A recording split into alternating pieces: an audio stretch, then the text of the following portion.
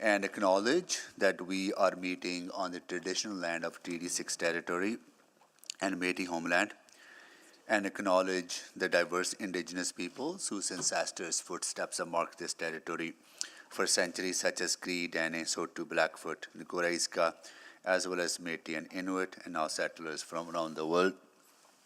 I will do a roll call of council colleagues. I am here, Councillor Paquette. Good morning. Councillor Cartmel. Good morning. Councillor Principe. Good morning. Councillor Tang. Good morning. And I'll see if there are any other council colleagues joining us. Councillor Knack. Good morning. Councillor Stevenson. Good morning. Councillor Rutherford. Good morning. Councillor Wright. Good morning. And that is it for now. Okay.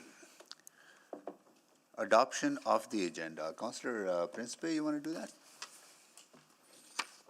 Sure, I'll move adoption of the agenda. Okay. All in favor, sorry, please vote.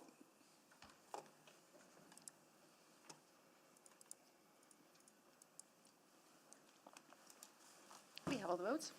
Display the votes, please. That is carried. Approval of the minutes. Councillor Paquette, you want to do that? June 18th.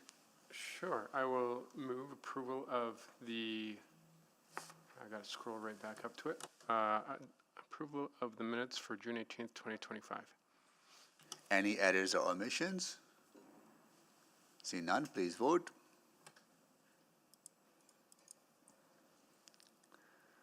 We have all the votes. Display the votes, please. That is carried. Any protocol items? Nope. Select items for debate. I will select 7.1, 7.2, and 7.6.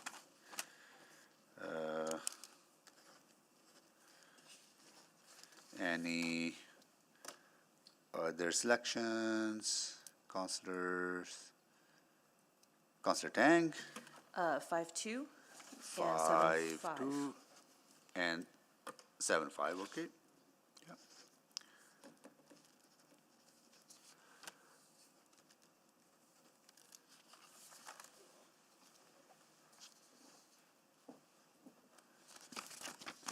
Okay, 5.2, 7.1, 7.2, 7.5, 7.6 are exempted. And can someone move the balance, please? So moved. Thank you, Councillor Principe. Please vote.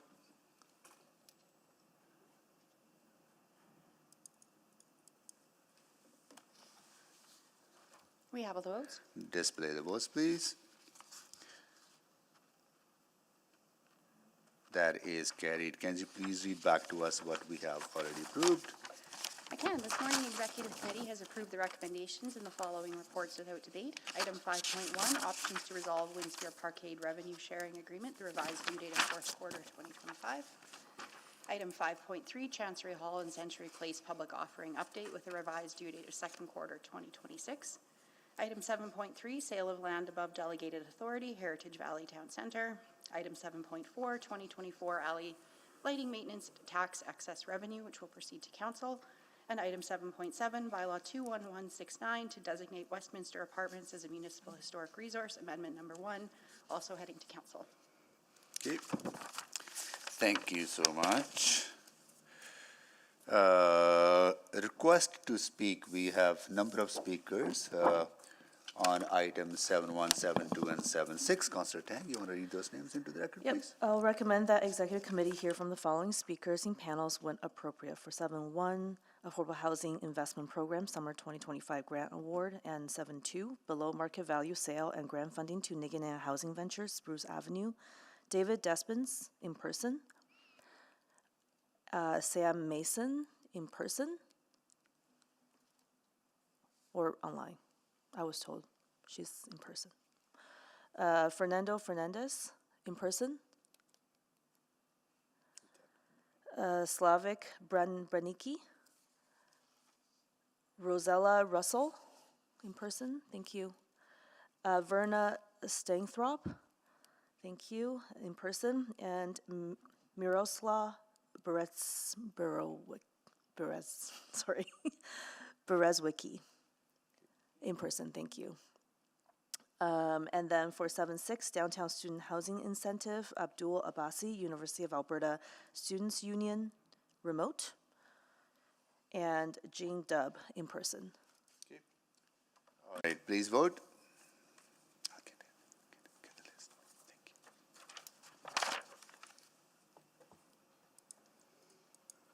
We have all the votes. Display the votes, please. That is carried. Request for specific time on the agenda. What I would suggest,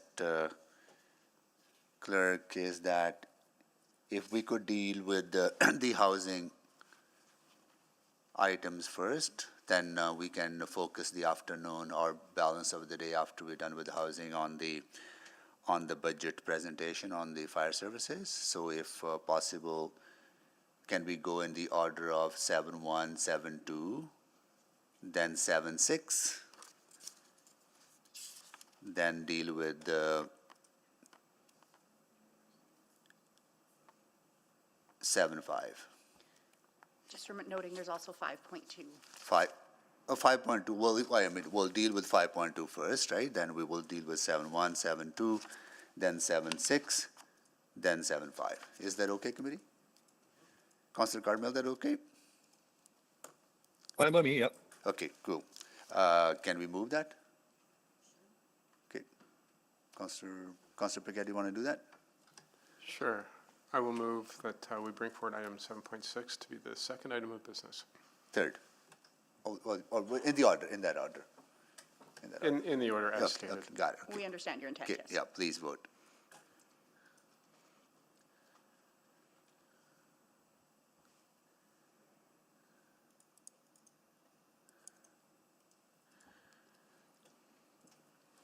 We have all the votes.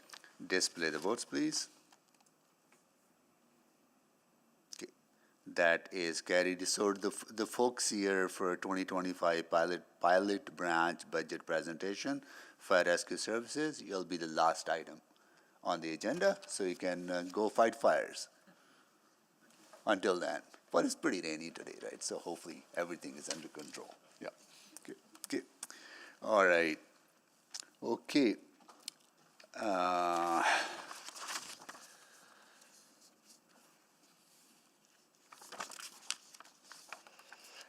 Any consular inquiries? None. Reports to be dealt with at a different meeting? None. Request to reschedule reports? No. Okay. Request to reschedule reports. 5.2. Councilor Tang. Great. I'll just wait for administration to come down. I do recall the reasoning for 5.1 and 5.3 for being postponed. I just wanted to better understand why 5.2 is postponed.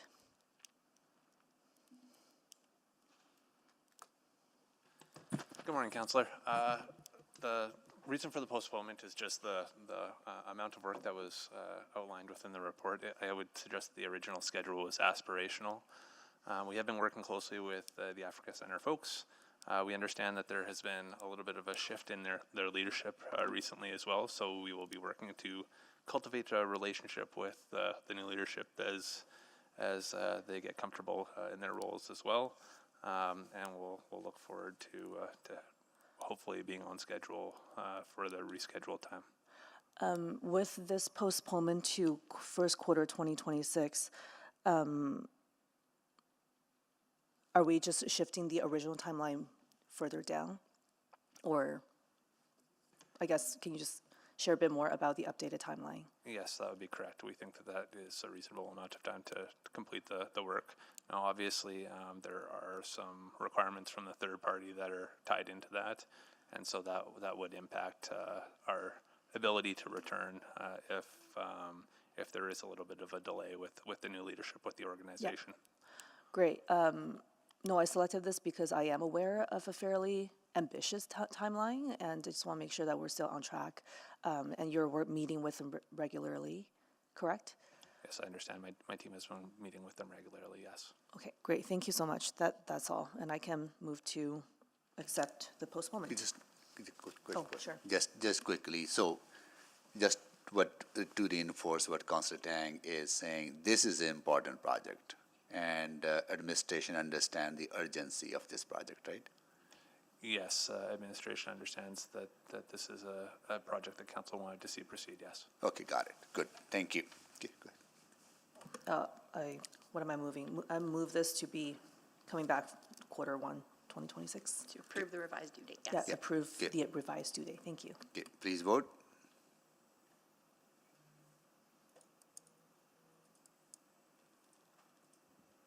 We have all the votes. Display the votes, please. That is carried. Okay, now we're going to go to our first item on the agenda, which is 7.1, Affordable Housing Investment Program, Summer 2025 Grant Award, as well as 7.2, Below Market Value Sale and Grant Funding to Niggin and Housing Venture, Spruce Avenue. Both items are cross-referenced and it will be dealt together. And I will go to administration.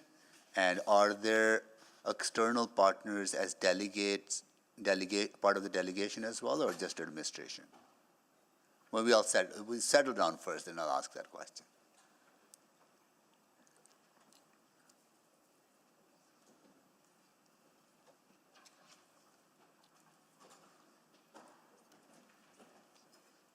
Okay, are there any external members to administration's delegation or just administration? Yeah, just administration. Okay, good. All right, go ahead, please. Good morning. My name is Jennifer Flaman, and I'm the Deputy City Manager of Community Services. Joining me today are members from administration, including folks from our Affordable Housing and Homelessness team and Legal Services. We're here today with a report recommending that Executive Committee approve funding for these grants. The Affordable Housing Investment Program, or AHIP, provides grant funding to nonprofit and for-profit organizations to incentivize affordable housing development in Edmonton. Grants provide up to 25% of the capital costs of newly constructed or rehabilitated affordable housing projects, with potential contributions up to 40% for Indigenous-led organizations, if additional energy efficiency, unit sizes, and affordability thresholds are met. This is the 7th overall grant intake period for the AHIP, which ran from January 27th to April 25th, 2025. I'll now pass it over to Ryan Olcomia, Manager of the Project Development Unit of Affordable Housing and Homelessness. Thank you, Jan, and good morning. Administration is recommending grant funding for $22.3 million in existing funding to support 5 affordable housing developments that would result in the construction of 286 new units, resulting in 311 bedrooms, and 273 rehabilitated units, resulting in 429 bedrooms of affordable housing. All units included in this round would be offered to qualified tenants ranging from 52 to 80% of average market rent. 2 of the projects are being led by majority Indigenous-owned organizations based in Alberta: Kingsway Crossing Developments Ltd. And MPW Developments One Limited Partnership. The $22.3 million in grant funding is not a new funding request.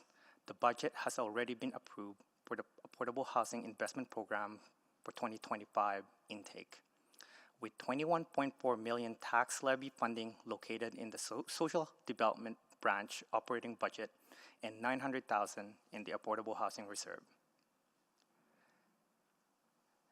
This round of funding had 34 pre-application meetings, which yielded 70 eligible applications. 5 of those 7 applications are being recommended for funding today, and a sixth from Niganan Housing Ventures is being recommended for funding through Council Report FCS 03107. The remaining seventh application is not being recommended for funding as it did not score well enough during our review process, and it failed our financial assessment. The city funding contribution is $36,000 per affordable housing door, and the average construction cost for affordable unit for the two new indigenous-led development is $298,000 per door, and for the rehab projects, $56,000 per door. The proposed development represents the growth in the indigenous-led housing sector with Edmonton, and we will continue to encourage the development of affordable housing led by indigenous partners. All projects are considered shovel-ready and moving through the permitting process. The continued preparation of projects like this by our partners supports the momentum for a pipeline of projects that are ready for funding from other orders of government, which helps us respond to the significant need in Edmonton. Thank you. That concludes our presentations. We would be pleased to answer any question you may have.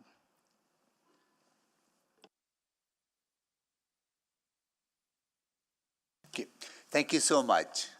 Now we will go to folks who are signed up to speak on these two items. I will call your name. Please come down if you're here in person.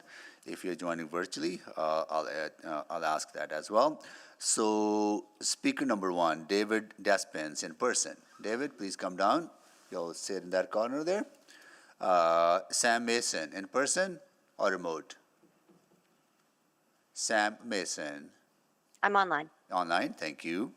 Thank you. Fernando Fernandez in person. Fernando Fernandez in person or remote? There you are. Please come down here on this side.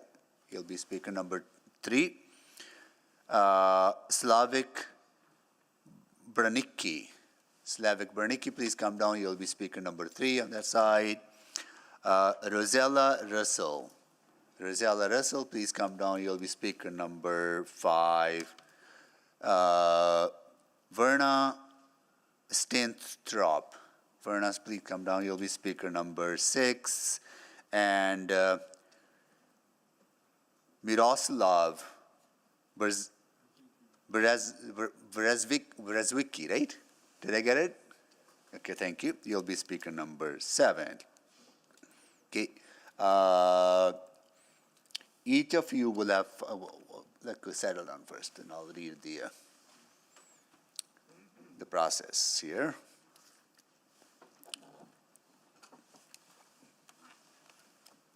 Okay, so each of you will have 5 minutes to make your presentations, and after that, committee members and council members may have questions to you.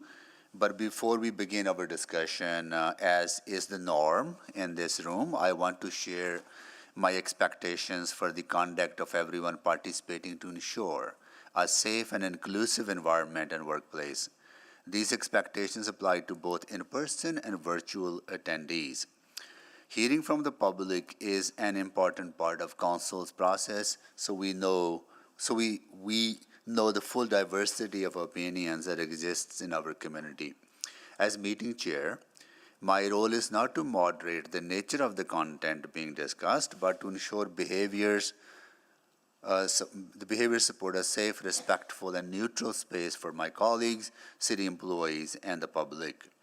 Disrespectful comments, including those directed at individual staff members or other speakers, profane language or gestures, and behaviors such as shouting, cheering, or clapping, or political campaigning will not be tolerated. In addition, use of the raise hand feature, chat, emotion response, or AI note-taking tools in the virtual meeting are not permitted. I will direct the clerk to have security remove anyone violating these expectations. I will not provide any additional warnings. Once removed, the person will not be permitted to rejoin the meeting. This meeting is being live streamed and everyone is welcome to watch online. Okay. Speakers will be heard in panels, and each speaker will have 5 minutes to To present, the clerk will run the official timer in the meeting room and will be displayed in virtual meetings. The light will be green on the first 4 minutes on the podium. Turn yellow when there is 1 minute remaining, and flash red when the 5 minutes are up. When everyone in your panel has had the chance to present, members of council may ask questions of you and other panel members. For this reason, please remain in the meeting until all questions have been asked of your panel. If you're participating virtually, please mute your microphone when you are not speaking. If you're experiencing any technical difficulties, please reach out to the office of the city clerk using the contact information provided in your confirmation of registration or at city.clerk@edmonton.ca. If you're in person, city staff has already guided you to your seat. Okay, we will start with David Despins. Please go ahead. Good morning, Council. I speak in favor of the motion at hand as it fits within the planning parameters set out in the zoning bylaw and motions that were adopted for this particular site earlier this year. As a member of the Métis community in Edmonton, I understand the need for Indigenous people to have adequate housing opportunity, and it moves the dial a step forward in the matter of reconciliation with our members of our society as a whole. There are some misgivings expressed within my community about the project and similar projects for supportive housing within Edmonton, and I'm sure you'll hear people speak in opposition to the project, but I'm here to speak in support of it because of the fact that I understand by reviewing the website of the applicant that it's a well-managed facility that they do have in the city with a number of safeguards and provisions for security on site, programming that's culturally appropriate and meets the needs for a wide spectrum of possible residents within the project.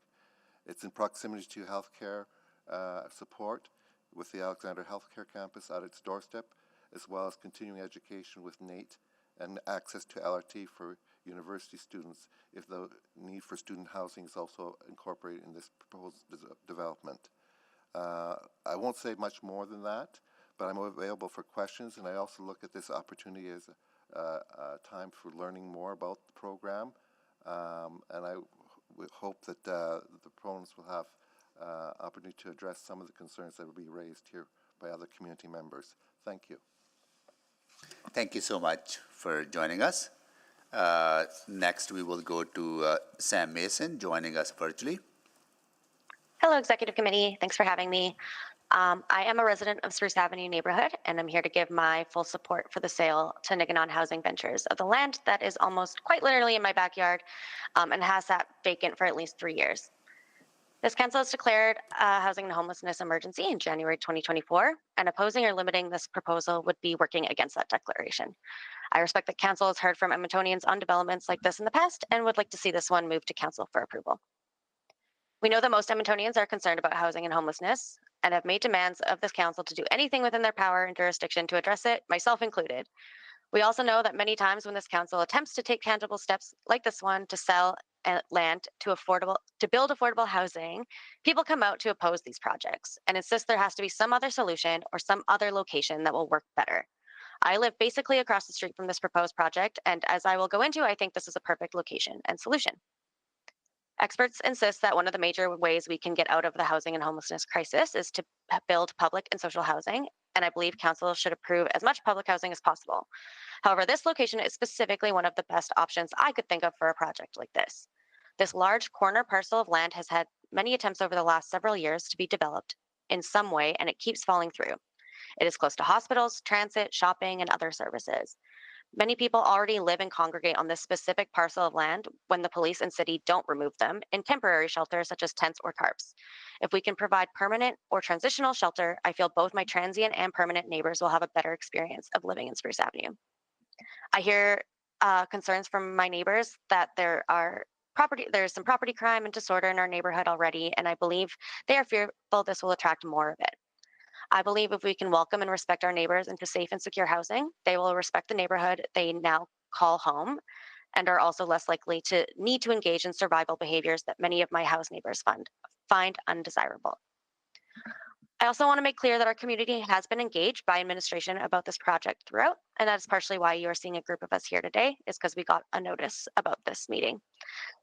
Again, I know there are a vocal few of us here today, and my conversations with neighbors and community throughout this project have largely been supportive, and I think those who aren't opposed are less likely to participate in this process because they don't see a reason why committee wouldn't recommend this, and don't feel like they need to speak in support necessarily, although we've already heard a couple of us today.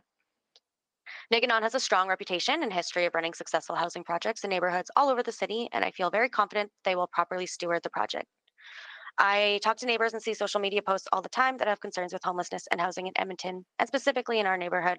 And while many people have different ideas on how to address the emergency, experts say more social and public housing is the answer. Thank you.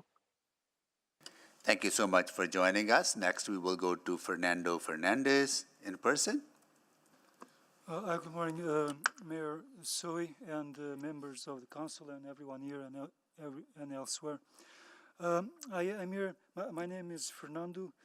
I have been living in Spruce Avenue for over 35 years, and I am here to oppose the proposed supportive housing project for two very important aspects regarding specifically the building. The first aspect concerns the height of the building. A tall building is going to cast a shadow on nearby gardens, and there are a few people who garden around the area. Especially my mother, she is an avid gardener, and she gardens every year. That's all she does during the summer.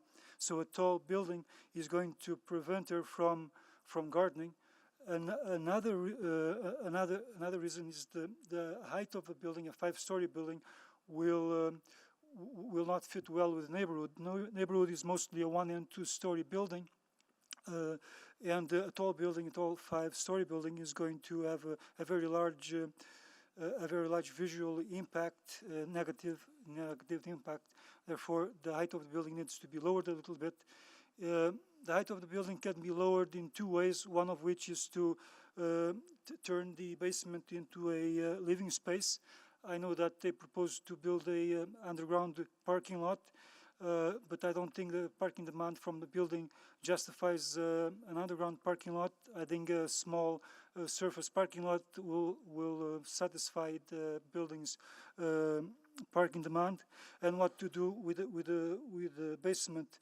Well, you can bring the structures that are outside that are normally used for summer activities. You can bring them inside the building, and then you can perform those activities throughout the year in the basement. So that's a good thing. That will reduce the height of the building by 1 floor. Another way to reduce the height of the building is to reduce the number of units from 60 to 40. I think 60 units is a bit too ambitious a number for the neighborhood. 4 units would be more appropriate. Also will reduce the stress inside the building, and less stress, less competition. That's better for the residents. So that's a good thing. Now the other aspect is in regard to the 8-inch sewer pipe that runs along the back lane. That's only an 8-inch sewer pipe, and it carries the water from the buildings along the back lane, as well as rain runoff water. And if you add more units, you are going to exceed the capacity of that pipe, and then it will cause sewer backup into the adjacent basements. And that's not a good thing. You know that sewer backup is a very big problem for homeowners. As a matter of fact, a few years ago, I talked to the city's housing department because I wanted to buy a lot from the site. And there was one person there who was an engineer, and he clearly agreed with me that the main sewer pipe needed to be changed. So, and that was when the missing middle competition proposed 40 units. Now you are proposing 60 units. That's quite a lot. Anyway, whether it is 60 units or 40 units, the main sewer pipe needs to be changed. And Anyway, I don't want to take much of your time. Thank you very much for listening to these two very important concerns, and hopefully they are taken, they are considered and considered very careful. Thank you. Thank you so much for joining us. Next, we will go to Slavik Bernicki, sorry. Yes. Good morning, Council. This building is totally preposterous. It's huge. It doesn't fit with the rest of the neighborhood. There's other buildings that are being proposed that have been approved and that are just not fitting in. And let's see, what else do we have? We have, basically I'm seeing it's all indigenous. And we don't have any other, let's see, what would we call them? Homeless other people attending this facility.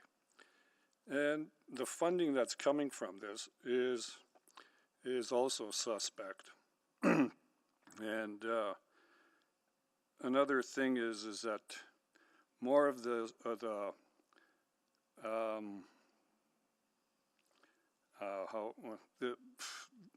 homeless community that's being hanging around there right now is all the way down from that proposed site all the way to the LRT station is all messy. It's all garbage. There's all bits and pieces of needles and other paraphernalia that's hanging around, which brings up the question, like, if this building goes up, what kind of security measures are going to be taken care of? And who's going to be doing that, and who's going to be paying for it? And another thing, the old school board building that's across the street from the brick. Now that's going to be another indigenous building. And we're seeing more and more this community moving into Spruce Ave. And I'm just wondering whether that's a good idea or not. Less and less families. Right now, I think there's maybe 2 families that have children in that neighborhood. And nobody's really moving back in here because of the situation. So I think this is a bad idea. And quote unquote, I'd like to say, not in my neighborhood. Thank you very much. Thank you so much for joining us. Next, we will go to Rosella Russell.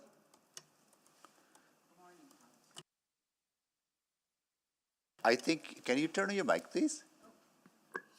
Now, can you hear me? Yes, please. Well, go ahead. I'm normally pretty loud anyway.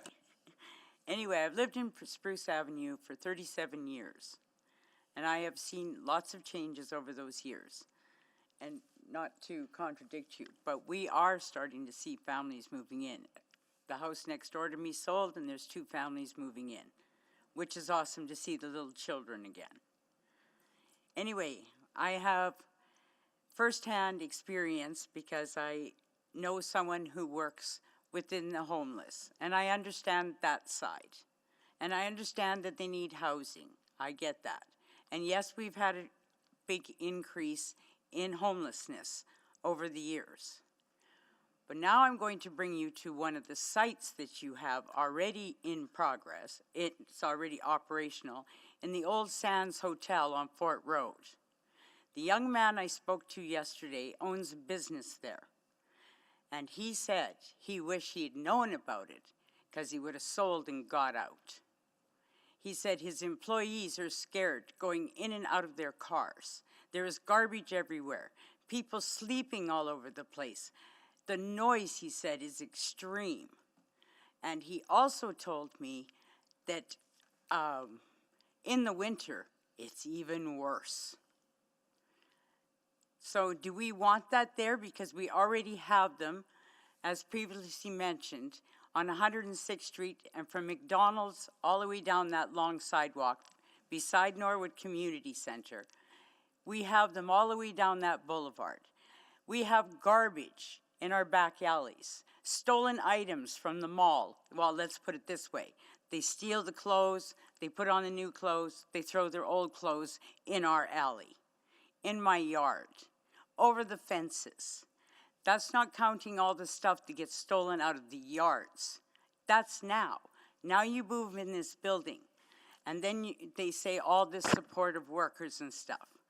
What I understand is you sell this for $1, normally to Homeward Trust. And then from there, it gets allocated to one of the 6 or 7, like Mustard Seed, Mission, Hope Mission, Boyle Street, gets allocated to one of them, and they take over. And as I've even said in seniors' facilities, it depends on the management of how out of control it gets. But I believe it's going to get worse. And then you have Norwood Extended Care and the Glenrose, who are shift workers, and they park all over our street. And now parking's going to get even worse for us. And you can't tell me these people, because I understand when you build these facilities, the mental illness and the addiction, they are at the bottom. They are not, they need institutions, right? Because they are not able, even with all the support workers, they are already allocated that they will never be able to enter back into employment or otherwise. The money that they receive from the government and whatever isn't enough for them to get their own apartment. I understand that they need somewhere to live. I get it. But some of them you can't put into a confined space like this because they can't deal with it. They can't stand people around. Each one of them needs to be assessed individually. But I don't see where this site is going to help anybody. And when the LRT came in, we were led to believe, or at least I was, that our property value would go up. Not went the opposite direction. Now our property value will get less. Anyway, that's about what I have to say. I don't agree with it in that location, but I agree that they need facilities that meet their needs. That's what I think.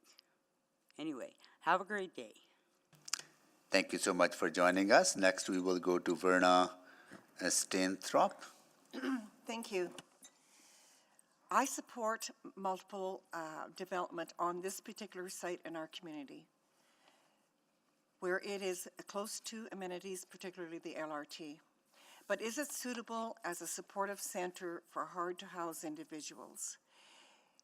Will there be a promising treatment plan in place for these individuals, leading them back to a productive lifestyle?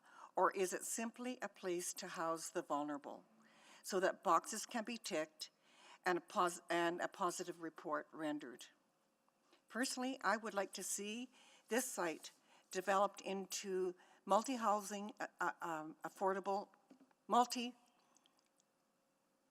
housing for vulnerable families, seniors, and yes, singles who are facing homelessness. Thank you. Thank you for joining us. Next, we will go to Miroslav Brezwicki. Please go ahead. Good morning, City Council. I've been a resident of the Spruce Avenue community for over 25 years. Having firsthand experience, having an ex-partner who after 3 weeks we found out was suffering from mental health issues and fentanyl abuse. We tried to help her to no avail. I witnessed firsthand what these addictions and mental health issues do to them and the people around them. It's not a pretty sight. I would support this project, but after speaking to numerous people in our community and have found that all would support a project as such, but are against having this facility in our already strained area. As we've heard, there is an abundance of homelessness, theft, assaults that is barely being contained at the present time. Adding 500 rooms would definitely compound this problem. If they can't control it now, what are the guarantees that we would be in a safer community? And as I said, I've seen this, and the chances are that it would get worse. As I mentioned, most people are against having this facility in our already strained area. And living there, it happens all the time. Garages burn down, people get assaulted, homeless encampments pop up. Of course, this is all over the city, not just here.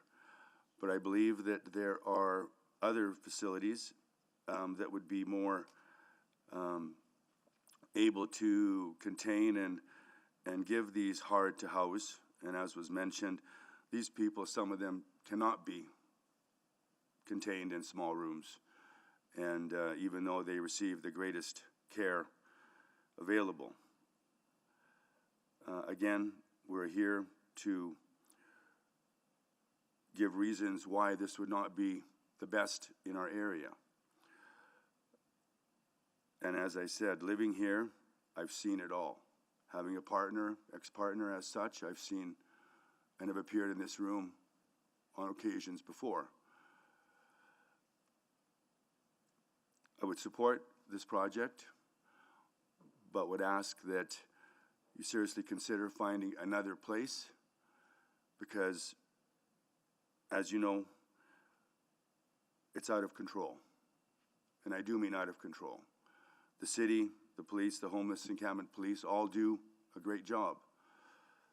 Unfortunately, it's not enough.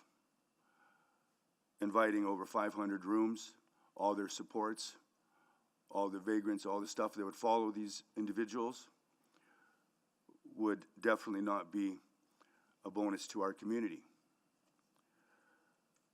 I would hope that council and these, like I said, unknown organizations that are not your typical Hope Mission, Bent Arrow, Tegler Youth Center, all these wonderful places, find another place. There are numerous other, I've spoken to other individuals, and they have indicated that there are numerous possibilities, and we would hope that City Council would seriously consider another place, because it's bad enough as it is, and it's not getting better, and this would bring a total negative impact with the influx of these people, their supports, their all the people that are associates of these people. It is scary. This is not an area, it's an old area. There's schools there. I have 2 children, young children. We find needles in the pathways, going to the mall. We had a 2-story homeless encampment built in the walkway. We need, hopefully, to try and give these people the help they need and desperately need, and to also, more importantly, preserve our community. Thank you. Thank you so much. Thank you, everyone, for joining us. Now we will have questions to the panel. Councillor Tang, go ahead, please. Great. Thank you, all of you, for making time to come down. I think some of you also wrote in, and I have read those emails as well. Maybe I'll just start with Miroslav first. Did you say this is a 500-unit project? I believe that's what I heard. Correct me if I'm wrong. Okay. There's 500 rooms. The report says 60, and we can clarify when we have 60. 60 units, 60 rooms, and we'll right. clarify in the next stage when we ask questions to administration how many bedroom that is. But my understanding is that they're studios, so not 500. We're talking about 60 units. What were we speaking of? Sorry if I may ask. The 500 and then 465. Where did that figure come from? I'm not sure where you got that number from, but we can ask my those apologies. questions. No worries. And you also cited some of the organizations like Hope Mission, Bent Arrow. Are you aware if any of them provide housing? Because my understanding that they provide shelters, which is not the same thing as a permanent housing, or a community center, they provide programming. But you're right, they do those services, and we'll learn more about what Niganan does when we ask them questions. Okay. So what you're doing is you're putting a long-term treatment center.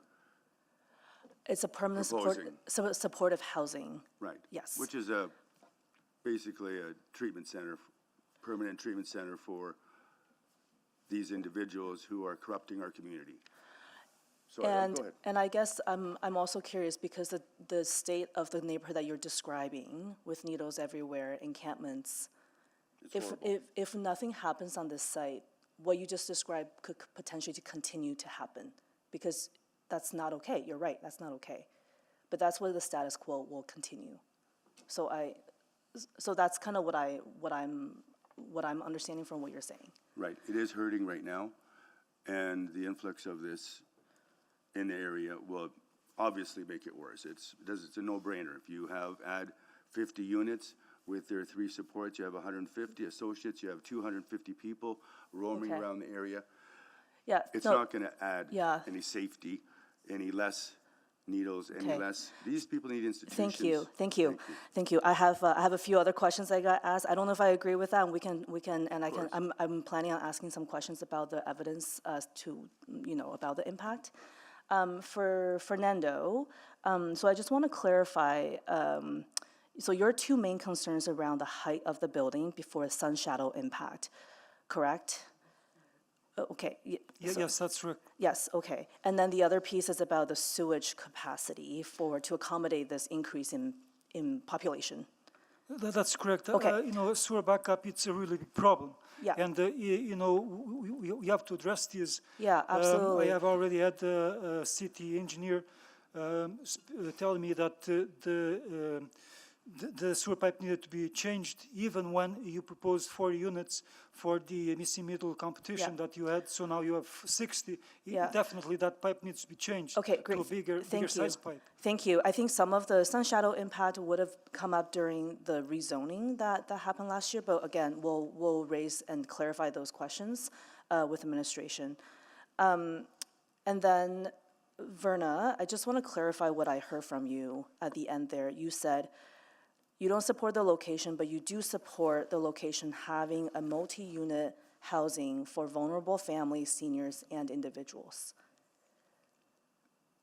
But another project that's not this multi-unit housing for vulnerable seniors and individuals. Is that? I'm sorry, can you repeat that? Okay, so because what this project is a multi-unit housing project. Yes. For vulnerable Edmontonians, which I think I heard you say that you do support. So I just want to clarify what I heard. Yes, absolutely. I was involved when the Missing Middle project came into being, and our community league was our community was very supportive of that. Right. Because it was going to be a place where different groups of people could live together. Families, seniors, singles, students. And unfortunately, that didn't come. It didn't come to fruition because it was a competition. It wasn't a build like a development. But I would like to see something similar to that. I don't object to the multi housing unit. Absolutely, I don't. Okay. Thank you. Thank you so much. Thank you so much. We'll all go next to members of the community who are signed in opposition. Have you had a chance to visit the existing Ambrose place? Yes, and as a matter of fact, I have visited all the sites for NIGI, sites throughout the city, 3 of them, and I have spoke with over a dozen people on each site, particularly the PC, CWIN, the Fort Road placed there. And no, the feedback I got was very negative. There was only one individual who was smoking a joint in the front porch who said that he is not against the project, the support housing, but that's the only person that really had the positive feedback. Everybody else really showed really negative feedback in regards to the support housing. I walk by there often, and I see less disorder there Yes, that's true. Actually, than I see in Kingsway, for example, currently. Like I go to Kingsway while I visit the McDonald's because they have issues there. Like I noticed quite a difference in the disorder that Kingsway area is currently experiencing. So if we can help build 60 supportive housing units with appropriate cultural support, with the healthcare support, with the security present, and all the other support systems that individuals are required to heal, wouldn't that make the situation better than what you have now in your community? Maybe this is to Mr. Speaker, whereas Vicky, first of all, I'm so sorry what you have experienced with your loved one. Wouldn't it be better to have kind of a support available for people who struggle with addictions and mental health issues to get them better? Well, for that particular... Maybe, I'm sorry, I'm just going to go to Minister Yes, sir, I believe that would be the best. That's exactly this place does. That's exactly this place offers. And we'll ask that to Niginan folks when they, because they're part of the delegation as well. Because my understanding, and we will confirm that, there are cultural teams from indigenous background, elders available to help people heal, get better. There's healthcare support available. There are 24/7 security available. They look after the building. So we'll confirm some of the concerns that you have identified. But we have seen less disorder as well around this building than we have experienced, unfortunately, in other parts. Right, but couldn't this supportive housing development be put in a less populated area? Because I'm telling you, it's going to create problems in terms of concentration of population in the area there. Yes, the supportive housing is useful, is needed, but it can be built in a different area with But less, that's where people are now. Like the unfortunate situation is that there are a lot of houseless people in Kingsway area, and they're gonna be there. So you can build a building in Southside. Those people aren't going to go there. So why would you not provide support where people are and house them? Actually, the best solution for that site would be a parking lot for the hospital personnel and visitors, because the area is we have a really problem of parking in the area. The residents, they have difficulty parking in front of their own properties. So a parking lot for that space would be great. Would also help the hospital and will solve the problem of homelessness, really. No, So, thank you for joining us, and we will definitely clarify the issues around number of units, the drainage issues, sewer issues, and also the security issues that you have identified. Some of the other issues that you have identified, we will definitely confirm those with the administration and the proponents. Thank you so much for joining us. Really appreciate. Councillor Stevenson, go ahead, please. Yeah, thank you so much. I appreciate everyone taking the time to come out and engage in the conversation. And I think I did hear some misunderstandings or misconceptions that we can certainly clarify with our administration when we get to questions of them. But maybe I'll go to Rosella, just because you did highlight 106th Street, and I was thinking of the same thing, that mixed-use trail. I often Sorry, I travel need you to speak up. Sorry about that. That's okay. You raised 106th Street, which was also on my mind. I pass through that multi-use trail fairly frequently, and yeah, there's usually a fair bit of disorder there. And so in my mind, this project is part of the solution to those challenges that the community is facing. And You're adding 60 more people. Now you're adding 120 plus, because their little buddies find out where they're living, so then they come over. So now we're going to have the entire street covered, right? And That's so my this is- concern. Yeah, and so this is just what I wanted to clarify. So your thought is that the people who have homes in that building will spend their time on the sidewalk? Well, they're, Sorry, I just, if you were in a, let's just say, a one-room, where are you going to go? You don't have a balcony. You want to go outside. Your friends come to see you, right? You're going to bring in the dealers okay, because so, yeah, that really the helps dealers are going to clarify. be coming there, right? So then you get the gangs, right? Then the gangs move in. I'm Yeah, just gonna stop We already have there. enough challenges. Like, Sure, and I appreciate you clarifying your assumptions, and we can get clarity from the people who operate these buildings in terms of how they manage those issues. we have locked yards. Yeah, Things are stolen out of the yards. They jump over fences. absolutely. You can lock your back gate, but if you got a low fence to your neighbor, they'll come across 2 or 3 of them. So now you're going to add 60 more.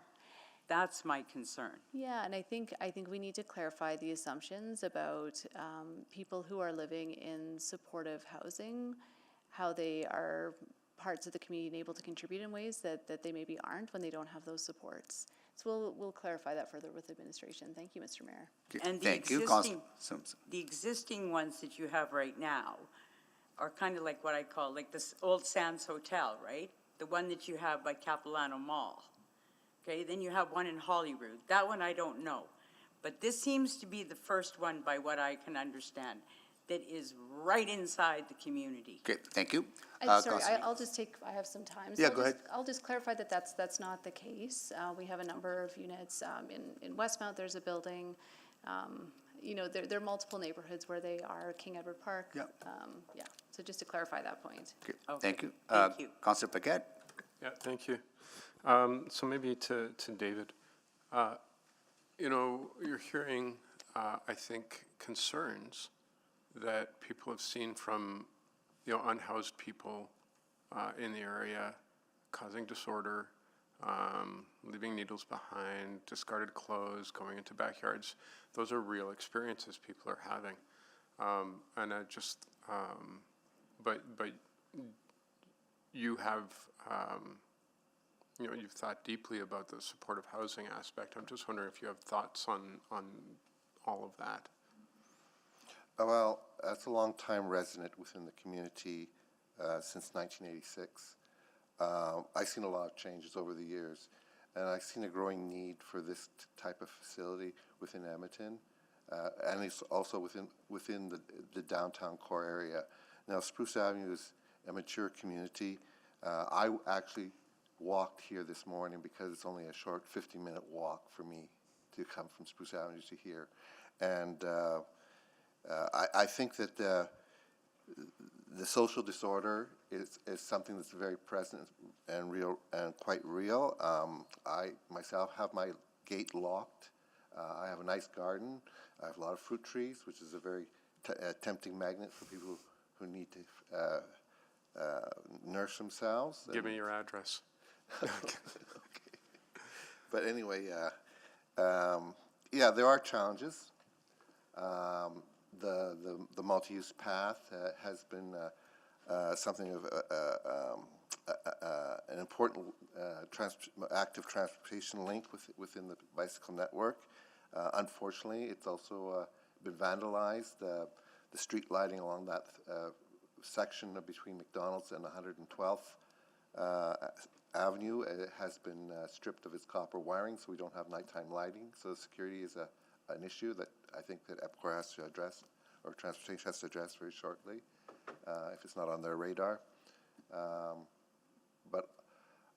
And also there's a little side note, there's a crossing point on 113th Avenue and the LRT, which has been a frequent bone of contention for myself. I phoned 311 many times. It's a site where people are frequenting. They're doing open drug use there, lots of litter, garbage. Yeah, so I think there's a lot of things that need to be addressed, but that doesn't mean that this project is going to exacerbate the problem. I think this project is actually, in part, a solution to a long-term issue that's been present for a number of years already within our community. Thank you. Yeah, thank you. I mean, it sounds to me like you're saying that if people aren't desperate, they don't engage in desperate behaviors generally. I mean, not 100% of the time, but generally. Is that sort of what you're saying? Yes, I concur. Okay. But you spoke about enforcement, keeping order, management of buildings. This is all important because, I'll tell you, I've got a Treaty 8 facility in my ward on Station Point, and it is expertly managed. I've never seen a better managed building and property in my life. But then further up, we've got an area where people are congregating around the LRT, and there's a shelter there, and at that spot you do see the open air drug use and things like that. And so it's just this interesting contrast. I wonder if you have any thoughts about that, the enforcement and management aspect. Well, I think one has to bear in mind the distinction between a shelter facility and a supportive housing facility. And that issue has been raised a number of times this morning already. And I don't think there's enough clarification. I mean, a lot of people point to what's happening at the former Sands Hotel site, which my understanding is a shelter facility. There's also the Northwest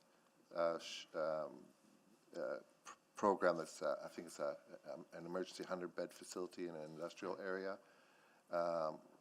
And then that is also a shelter facility. I heard that there's been some misgivings from the Sherbrooke community concerning that latter facility, but it's been managed, and I think some of the issues have been addressed there.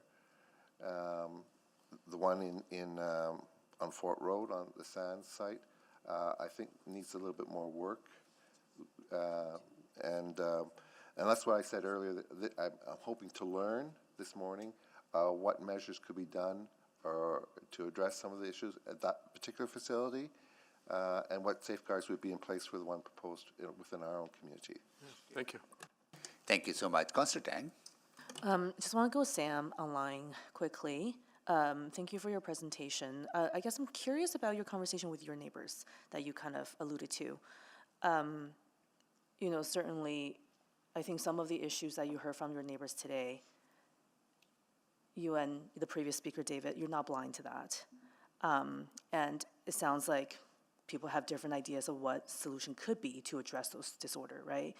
I guess I'm curious how you've engaged your neighbors in some of these conversations and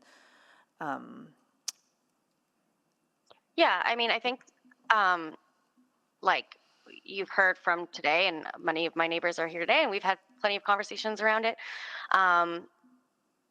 I think I hear from my neighbors that there's something has to be done, like we've heard today. Like things are, not as good as I arguably have only been in the neighborhood for 3 years. Lots of folks have been here for much longer than that.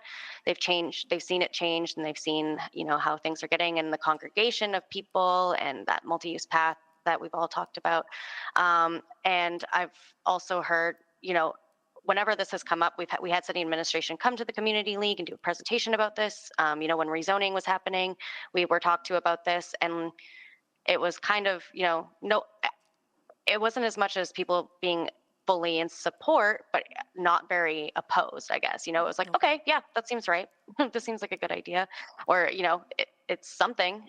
So that's more what I have my experience, and I think that's probably why you're going to see less people coming to say they're in favor of this, because it's already being recommended, if that makes sense. right.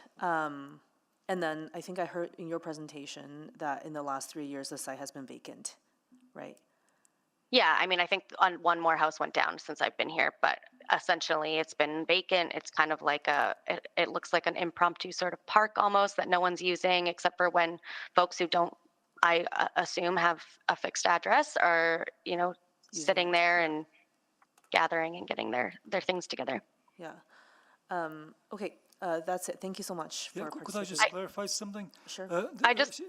She's saying that people don't come here because it's already understood that most people already agree with with the proposed project. Not really. There are many reasons why people don't come here. Don't come here. They don't come here because they don't want to be bothered and they have other things to do. So it's that's Okay. not really a good reason to say that the people that don't come here that Okay, have to thank you. support. Yeah, thank you, Fernando. Anyways, that was Sam's time, but thank you for your Sorry, clarification. I also just Sam, wanted to go say ahead. that there is the parking lot in front of Norwood. I just heard that somebody said it should be used for parking. The lot in front of Norwood sits empty most of the day, so I don't know that building more parking is going to solve the Okay, solution matter. appreciate But that. anyway. Thank you. I'm done. Thank you so much. Thank you so much, everyone. Thank you for joining us. Really appreciate your input. Now we're going to go to administration as well as the proponents who are here in person as well as virtual. If there are questions from committee and council members, they are part of the delegation to answer those questions. Okay, now we're going to go to questions from committee. You want to go first, Councilor Dang? Go ahead. Yeah, go ahead. It's okay. Go ahead. Yeah, go ahead. I selected it. Okay, great. Thank you very much. I think first I just want to clarify some information that was brought up during from the public speakers, and I want to make sure that we have the correct information. How many units are we having for the Spruce Avenue project? It's a 60-unit building, all bachelor units. All bachelor units, so 60 bedroom. There's a number of 450, 500. Is that in reference to like all the projects in 7.1? Correct. There's a 7.1 item that we're recommending AHEP recommendation for funding for. Those are reference to that report. Right. And then that's a total of how many units? I think I saw anyways. I just want you to say it on record. It's 346 new units and 273 rehabilitated units. Right, because those are buildings with, I think, right at home, and then they're just in really bad condition, one of which is in my ward, so I'm familiar, and I think I'm glad to see those getting a bit of a facelift. So those are a combination of new and old units, and they're spread out throughout the city, is that right? That's correct. That's spread out on 6 different neighborhoods. 6 different neighborhoods across the city. Okay, thank you. And then I want to get some clarification. I think there's a reference to the old school board building across from the brick. I think, is that the King Thunderbird by Boyle Street? I see some head nodding. And that is not housing or shelter, correct? That will be a community day center. Correct. Okay, so that serves a different purpose, that provides different kinds of programming and services. So I want to clarify that. I would love to go to Nick and Ann. And I just want to clarify, we do have external speakers. We're part of the delegation to answer questions. And my apologies for misspeaking earlier. Okay, great, thank you. For Nick and Ann, if you can just clarify, the project Pamatsawan came up. Is that housing? Is that shelter?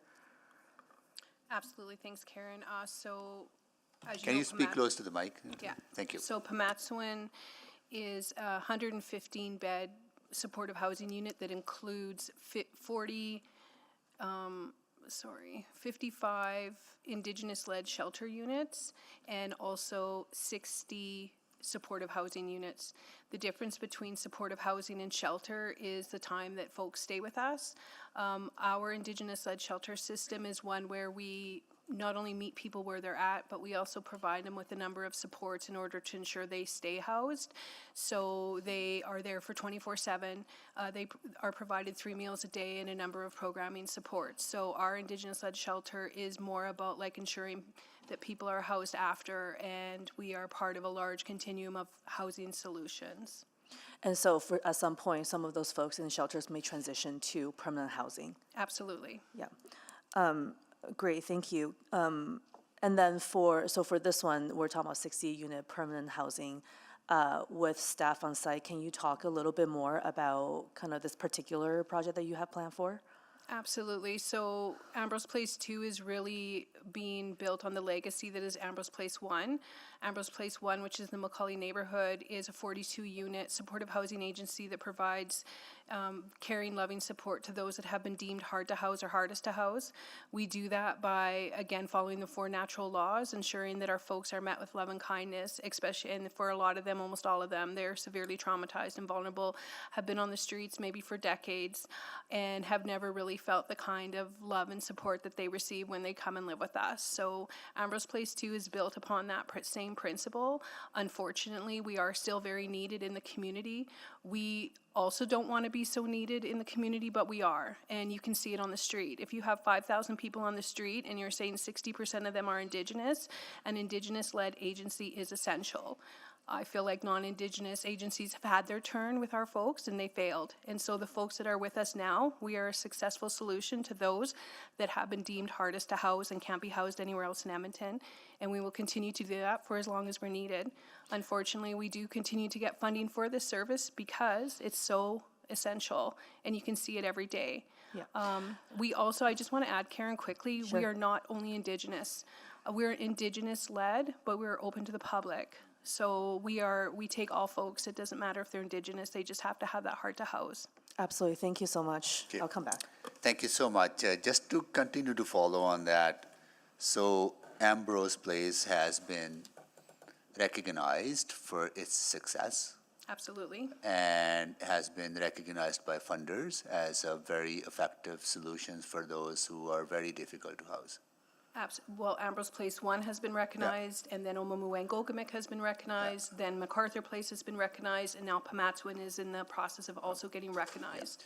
And I also understand that you make concerted efforts to deal with the ongoing community concerns, if there are community concerns around disorder and some of the concerns that you have heard from community members. Can you speak to that? What steps you take to deal with those concerns? Absolutely. So at Elmwood Park, where Pamatswin is currently located, we have a number of concerns from the community of the same thing. Trash around the premises, not around our premises, but around the neighborhood around our premises, encampments that are built up. We have frequent communication with them. We will go out, we will clean those areas. We will regularly clean the park. We also will meet with those that are in encampments to see if we can assist, if we can help them.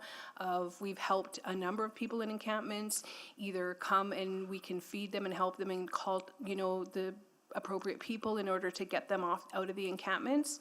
Again, we're a housing solution, so anything we can do to help, we do. Mm-hmm.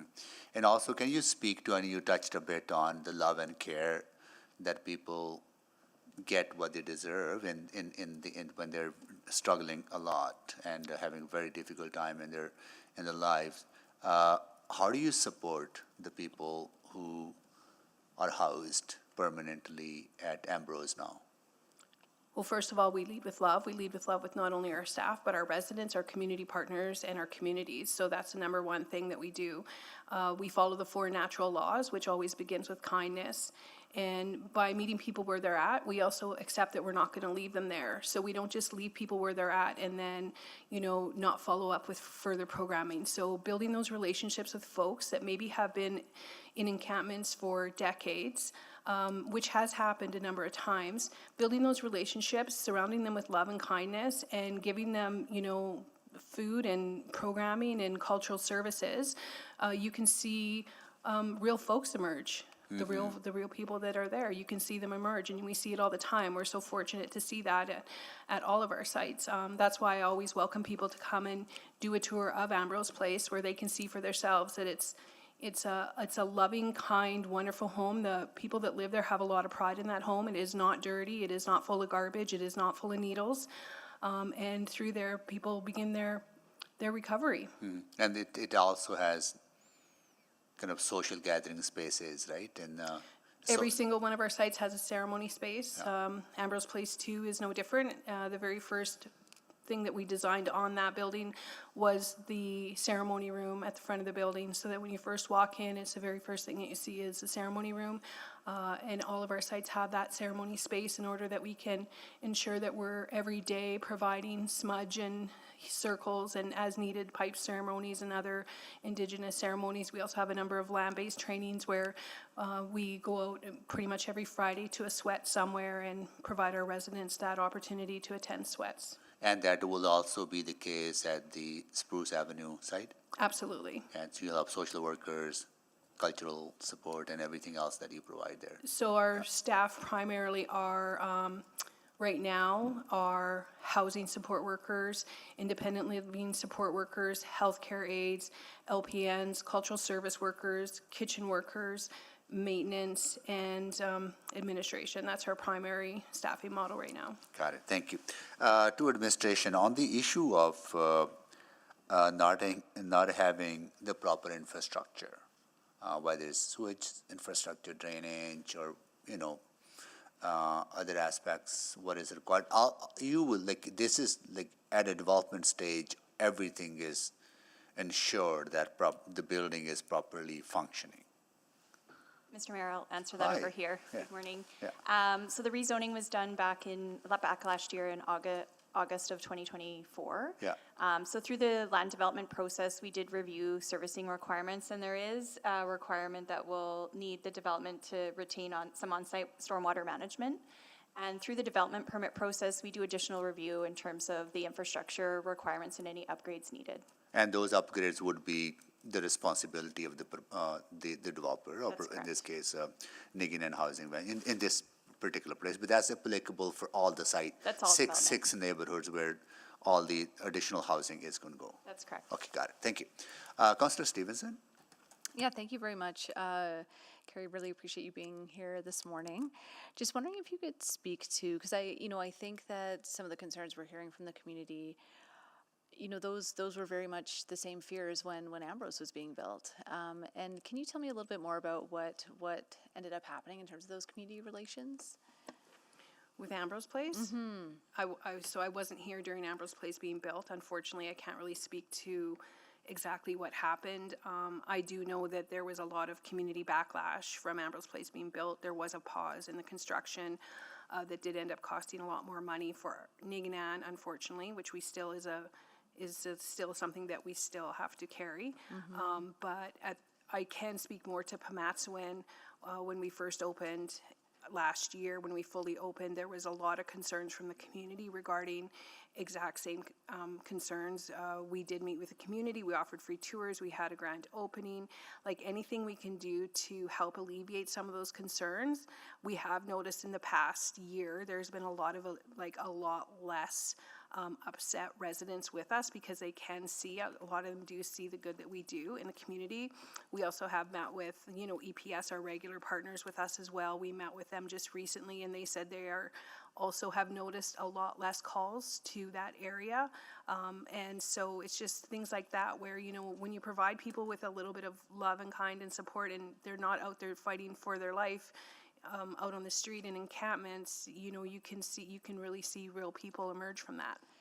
Yeah, no, I appreciate that. And I think, my memory of Ambrose Place as well is that the community, eventually, I think there was sort of an intentional sort of reconciliation process where they recognized that they were seeing positive outcomes from that, and some of the folks that were causing challenges in the neighborhood, once they were housed, that those pressures tended to. So I think a big part of that, Anne, was when there was a study done about Ambrose Place. What they did is they took numbers from a year before they lived in Ambrose and a year after they lived in Ambrose, and looked at the high cost of savings to the the emergency services such as ambulance, EPS, acute care and hospital, and found that a place like Ambrose Place really saves millions of dollars. And that's through, again, someone who's housed who maybe was interacting with police or the healthcare system dozens of times a month. Once they're housed and stabilized, they're having much fewer of those interactions. Is that? Absolutely. Like even somebody who comes into our shelter very likely will have a chronic health condition because they've been in encampments, because they haven't been dealing with their health, because they're, have addiction issues. And so even by, getting those kind of issues dealt with right off the bat, you can see a huge increase in their physical health, which helps their mental health. Great. Well, and that sort of picks up on one of the concerns I heard. So do you typically find, folks moving into your building, are they then sort of spending their days away, sort of out on the streets, or are they using, again, sort of their own personal space, some of the facilities? And maybe you could speak about some of the other facilities that are For included sure. in this building? I'll give you a really good example of that. Even when we were designing Ambrose Place 2, one of the first things we told our designers dialogue is that we don't want any 1 or 2 bedrooms, because for our folks, when they come to live with us, they tended to drag their beds out of the bedroom and put them in the living room because they weren't used to sleeping in a bedroom, let alone a suite. So that is why we found it so essential to build them as bachelor suites, and for them to be all the same.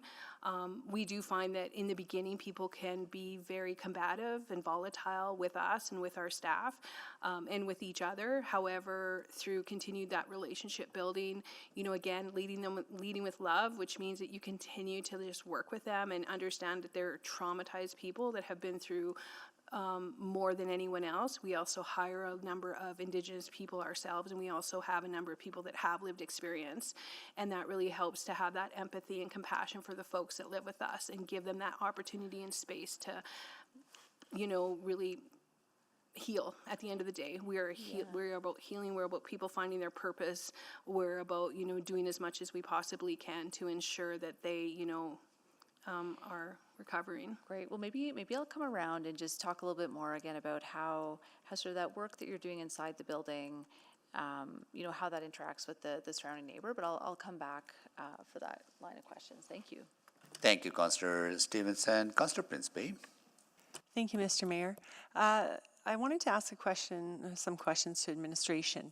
Lionel, you had said that per door it was $298,000 per door. Is that when you're taking into consideration all the units or just the affordable using units? I believe that's a total affordable housing units only. Okay, so I do have a concern. One of the projects that I was reading in the report, there's funding from the federal government for $138 million, funding from the government of Alberta, $17.6 million, and then up to $14 million for the city. So that's a total of $169.6 million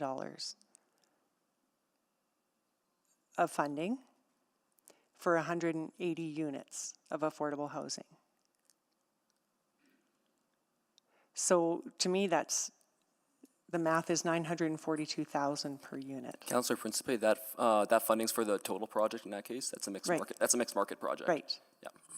So so that funding is not just for the affordable units; it's for the market units as well for that one. Right. I think that's the point I'm trying to understand. If this number here, the $298,000 per door, is actually for affordable units, not total units. Is that's in the body of the report, correct? 298? Because that would be an average from for all the different projects that we're funding. Okay, and so is that for the affordable units or is it for the total units? Because some of them are mixed market. Yeah, an average for all only affordable. Only affordable. Yep. Okay, so in this instance, this one for only affordable is $942,000. So are you talking about is $942,000 per unit? So the $180 million in funding you were referring to, that was for 438 units in total. Right. Of that 438, 180 are affordable. Right. And then there would be a corresponding portion of that funding allocated to the affordable units of that 180. So the portion would be a lot less. Okay, but the funding, so funding is still going, but to not affordable housing.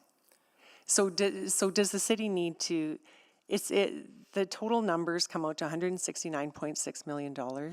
And in the report, it says that it's projected to be a $155 million project.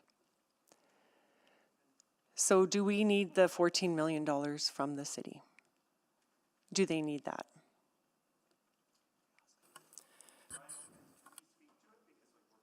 Absolutely.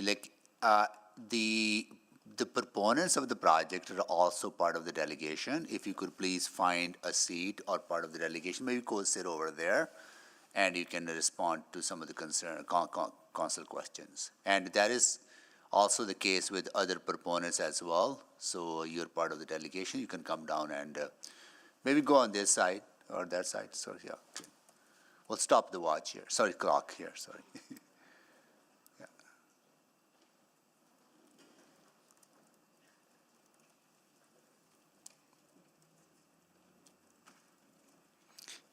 So when you're speaking, identify yourself, who you are, and the organization, so we know which project you're speaking to.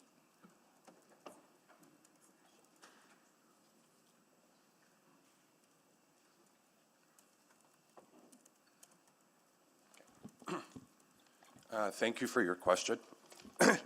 Sorry. So the reference to the funding you're making. Can you identify who you are, which organization? Yes, absolutely. My name is Malakit. I'm the Chief Investment Officer with the Mikisew Group, and we are the Indigenous-led equity investment behind the projects, two of the projects today. So the funding you're making reference to, we're looking at building a total of 438 residential units, and you're specifically referencing the Movies 12 project. Of those, 180 of the units are deemed affordable housing. So the total funding that we've identified in the project is identified from three sources, including the city, the province, along with CMHC. A portion of that CMHC, we are applying for forgivable loans as part of that. So you're referencing the funding for the total project, of which the 180 of those units are deemed affordable. The city's AHIP program would be provided for funding for only the affordable units. So the per door cost would not be $900,000. It's an average of the overall project, which is including affordable and non-affordable units. Right, I guess, so our goal is to provide for affordable housing, not at-market housing. So the projects that I think are the most desirable at the city level are projects, the money that's going towards affordable housing, not at market rate. So, Councillor Principe, if I could add to that just real quick, because there still is a piece of clarity that's missing. So my name is Nicholas Rubottom. I'm representing the project team as its facilitator. As well, I did the grant writing for the AHIP grant, as well as the provincial grant. So the two pieces that are missing from the discussion thus far is the total number that you provide reflects both the forgivable loan at the federal level and the non-forgivable loan as well. So we get better financing terms as part of the project because we're doing a mixed market project that includes the criteria of affordable housing. The financing terms apply to the whole project, but the calculation you're making includes the repayable loan and the non-repayable loan. So that's how you're getting the number that you're getting. The other piece to remember is that the total asking of the federal, the provincial, and the municipal ask is still under review. So it just so happened that the city came up first, but the province and CMHC are still reviewing. We've submitted all of our applications, so we always ask for the top number at the beginning to ensure that we get our coverage as a whole, and we know that there's intergovernmental conversations happening in the back end to know where those pieces are. okay, so those numbers added up comes to $169.6 million, correct? I believe that's correct. Administration can confirm based on the... And the estimated cost of the project is $155 million. Yes. So what it would be is that when we ask of the province, because they're the final one in the draw, they're covering the shortfall on this project. So if we don't need the full amount, we won't be taking the full amount. So the province is covering the shortfall, not the city? In this case, the province has been the one that has provided the least support at this time, or least clarity. Thank you, my time's up. Thank you so much. Councillor Bickett. Thank you. Just to follow up on that, so correct me if I'm wrong, I just want to make sure I've got this clear in my head. The city's portion of funding goes to the affordable housing component. The total funding you're getting is not just like here's some free money, but it's actually a loan, and with that loan, you're leveraging other funds as well. And the reason for the mixed use of affordable, market, and commercial, it's commercial on the main floor, yeah, and the commercial is because that makes the affordable component actually work, because it basically, affordable is being funded by the other activities. Yes, that's correct, Councillor Paquette. So the total funding will consist of equity included by the development partners, along with grant money from the city, along with potentially the province, and CMHC loans, of which a portion of which may be forgivable loans. Some may be forgivable, no guarantee on that, but it's a loan. It's not a grant. Correct. Yeah. So And to add to that, that is also what provided us the opportunity to do deep affordability on this project. So rather than meeting the basic criteria of what we would need to be eligible for consideration of funding, we're actually going 59% below market rate on the affordable units, which is relatively unheard of. yeah, that's actually, we can't beat those numbers. Okay, so that makes it very clear to me, because the council was asking a good question, like what's the municipal component there and why? And so that makes more sense. Thank you. And then I just wanted to move over to maybe the Nignan component, and that is nothing is worse than the fear of the unknown. You know, I think that in the infill conversation, we saw images. There was one house that was sort of in a valley of two infills, and that churns people's stomachs, right? To think that could happen to them. And so when people think about Indigenous housing, they start thinking of like the worst experiences that they've had or worst things they've seen that they correlate with Indigenous people. And so I think what would maybe help is if we can dispel some of those fears or indicate how some of those realities that people do see are managed by something like Nignan, not just with the property, but how that might affect the disorder that they're seeing in their community. And I'm just wondering if you have any thoughts on that. Because everything I've read tells me that there is no correlation between supportive housing and an increase in crime. In fact, it's the opposite. But, you know, without experiencing it, people still have that fear. So as a First Nation member, you're asking me to explain to a group of people to dispel their fear of me, is what I'm hearing. Well, I'm also an Indigenous person. Mm-hmm. And I grew up in affordable housing. And so what I'm really asking is how to, like, the thing is, the people, what they've seen and experienced is real. And because the majority of people in crisis in our streets happen to be Indigenous, there is that correlation. And I think that we would be kind of, I think we need to, it's something that should be addressed.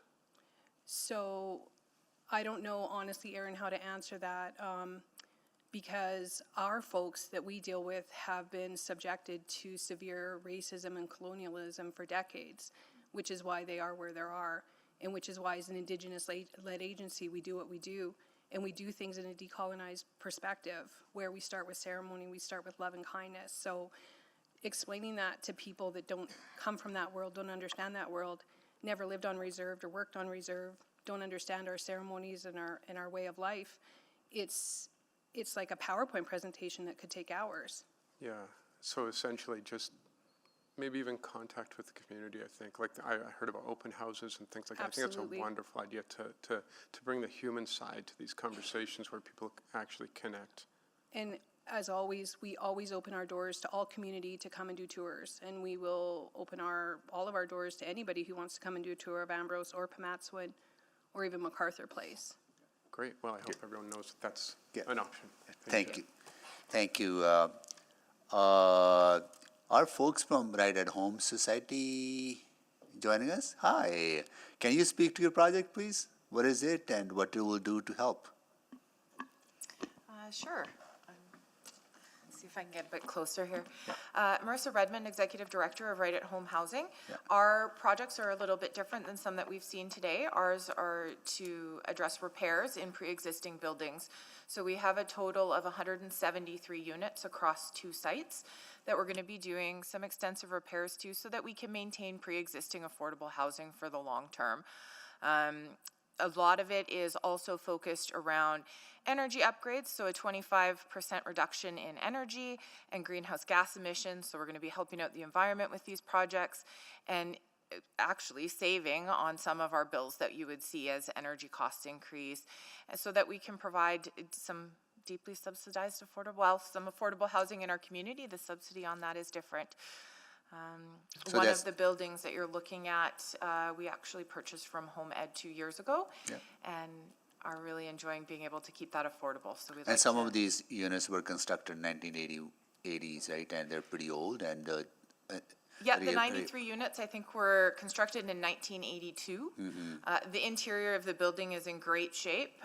We're just looking at doing the envelope here so we can have some increased energy savings. So the AHIP grant allows rehabilitation of existing affordable units, and you're tapping into that flexibility. Absolutely. Some new windows, some building envelope, some eaves troughs we're going to be sealing up. Just good care for the building to maintain. Got it. How about the Salvation Army folks? Are they here or here? Can you come down, please, and talk a bit about your project?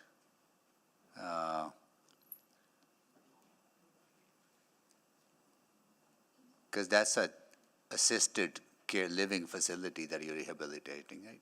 Yeah. So, is this Mike. on? Yeah. Hi, my name is Donnie Croning. I am an operations director at the Salvation Army here in Edmonton. The funding that we received was for our Grace Manor facility. So we were just joking, I'm going to get this wrong. It's not long-term care, it's type B supported housing. What is that? Type I don't know. It says assisted living. Or disabled typically. Oh, I see. So it certainly, if you walked in, you'd say, looks like long-term care to me. Uh-huh. But it's actually folks who are home, this is their home, but they have disabilities of one. So they range in age from middle age, I would say, into their senior years, but Right. it is home for them. Okay, how many, about 100 units, understand? Yeah, so there's 100 units, 100 residents with their own suites. We have a nursing staff complement that provides medications, and then as well as we have a physician that comes in. That's third party that provides services. Got it. Thank you so much. I know folks from MPW already talked about their project, but also want to give the opportunity to the Kingsway Crossing development folks. Are they here too? Thank you very much. Yeah, can you explain your project, please? So we are talking about all 6 projects.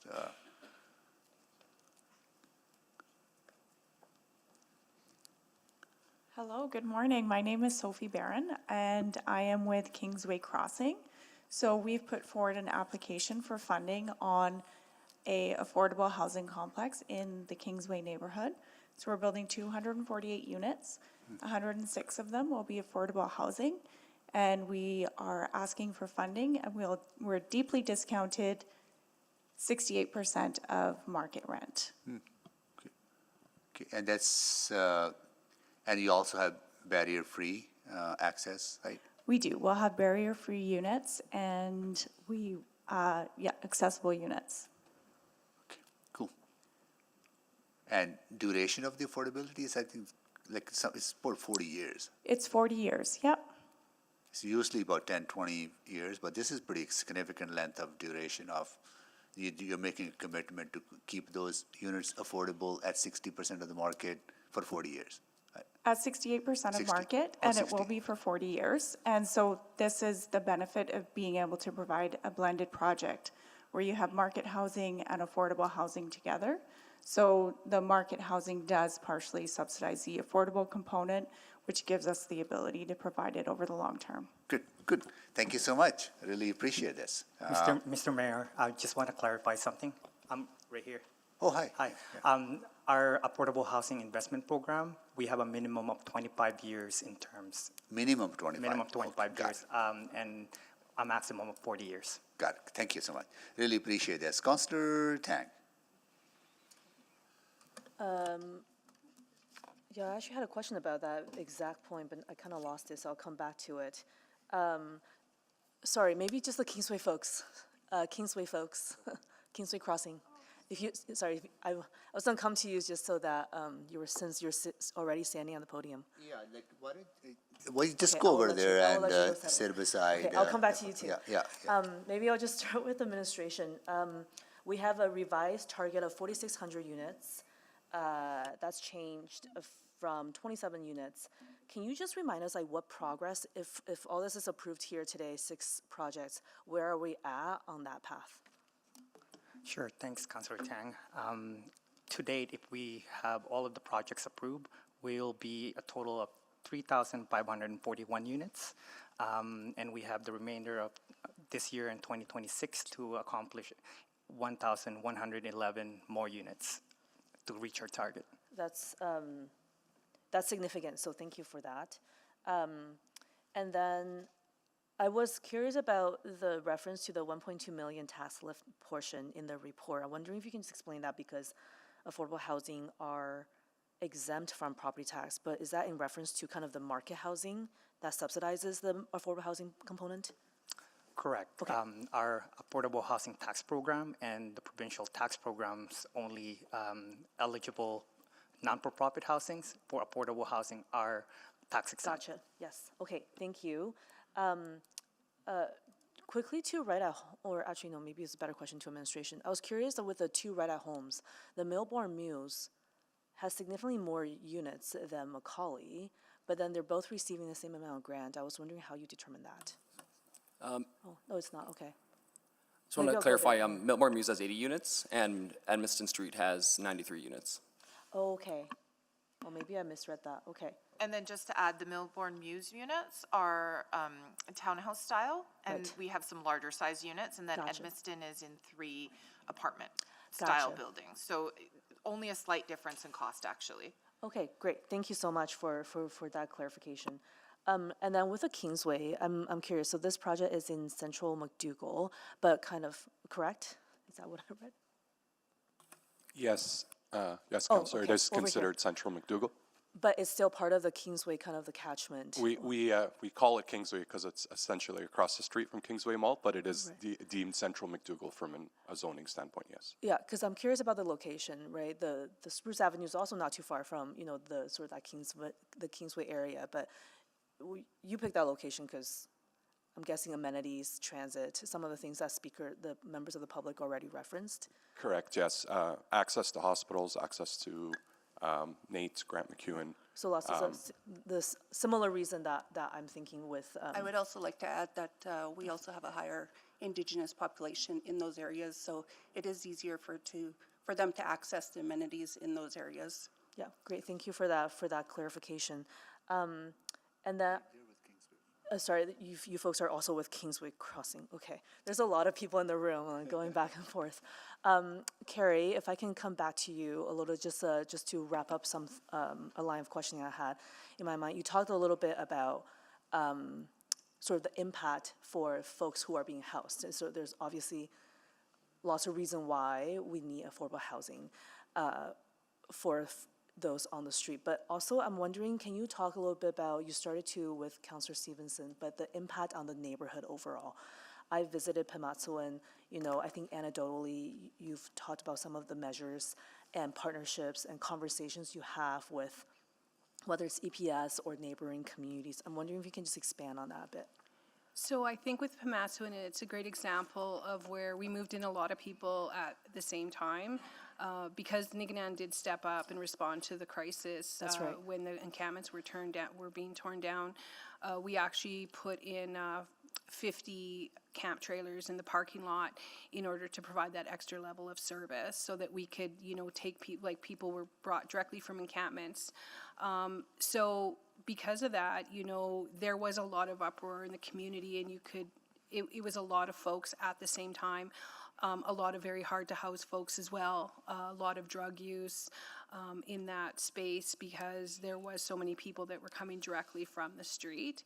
So through the past 2 years, it'll be 2 years in December, we've been working really hard with our folks to ensure that we're still, providing with them as much programming and service. And what we're seeing now is the folks that are in the permanent supportive space, they're starting to actually support the folks that are in the shelter space, because we have a common area that is not only our ceremony room, but our dining spaces around our ceremony room.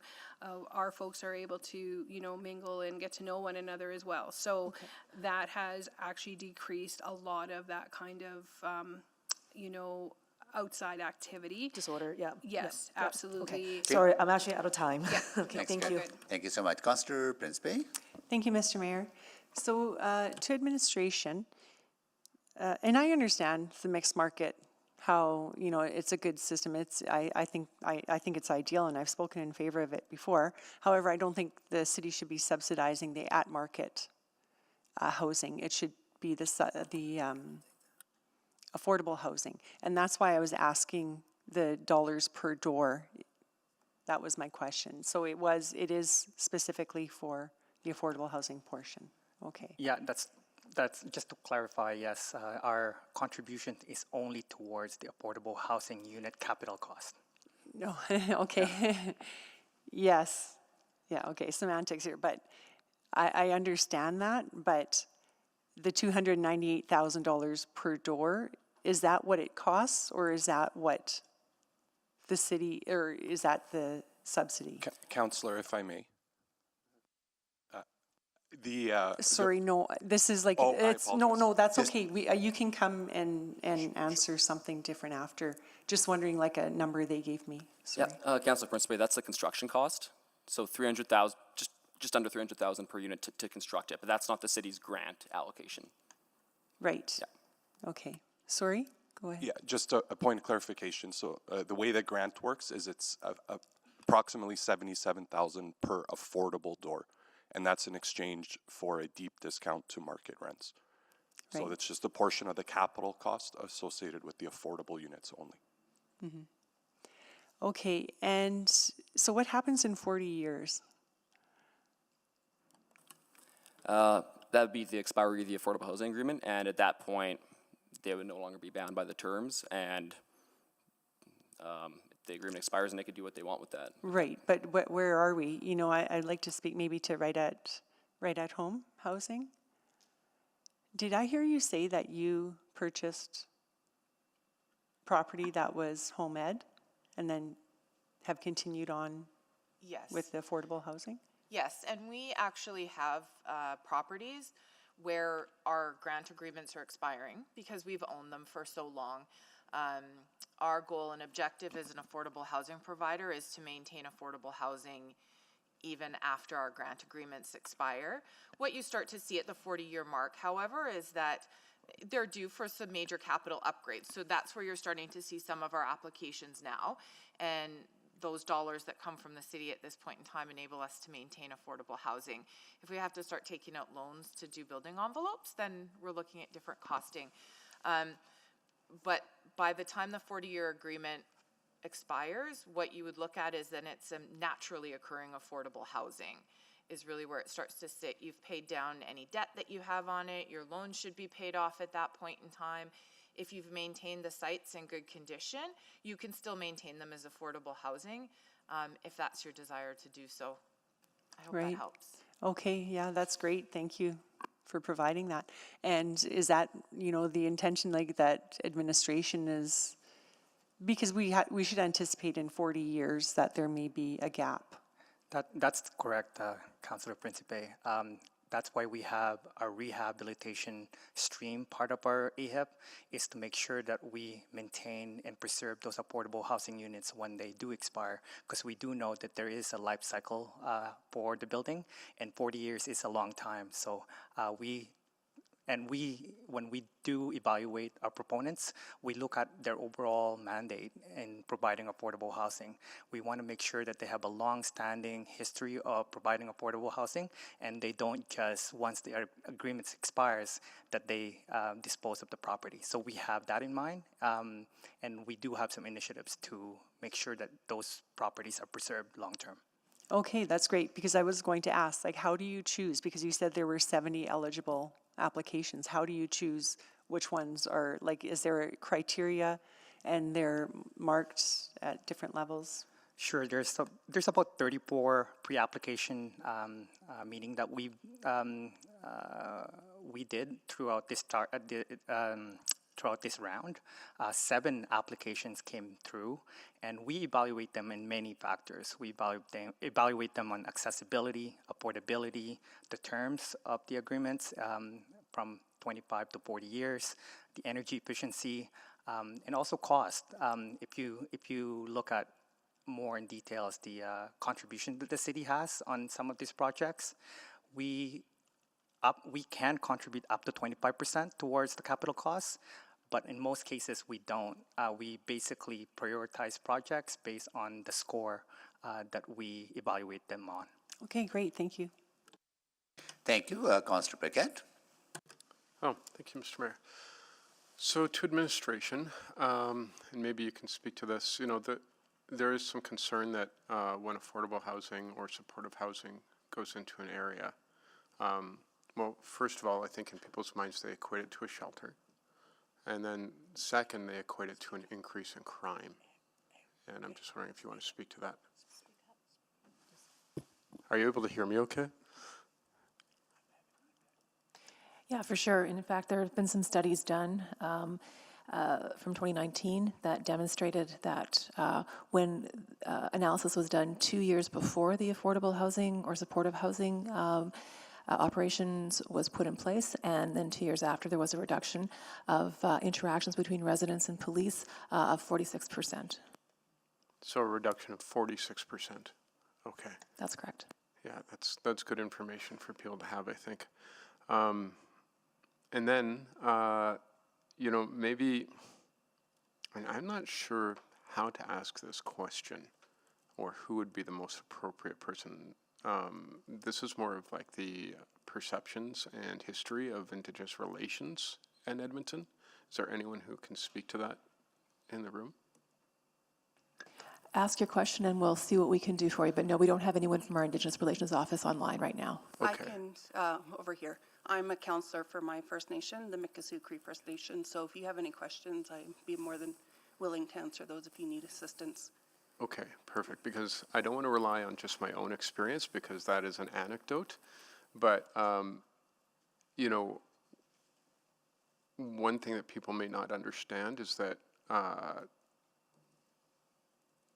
couple hundred years ago, even 100 years ago, Indigenous nations were pushed away from municipalities, so they could not participate in the economics of the municipalities. The purpose was to keep them poor and in crisis. And so, just that alone, if that's all we had, and not all of the other components of the Indian Act, would be enough to cause, some serious generational impact. So now people see Indigenous people making their way into the city, and they're carrying with them a lot of trauma.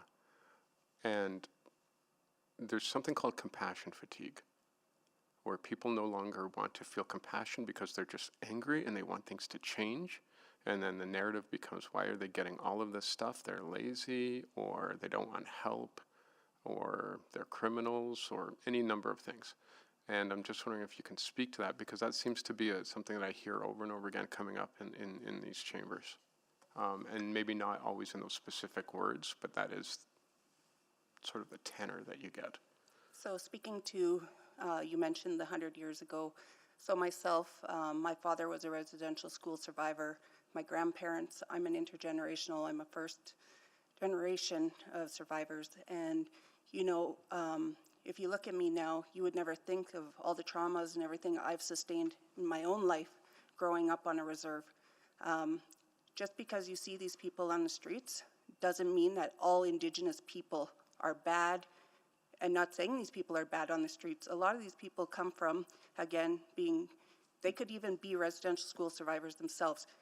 There's also the 60s scoop, where a lot of children that were born in the 60s, CFS apprehended them from birth, and they were put into families and are only now, as adults in their 40s, 50s, 60s, trying to reconnect, but already the damage has been done. The traumas are there, going through foster homes and whatnot like that. You know, we suffer a lot. The Indian Act placed us, basically put handcuffs on us, on our people. You know, they created these were supposed to be relationships that aren't true. You know, there's a lot of things that people were told and aren't true. There's so much that comes to the truth and reconciliation, those types of things. And that's why we're here today. You know, we're trying to create allies and friendships and relationships with non-Indigenous people, because us too are trying to aspire and to do better and to help our people. So I come from Fort Chipewyan, which is about 900 kilometers north in Treaty 8. I'm with the Miksuk Cree First Nation. About half of our 3,000 member population lives in Edmonton. The reason for that is 60 Scoop, residential schools. We had a residential school right in our community. So many people left because of all of the trauma, all the memories. A lot of people don't come home. So when they come to Edmonton, they established here, they created their families here. Okay. So that is why we have such a high population here. And that is why we're trying to help our people, and not just ours alone. It's everybody within the Indigenous population to better themselves. Sorry if I got it. No, thank you so much. Really appreciate that. I hope that helped. No, thank you. Thank you so much. Councillor Stevenson? Yeah, thank you. Really appreciate the conversation this morning. Carrie, just wanted to go back to you just really quickly. I heard some concern around guest management in the building. Do you have protocols and procedures in place for that? Yeah, absolutely. Guest management is always a challenge with our folks, for sure. We do find that it does decrease over time, but in the beginning, it certainly is an issue. All of our staff are trained to deal with, you know, challenging folks, and so whenever we do have an issue with a guest, that is something that they are trained to deal with. We typically don't allow a lot of guests. It normally typically has to be a family member or someone that they're very close with. If there are any issues with that person, then we typically will not allow them to come back. All of our doors are locked. You know, we're surrounded by security cameras, and we ensure that, you know, everybody that comes into that space is doing it in a good, kind, loving way. Great. And just in terms of, you know, again, if guests are being disruptive, causing problems in the neighborhood or surrounding area, again, you would have protocols in place to prevent them from returning to the building? We definitely have done that. We definitely have worked with EPS in order to, and help in order to ensure that, yeah, those folks that aren't allowed back in our area don't return. But again, like I said, our doors are typically locked, so if they show up, we can see on the camera who's there. Okay, that's great. And then, you know, I appreciate the point that, you know, people who, folks who are used to being out, you know, being around others may find, you know, a single unit potentially isolating, or they might not feel comfortable within the confines.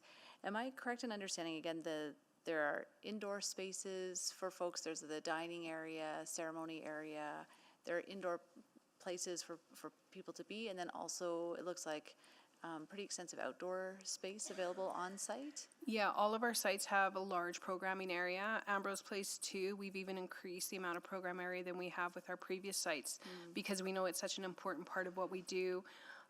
If you go into Pimatuan right now, we have a large section set up that's just for art. So any resident can have access to any type of art supplies and can do art right there at the table. We also bring in other people that can support things. We, you know, whether we bring in a yoga teacher, whether we bring in a ribbon skirt maker, whether we go medicine picking, like all of our days are filled with program activities. That's what we're funded for. That's what we do. Great. And so again, that's providing an alternative to someone who previously, without housing, without shelter, without spaces to be, may have just been kind of hanging out in the neighborhood or around the McDonald's. They now, if they're housed in your building, they have access to all of those programs and supports. Absolutely. Our programs are about relation building too, and also giving people that kind of dignity that they maybe never had. A lot of our folks who come, they did have previous jobs, they had previous likes and dislikes, you know, because of the trauma they experienced. You know, they've forgotten some of that, and we work with people to continue to find where's their reconnection, how can we reconnect to them. Great, and then I think, you know, I heard some questions about wanting to see, you know, I think when people hear, you know, all bachelor units, there's an assumption that it's a single demographic that's being served. Do you typically find that your buildings serve a range of, you know, youth to seniors, again, who may be single, but there is a range of individuals being served in your building? Absolutely, all ages, all ethnicities, all experiences. We 100% are open to those, again, that are deemed that hardest to house, that can't be housed anywhere else in Edmonton. So we're not limited to any single demographic. Great. Thank you. Thank you so much. We got about half an hour. I would like to finish these two items before noon, if possible. Councillor Tang? Oh, just I think the last piece that I don't think we touched on is on the zone. Sorry, back to the Spruce Avenue project that was rezoned last year. Because I think, can you just talk, I'm looking at you, Kim, but I'm wondering, can you talk a little bit about the sun shadow consideration, any of the setback mitigation factor to prevent that? I think this would have came up at that time during the rezoning land use discussion. Yeah, the rezoning was to the medium-scale residential zone with a height of 16 meters, so approximately 4 meters. For floors. It's bound by 3 public right-of-ways, the lane and the 2 roads. So there is this side to the north that is adjacent to a single detached residential home. So the medium-scale residential zone does provide for a larger setback along that edge of an increase to 3 meters as opposed to 1.2 meters is what you would see in a small-scale residential zone side yard setback. So there's an increased setback that is how that can be, or help to mitigate, sun shadow impacts. Okay, great. So because I think that did come up as a concern, so I just wanted to make sure we address that. And So, I'll just note, the small-scale residential zone does allow for a height up to 10.5 meters. I'm not sure what the height of the building, of the existing building, but from a development rights perspective, the height can be at a maximum of 10.5 meters in a small-scale residential zone. So there's a differential of about 3.5 meters. Sorry, excuse, I'm still have 3 minutes left. Thank you. I guess just on the design, because there's a photo of the design in the package. So this is kind of within what is allowed in this zone, correct, Carrie? For Ambrose Place 2, the height maximum is 16 meters, and we are at 16 meters. We've already submitted our development permit, and our comments are very few so far. And I think just to address some of the comment earlier around, you know, maybe there's not a demand for a parquet, but this time you did include a parquet because, and it's not the 1-to-1 per unit, but it's really for like. Yeah, our residents don't drive. Right. Typically, I don't think of any. I know of one resident in all of our spaces that drives and has a vehicle. But it would be for staff and so it is for our staff. We have 22 parking units right now in the parkade, and then 5 outside that are within the property still. Right. So there is a demand for that, and in order to kind of not have parking spots. Like on the surface, a ton. This is the kind of design during the day, we might have up to 15 staff working during the day, during the week at that site. So we need to have parking, adequate, and then plus we also have people that come, different partners and different people that come to the site as well. Yeah, no, parking comes up a lot in land use, so I appreciate the consideration that went into this. Thank you. Thank you so much. So I will move. That concludes all the questions to administration thing and the delegation. Thank you so much. I will move recommendation in the Affordable Housing Investment Program that a grant funding affordable housing agreement between the City of Edmonton Right at Home Housing Society for an amount not to exceed $915,000 as outlined in Attachment 2 of August 13, 2025 Community Services be approved and the agreement be in form and content acceptable to City Manager. Part 2, that a grant funding affordable housing agreement between the City of Edmonton Right at Home Housing Society for an amount not to exceed $941,000 as outlined in Attachment 4 of the August 13, 2025 Community Services Report be approved and the agreement in form and content acceptable to City Manager. Part 3, that grant funding affordable housing agreement between the City of Edmonton and Governing Council of the Salvation Army in Canada for an amount not to exceed 1.1443 million as outlined attachment 6 of the August 13, 2025 Community Services Report be approved, and agreement in form and content acceptable to City Manager. Part 4, that a grant funding affordable housing agreement between the City of Edmonton and Kingsway Crossing Development Limited and for an amount not to exceed 5.280 million as outlined attachment 8 of the August 13 Community Services Report, and agreement in form and content acceptable to City Manager. That grant funding of affordable housing agreement between the City of Edmonton and MPW Developments 1 Limited Partnership for an amount not to exceed 14 million as outlined attachment 10, August 13, 2025 Community Services Report, and the agreement be in form and content acceptable to City Manager. That is the motion, right? Okay, and will also move a recommendation in 7.2 that the below market and direct sale of land in the Spruce Avenue neighborhood, lot 125, block 5A, plan 686HW as outlined in attachment 1 of the August 13, 2025 Financial and Corporate Services Report to Niginan Housing Ventures on the terms and conditions outlined attachment 2 of the August 13, 2020 Financial and Corporate Services Report be approved, and that the agreement be in form and content acceptable to City Manager. That a grant funding affordable housing agreement between the City of Edmonton, Niginan Housing Ventures for an amount not to exceed $5.2 million as outlined in attachment 4 of the August 1325 Financial and Corporate Services Report be approved, and that the agreement be in form and content acceptable to the City Manager. So both motions are on the floor, right? And now to speak to those motions.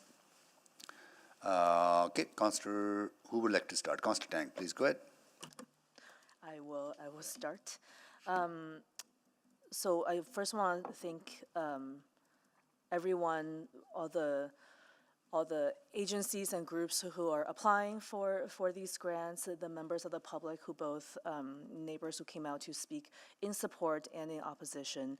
Just want to appreciate everyone taking the time out of your day to have this really important discussion about housing that we have been struggling with for the last 4 years. Recall that prior to the pandemic, we had 1,700 people on the streets who are houseless. Today, we have close to 5,000.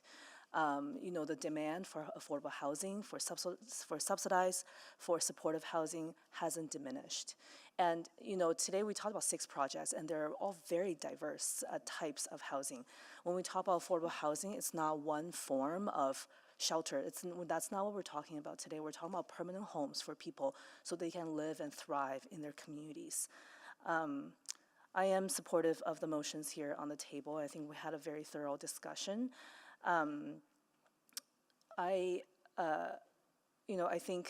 think what was interesting is that all the projects are, whether it's rehabilitating the units or creating new ones, you're always in a neighborhood that is accessible, and you can easily get to different amenities, to transit, to services. And in fact, I think this builds on some of the conversation we've been having about infill, that it's actually far more cost efficient to be building on existing services and amenities. So I think those projects, that's one of the benefits they will receive and also provide in the neighborhood. I do want to touch a bit on the Spruce Avenue project because that took a lot of time today and certainly lots of attention. There's a lot of struggle in that current, what I'm hearing, there's already a lot of struggles in that neighborhood, as it has been for a lot of other communities. I think doing nothing, leaving the site vacant because there hasn't been any other opportunities that really came forward for an alternative is not an answer either. There has been lots of research in the past. I think administration talked about one. I'm familiar with the 2018 research about the first Ambrose housing, which I think was the first permanent supportive housing in the city, if I'm not mistaken. But just how much it actually saved the system, the various system, healthcare, justice, how much it actually has savings for these systems to give people housing, make some very compelling argument for why this is important. And I will just speak for my own experience. You know, I live in a neighborhood that does have a permanent supportive housing, which means 24/7 care for those living there. They're neighbors just like any other neighbors in that community. And I know a lot of my neighbors who were already there at the very beginning had a lot of misgivings about what would this mean. Some similar comments and feedback that I heard today. Today, 3 years in, you know, this project has been operational, and the relationship has drastically improved. There's open communication between the housing provider and the neighbors. You know, there's questions. There's always responsiveness on the other end, and you know, people.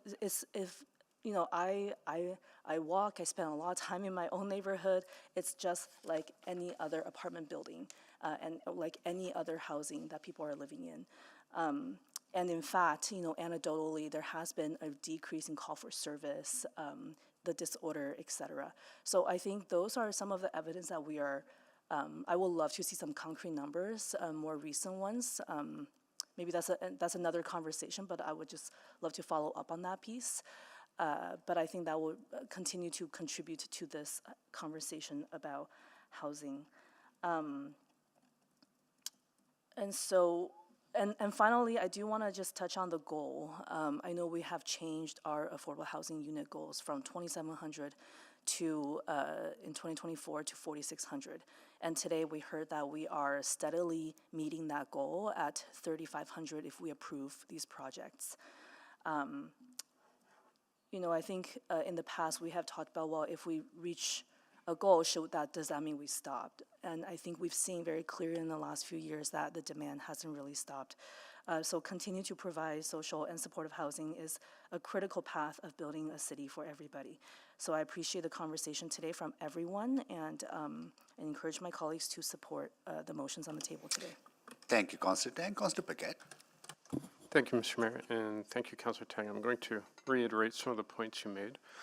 First, I want to acknowledge everyone who has come today. Whether you support this project or have concerns, your voices absolutely matter. It takes courage to speak about what you see in your community, what you hope for it, and also what you fear might change it. So I thank you. The first thing I would like to address is the value for dollar. What we have learned, and this is incontrovertible, is that helping people costs less than the status quo. The real dollar savings accrued by doing the right thing turns out to be the eminently logical thing to do as well. This is ultimately responsible budgeting. And what is a city's budget? Every dollar the city collects was earned by a person who has invested their time and life in this city and in their community. Every dollar presents a hope, and every penny is the seed of a dream. So being responsible with that is the highest responsibility. I also want to acknowledge the Indigenous leadership here today and the stories they've shared about the ongoing challenges we see in our city today. These are not abstract histories. They are living, present realities. And for many of our neighbors, it is very present, if I may be so bold. For myself, for generations, my family were forced into residential school, and I cannot tell you enough how damaging and harmful that was. If you just imagine your child or grandchild, a 6-year-old, forced into a situation where they are abused and witness abuse, cannot speak their language, cannot see their family, and are taught that everything that they learned up to that point in their life is evil. And imagine they have to go back year after year after year, and their parents know what is happening to them. And then that child grows and has a child, and that same experience happens to them. And then that child grows and has a child, and that experience happens to them, and then that child has children. And those children were my uncles and aunties and my father, who got stolen from their home and spread out across North America to different homes. My father, when he was a young man, made his way back to Alberta because he remembered where he came from. Many of his siblings did not, and are forever lost to us. May I interrupt? What does it mean? I'm so sorry, sir. You can't interrupt. Go ahead. The reason I tell that story is because when we see someone in the streets, we may not remember the human story behind that, and we get frustrated and angry. And it's not our problem to deal with. We feel it's theirs. But if people have been broken for generations, it's very hard. Some people do manage to break those chains.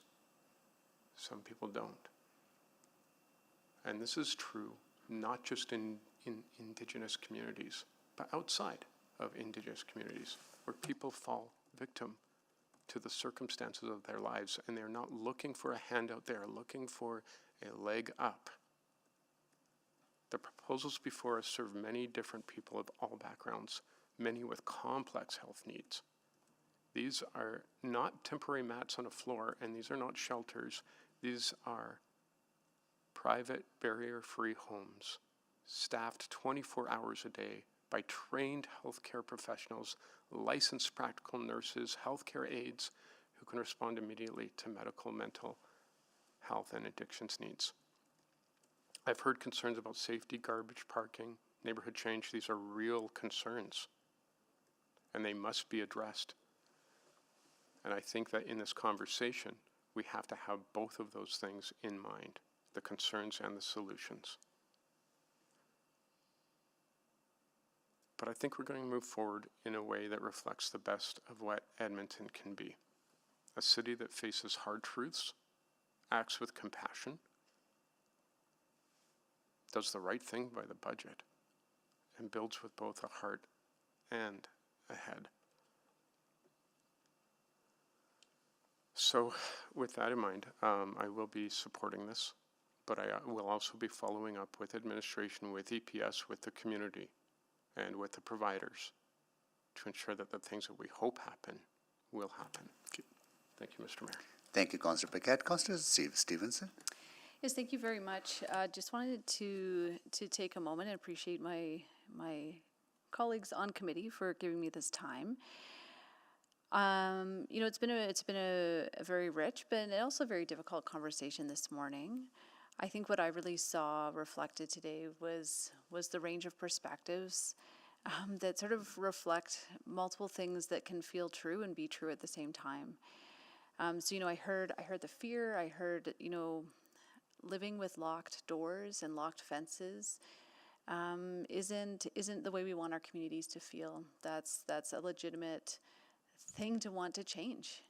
The frustration with the conditions that we see, not just how it impacts us directly, maybe the inconveniences or damage it causes to our property, but I think I also sense the deep frustration that this is the state of our city, that this is what people in our society are facing due to a lack of the supports that they need. What I also heard with this is the recognition that projects like this are part of the solution of what we need, that this is part of how we get to a better place where we don't have to live in our communities in fear or that frustration. And certainly these are solutions. They are proven solutions. We have a depth of evidence that shows that permanent supportive housing not only doesn't detract from a neighborhood, but has a positive ripple effect. That's in the community directly, but also at the systems level, where we're saving money on our healthcare system. It means all of us can access emergency care more easily. We all benefit from these types of investments, and particularly those that are using it. I just want to quote back my colleague, because I think he put it very well, that when people aren't desperate, they don't behave in desperate ways, and we all benefit from that. I'm delighted to see 3 of these projects in the ward that I represent, and I'm incredibly grateful to our affordable housing partners who are doing this work. It's complex and difficult and demanding, but it's incredibly important and makes our community stronger, so thank you for that. And I want to thank our staff for continuing to steward this program so ably. It's always really exciting to see the projects coming forward and the thoughtful way that they're presented. So thank you again, and I encourage my colleagues to support this. Thank you, Councillor Stevenson. I'll close. First of all, thanking everyone who has participated in the conversation, and those who are in opposition. Yes, you have some legitimate concerns about disorder, about people leaving garbage behind, or needles, or security concerns. But as you have heard from my colleagues, the real solution to those concerns is to provide homes for people who don't have a home to call home. I think these 6 projects that will be built in various 6 communities will house people, and where appropriate, needed, will provide supportive services for people to get better. And helping people get better and help deal with their trauma caused by, in case of Indigenous peoples, residential schools, 60 scoop, ongoing racism and discrimination that communities face. That requires a lot of work, a lot of healing, and a lot of support. And these places do provide that support. And those who are in opposition, if you haven't had the chance to visit Ambrose's place, please do visit it, because you will learn firsthand how hard those people who work in this place are working to provide that love and compassion and care that people need when they're broken. And I am, when we were creating this affordable housing investment plan as part of our 4-year budget, there were doubts that whether this is going to be effective. But over the last 4 years, this program has proven to be effective way to create more affordable, supportive housing in our city. Yes, we are exceeding our expectations, or not expecting, exceeding our targets, but unfortunately, need continues to grow. And I'm grateful to our city administration and Edmontonians as well that this program is an ongoing program, that this program will carry on beyond the mandate of this council. And this program will continue to support these kind of deserving projects. I also want to thank the proponents. There's 6 of them here today, but there's numerous others who are doing good work in our society, in our city, to unhouse people, to support people who are unhoused. Housing is essential. Without housing, people can't function, and that we see that every day. So more housing opportunities that we can create, we're going to build a better city for everyone. And I hope that there will be more applications and more support for this program. I would encourage my council colleagues to support this, and let's build good places for people where they are able to get the support they need and get better. Okay. Please vote.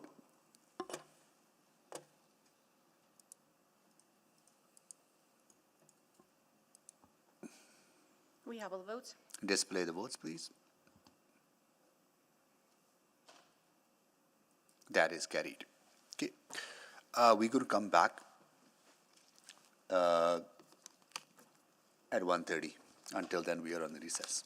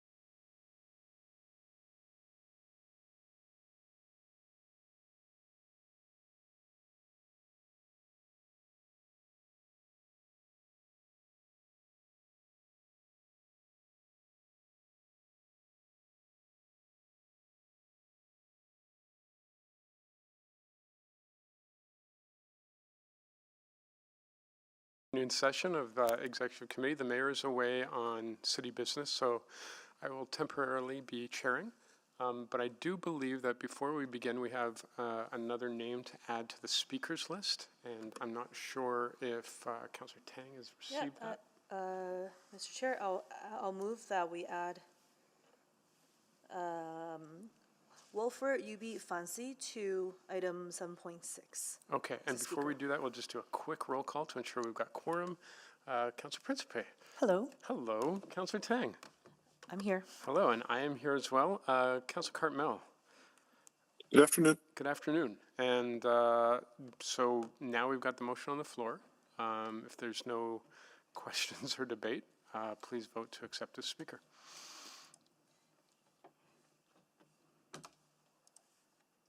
Or not, as the case may be. We have all the votes. Please display the vote. And that is carried. Okay, so we had concluded the first item or items this morning, and now we're moving on to 7.6. And I suppose we'll just take a look. Looks like we've got everyone ready. And is there a presentation? There is. Okay, it's probably very short, right? It's very I'm short. joking.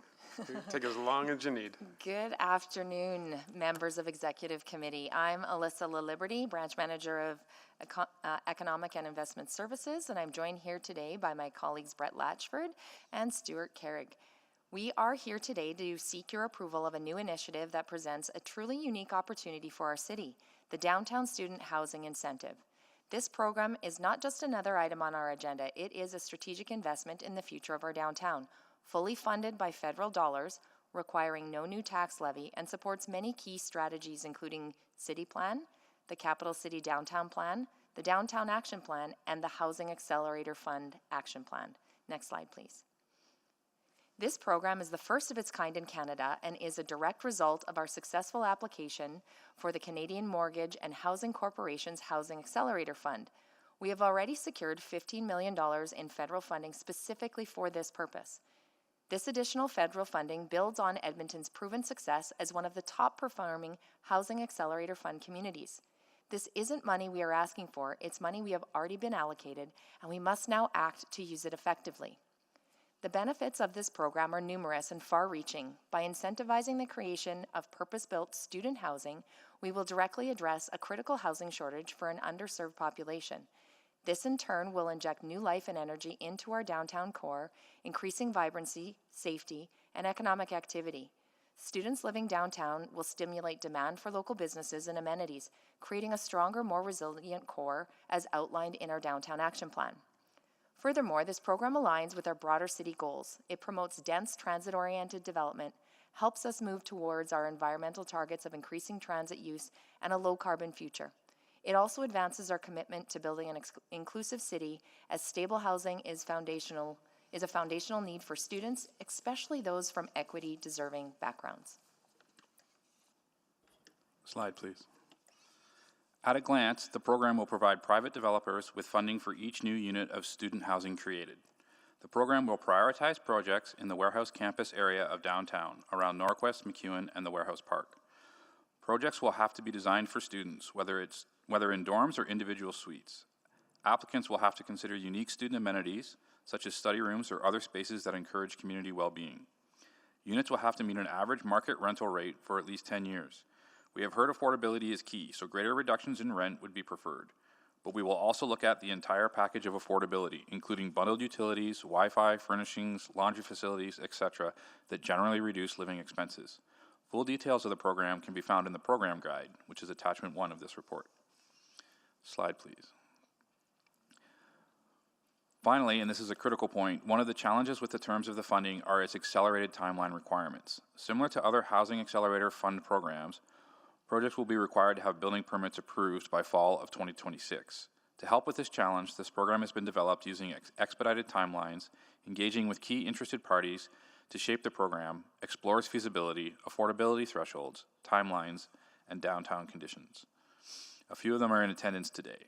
Throughout this engagement, we know that there are some great projects that could be initiated once this program is approved. Our proposed approach enables the program to launch and begin accepting applications immediately. Again, full details of the program can be found in the program guide in attachment 1. Slide, please. Today, we are recommending that this work be brought to Council for program approval. Should Council approve the recommendations in the report, administration is ready to immediately open the program to applications. Your consideration and approval today is a required step that will enable administration to continue to meet the tight timelines required by this federal funding. Slide, please. In summary, this program uses federal dollars to accelerate downtown revitalization, address a housing gap, and fulfill our commitments to our partners. We welcome your approval of the Downtown Student Incentive Program to allow us to begin this work. Thank you, and I believe we're yielding for some speakers. Great, thank you so much. Yeah, so if we can get our speakers organized here, maybe Madam Clerk, I'll turn it over to you for that process. Yeah, if you want to call the names of the speakers, they can either acknowledge that they are attending virtually, and if they're in person, we'll seat them Yep. Okay, so we've got Abdul Abbasi. Online. Online? Okay, and, oh, there you are, I see you. And we've got Gene Dove in person, making his way down. Are you familiar with the stairs and the setup? Okay.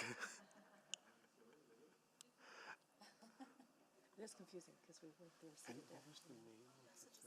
Wilfred, he's over there. Wilfred UB Fancy. And Wilfred UB Fancy, if you're, oh, there you are. Okay, great.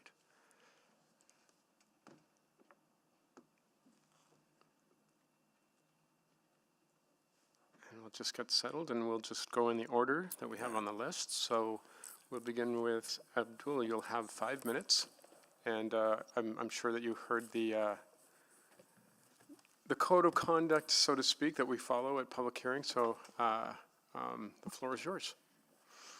Thank you so much. Good afternoon, Executive Committee. My name is Abdul Abbasi, and I serve as the Vice President External for University of Alberta Students' Union. Thank you for the opportunity today to speak about the Downtown Student Housing Incentive Fund, and I'm here to voice our strong support for the program and to highlight its positive impacts on students in our city. Edmonton is facing a student housing crunch. For years, students have struggled to find safe, affordable places to live. Rents have increased by hundreds of dollars in the past few years, and housing insecurity is on the rise. Recent surveys by the Students' Union have shown the urgency of the situation. 31% of students are not living in their preferred housing, and nearly a third of those precariously housed have faced eviction or displacement. The campus food bank usage at U of A has increased by 600% over the past 5 years, and the highest driver behind that is rent increase. These numbers reflect real stories of students who commute hours from distant suburbs, couch surf between classes, or drop courses because they cannot secure housing. The lack of affordable student housing is directly undermining academic success, health, and access to education. The Downtown Student Housing Incentive is a timely and innovative solution. As mentioned, it represents a first-of-its-kind program in Canada using $15 million from the Federal Housing Accelerator Fund to address the student housing gap. And with no tax levy required from the city, this initiative will kickstart the development of much-needed student housing in the heart of Edmonton, and the program will create approximately 500 purpose-built student housing units downtown.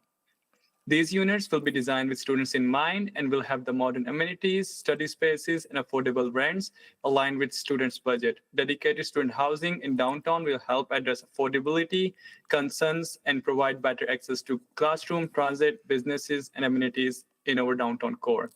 Beyond helping individual students, the program will be a catalyst for positive change in downtown Edmonton. When hundreds of more students live in downtown, they will bring energy, ambition, and economic activity to the core, and the purpose-built student residents will increase the vibrancy and safety of downtown street and stimulate demand for local shops, restaurants, and services. By developing on infill-ready and currently underutilized sites, these projects will reduce vacant lands and transform underdeveloped lots into lively populated areas, a boost to our downtown revitalization effort. It also aligns with Edmonton's vision of a more walkable, transit-oriented city. Students living in the Warehouse Campus District near Northwest College or McEwen University will be able to walk or bike to class or take advantage of LRT links to the University of Alberta and NAIT. This means fewer long commutes, a greener city, and a better access to education. This proposal has a strong backing from all 100,000 students in Edmonton. Our Students' Union, along with Edmonton Student Alliance, has spent over a year advocating for solution and have had conversations with City Council and administration. Students have been calling for action on housing, and this incentive program is a welcome response. We sincerely appreciate the City Council's leadership in recognizing the severity of student housing crisis and working on this issue. And by approving this fund, you're not only answering student calls for help, but also forging a path for other cities to follow in Edmonton's lead. In closing, I would like to urge the Executive Committee and Council to approve the Downtown Student Housing Incentive Fund. This is a decisive step to ensure that Edmonton students can live, learn, and thrive in downtown without sacrificing their financial security or well-being. It is an investment in a more vibrant, inclusive, and educated city. The need is pressing and the opportunity is here. And with your support, we can make downtown Edmonton a place where students truly belong to the benefit of all. I will be happy to take any question afterwards as well. Thank you. All right, thank you very much. We will now move to Jean Dubb in person. You've got 5 minutes to speak your mind.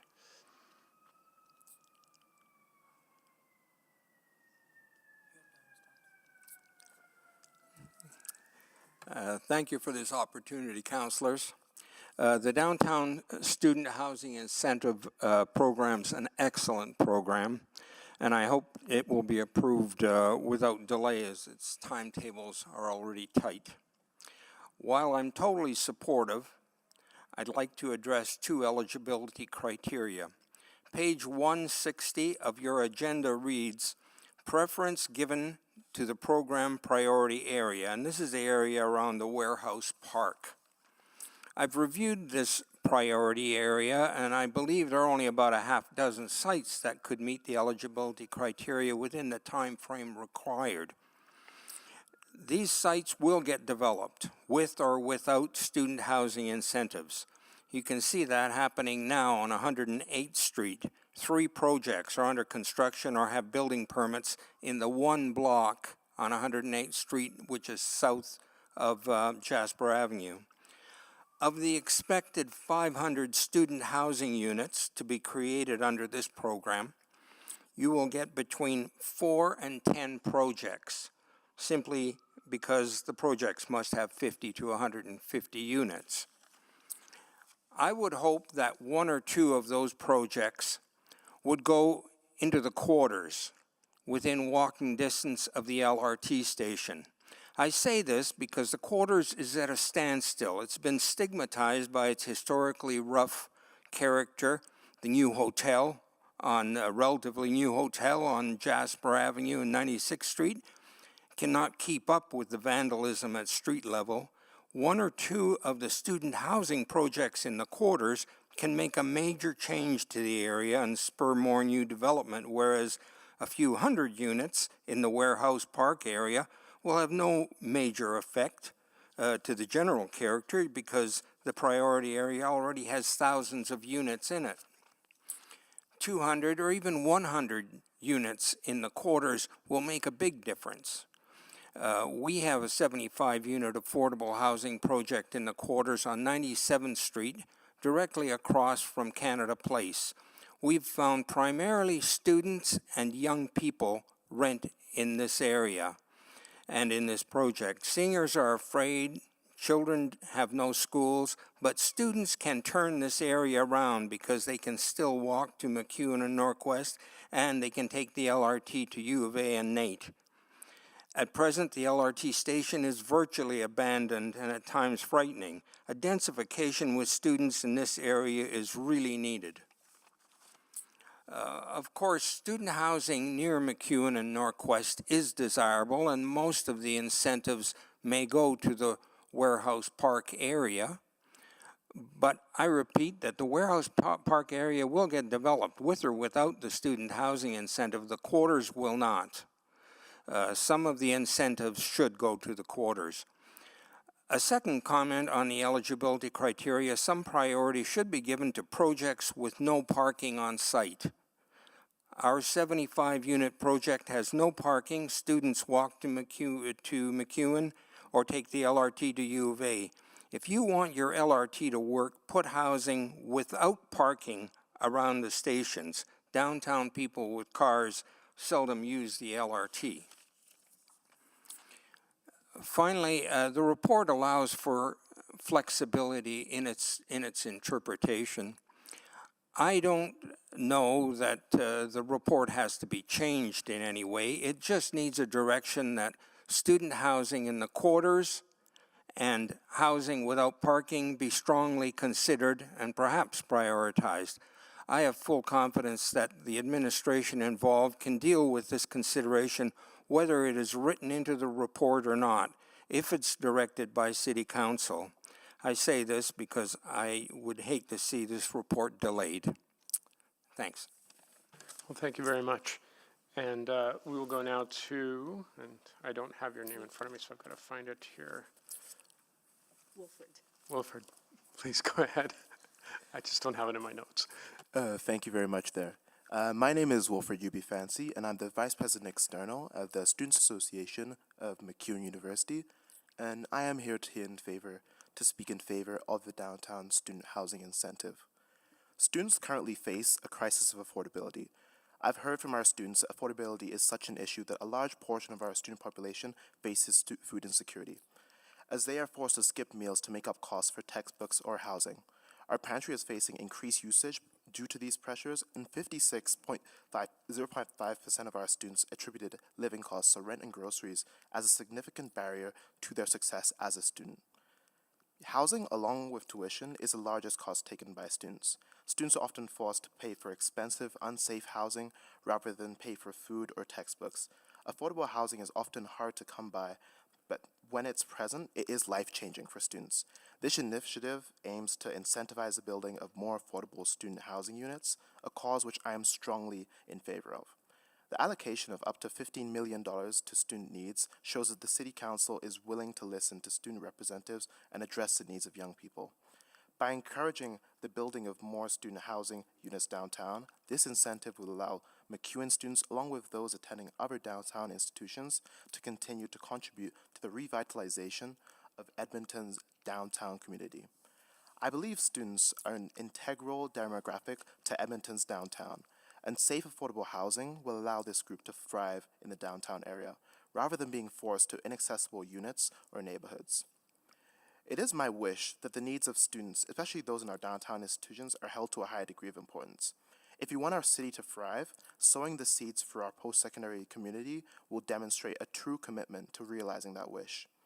With this being said, real commitments need to be made in order to ensure the spirit of the incentive is embodied through the entire process, from approvals to move-in. As a student representative, I'm happy to see the downtown student housing incentive before Council today, and I sincerely hope for it to be approved. I also hope that City Council will consult with relevant student groups and associations throughout the process and in any discussions where student voices are to be represented. On the issue of housing, students hold unique perspectives about affordability and accessibility, which should be represented with their own voices. Thank you. Well, thank you very much. I really appreciate that. And now I'll turn to committee members and council members to see if they have any questions. I don't have anyone on board, but I'm getting some indication that there is questions. We will I figure think it out for Councillor you. Yes, Tang just a minute. There we go. selected this. Here we go. So we'll begin with Councillor Tang. Okay, great. Thank you all very much for coming forward. I'll start with Abdul and Wilfred. Were you involved in the development of this report and the housing program guideline document? Abdul? Thank you so much for the question, Councillor Tang. So yes, we have been working with the City of Edmonton Housing Department through the Edmonton Student Alliance, and we worked on a survey in April that was distributed to students or post-secondary students from all institutions in Edmonton. So we have played a part, and the administration has been really helpful and really open to hearing student feedback. Great. Wilfred, do you want to add anything to that? I will say on our end, when it comes to the development of this specific policy, of this the specific program guide, after reading through it, I will say I don't see there hasn't been a direct working together on the details of what's going, especially as the institutions who are within the area where these developments are happening. Yeah. That is areas where I see future possibilities for development and ideation on the future of this program, because the specifics, there was not a consultation on that front there. Although it sounds like there was consultation with the overall Student Alliance that encompasses various post-secondary institutions. And that potentially can be another mechanism. Sorry, just Abdul, you're here today as part of the Alliance or as on behalf of U of A student group? I'm here on behalf of the U of A today. Right, and because I think the warehouse campus map really takes into consideration some of the primary downtown institutions like McEwen, Norquest. But I'm also thinking of like U of A Faculty of Extension, School Business over there on Jasper. Do you see this benefiting? So you see this initiative benefiting U of A students as well? Yeah, like it is really beneficial for us. I think it comes down to the perspective of supply and demand and making sure that, yes, even if the students are getting those housing, whether it's like Norquest students or McEwen students or U of A students are getting those housing, that helps alleviate some of that pressure from the Gardner area or from other areas where our students can get more. So this is still being really helpful for our students as well. Great, thank you. And Jean, question for you, because I've heard other feedback about the boundary of that warehouse campus, but it doesn't mean that projects outside of that boundary cannot apply. Like if there's a project in the quarters that you're talking about, they could still apply to this initiative. Is that your understanding? Yes, I think that's understood. It's just I would hate to see the priority be so strong for the warehouse district that there's nothing left over for other areas. And I think that the quarters can benefit most by some of this student housing. Yeah, and I think your suggestion about prioritizing project with no parking is a very interesting one. And you also commented on the very ambitious timeline. So you estimate there's only a handful of projects that could really meet that timeline, including yours, right? Yeah. Oh, okay. The subtitles here are just wonderful because now that I'm in my 80s, I'm deaf. And so my answer may be a bit delayed because it's got to get typed first. No, all good, all good. I think I got a reaction from you. So thank you very much for being here. That's it. Great, thank you very much. And now we'll go to Councillor Stevenson. Great, thank you so much to our speakers for being here. Just wanted to speak to either Abdul or Wilfred, if you have any insights on what is considered affordable for students. I don't know if you've done any detailed research on that or even just anecdotally.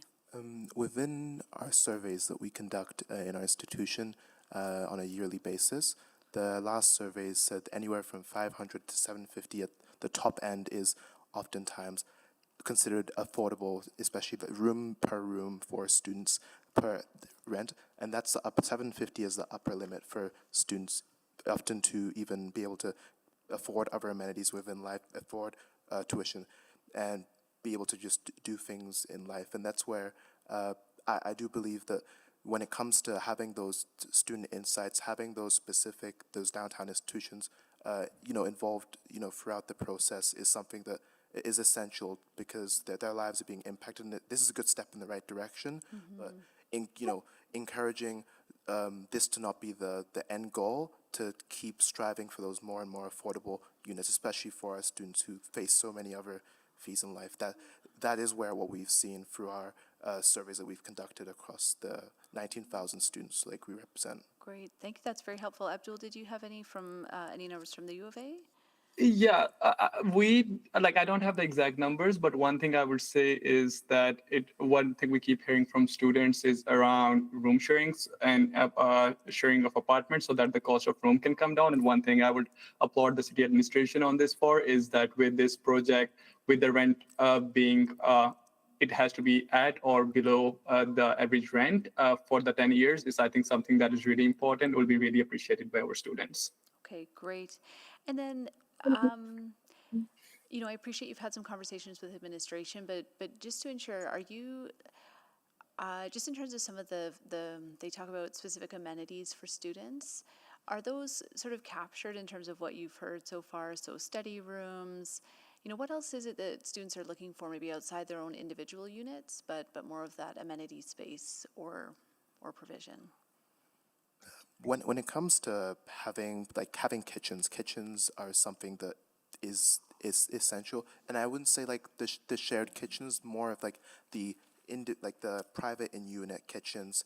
Having that available to students gives them a sense of something that they are able to control within their own lives, and something that they can go away to outside of their studies and go into their own domicile. And if it's shared like within a unit with the other people within the private in unit, that's one thing. But having shared kitchens across multiple units, that's where it can be very tricky, especially when you have students. They want a sense of self. They want a sense of this is their own area where they're able to conduct themselves outside of their studies, outside of having to always interact with others on the day-to-day in campus. Right. And Abdul, I'll come to you in a moment, but any insights in terms of transportation needs? Are students looking for units that come with parking stalls, with bike parking stalls, or are they generally relying on transit? When it comes to students, we do have to remember that students, they do encompass a large variety of communities. There are many students who do commute, many students who do drive, many students who do use bikes. We don't want to, typecast students as using one form of things. But because of our UPass, obviously, students are a large majority of users of transit, but those users also fall into those other areas where they're often students who use vehicles, students who use bikes and all these things. So it is very much spread across all sectors, because anyone could be a student. There's no particular type of person there. Yeah, so when looking at, building specifically for them, like, is it important that there's parking or is that a lower consideration? It is important, but as long as you have the supplementary, if there isn't as many parking spots, it is close to transit or close to areas like shopping. There's a shopping area nearby where people can realistically get to what they need to within walking distance. You can. It's obviously it's a give and take scenario, and a lot of research would have to go into seeing whether the area is able to service the needs of the people who are there within what's available in the area and what's accessible through transportation means. If there's an LRT nearby, if there's a bus line nearby, and how often those bus lines run, those considerations do have to be made. But it is very dependent, and in the downtown area. Great. Yeah. Great, thank you. Great. Thank you very much, Councillor Stevenson. Councillor Wright. Hi, thank you very much. When I read the report, reading, market rents, Abdul, I'm just wondering, because you talked about shared space there. I looked, average 2-bedroom right now in Edmonton is $1,645. So even if something like that was split, that's still above I think the 5 to 750 that Wilfred was talking about. Does that 800 or so, split between with the students? Is that a viable way of living for them? Thank you so much for the question, Councillor Wright. I think it is becoming hard for students, to be frank, when we're talking about them being able to afford housing and afford their education. And one of the aspects is, again, affordable housing. But we're also working, the SU is working on a federal level for more grants, for more employment opportunities. The reason I'm linking to that is that we're trying to act on all angles and act on all things that can help students to make that life more affordable. Of course, we love as affordable and as cheap the housing can be, but there's also that market and that realistic approach. So it is appreciated as it is like lower or equal to it, but again, it is we're in affordability crisis and a concern for students. Okay, because I'm just thinking like the 30,000, and I don't know how, how this whole program was developed with CMHC and that, but, rather than the builder benefiting from that $30,000 per unit, is there some other way that we could look to the federal government to provide sort of a subsidy to the students themselves? So this is something that we are working through Canadian Alliance of Student Association, and is one of our recommendations to the federal government is to allocate $1 billion in grant and loans to nonprofits, and to, again, SUs qualify for that across the country so that they can also do this. So this is a thing we're working on federally as well. Okay, and as far as, I guess, maybe to both of you as well, like would 1 and 2 bedroom units be enough? Do we need to put some parameters that there's more like family housing as well? Because I've heard from grad students that, that they have families and, and maybe their spouse or partner needs, parking because they're working, and not going to school. For sure. What I would say is like 2 and 3 bedroom housing is something that we hear a lot from students, again, as mentioned, so that they can share it. Even though if we have that family housing, I think something that is important, again, with this program is that students are prioritized when it comes to renting out those things. But again, if we have 3, that helps students can share it. But as long as students are prioritizing that, and then it's not going to families with having 3 bedrooms. Okay. Oh, so there is the potential then those 3 bedrooms would be split by 3, maybe 4 students. Yeah, like if it's split by 3 students, then you divide the cost and then it comes down to cheap. So like it's really hard for students to rent a studio apartment and a 1 bedroom apartment. And when you have more rooms, they can share that cost between themselves and make it more cheaper and affordable for them. Okay. And housing where it would be sort of like a 1 kitchen living area and then separate spaces for, I just don't know how that 30,000 a unit would work, whether it's 30,000. And I don't know if you've talked about this with our administration at all, maybe I'll ask them, is if it was 1 centralized sort of unit with maybe, 4 bedrooms around it, would the developer get the 30,000 per bedroom, or would it be 30,000 per 1 unit, or for the whole unit? Something I should ask again. Okay. I think it's an apartment, if I remember correctly. Okay. Like 1 housing unit. Okay. So that probably would only account for 1, in that example, would only account for 130,000. So it might not be as lucrative to go that route. It might just be individual units then. Okay. I'll ask him in. Thank you. Take care. All right. Thank you, Joanne Wright. Thank you. So now we will probably move to speakers for administration. Thank you to the speakers who came out. We really appreciate the time and your thoughts and your words. It's given us a lot to think about. So you're free to stick around and hear the questions that we ask of administration. Okay, great. So looking at the board, I know that Councillor Tank selected this item, so. I didn't, but okay. Oh, I thought you had selected it. Oh, who selected it? Mayor Sohi. Oh, Mayor Sohi. But Okay. I'm happy to ask some questions. Then I'll go to Councillor Principe since she's on the board. I'm just kidding. Go ahead. Go ahead. Okay. Great. Thank you very much for this. I think it's really exciting kind of program to be discussing here today. I think I wanted to just better understand some of the conditions for the housing. Maybe I'll start with the priority boundary that came up earlier in the presentation from the speaker.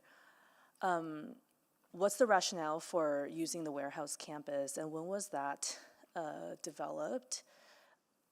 So there's a couple of factors that went into choosing that as the priority area.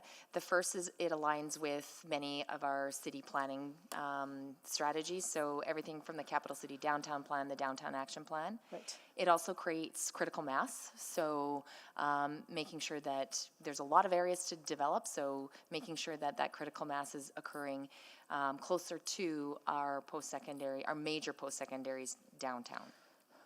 And then, but the warehouse campus district itself was established when? I believe that was through the Capital City Downtown Plan. So the initial from the area redevelopment plan, I can pull the year, but 20. But a few decades ago, let's just say. It's 2005, I believe. Okay, so 2 decades ago then. And I guess I think about, you're right, like there are some major institutions downtown, but I'm not forgetting about U of A. I think the transit point was really important in terms of connectivity across the river.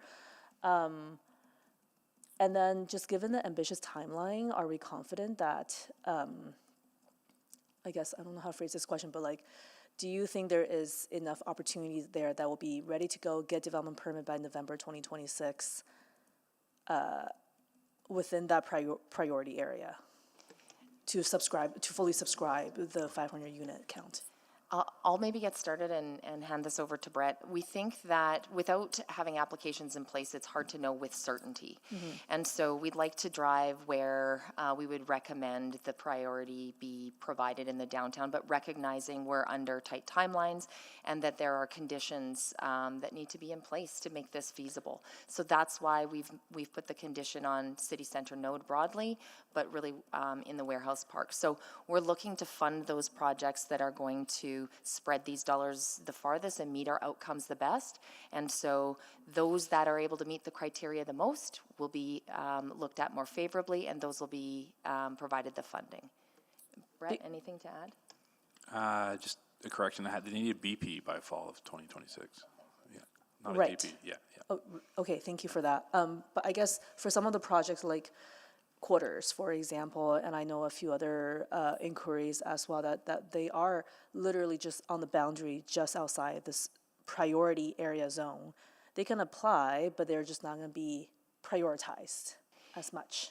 It means they wouldn't be in the geographic component of the eligibility criteria. They wouldn't be looked at as favorably, but there's lots of criteria for this program, and the mix is what we're looking for. What are the best projects that are going to achieve the goals and outcomes of the program?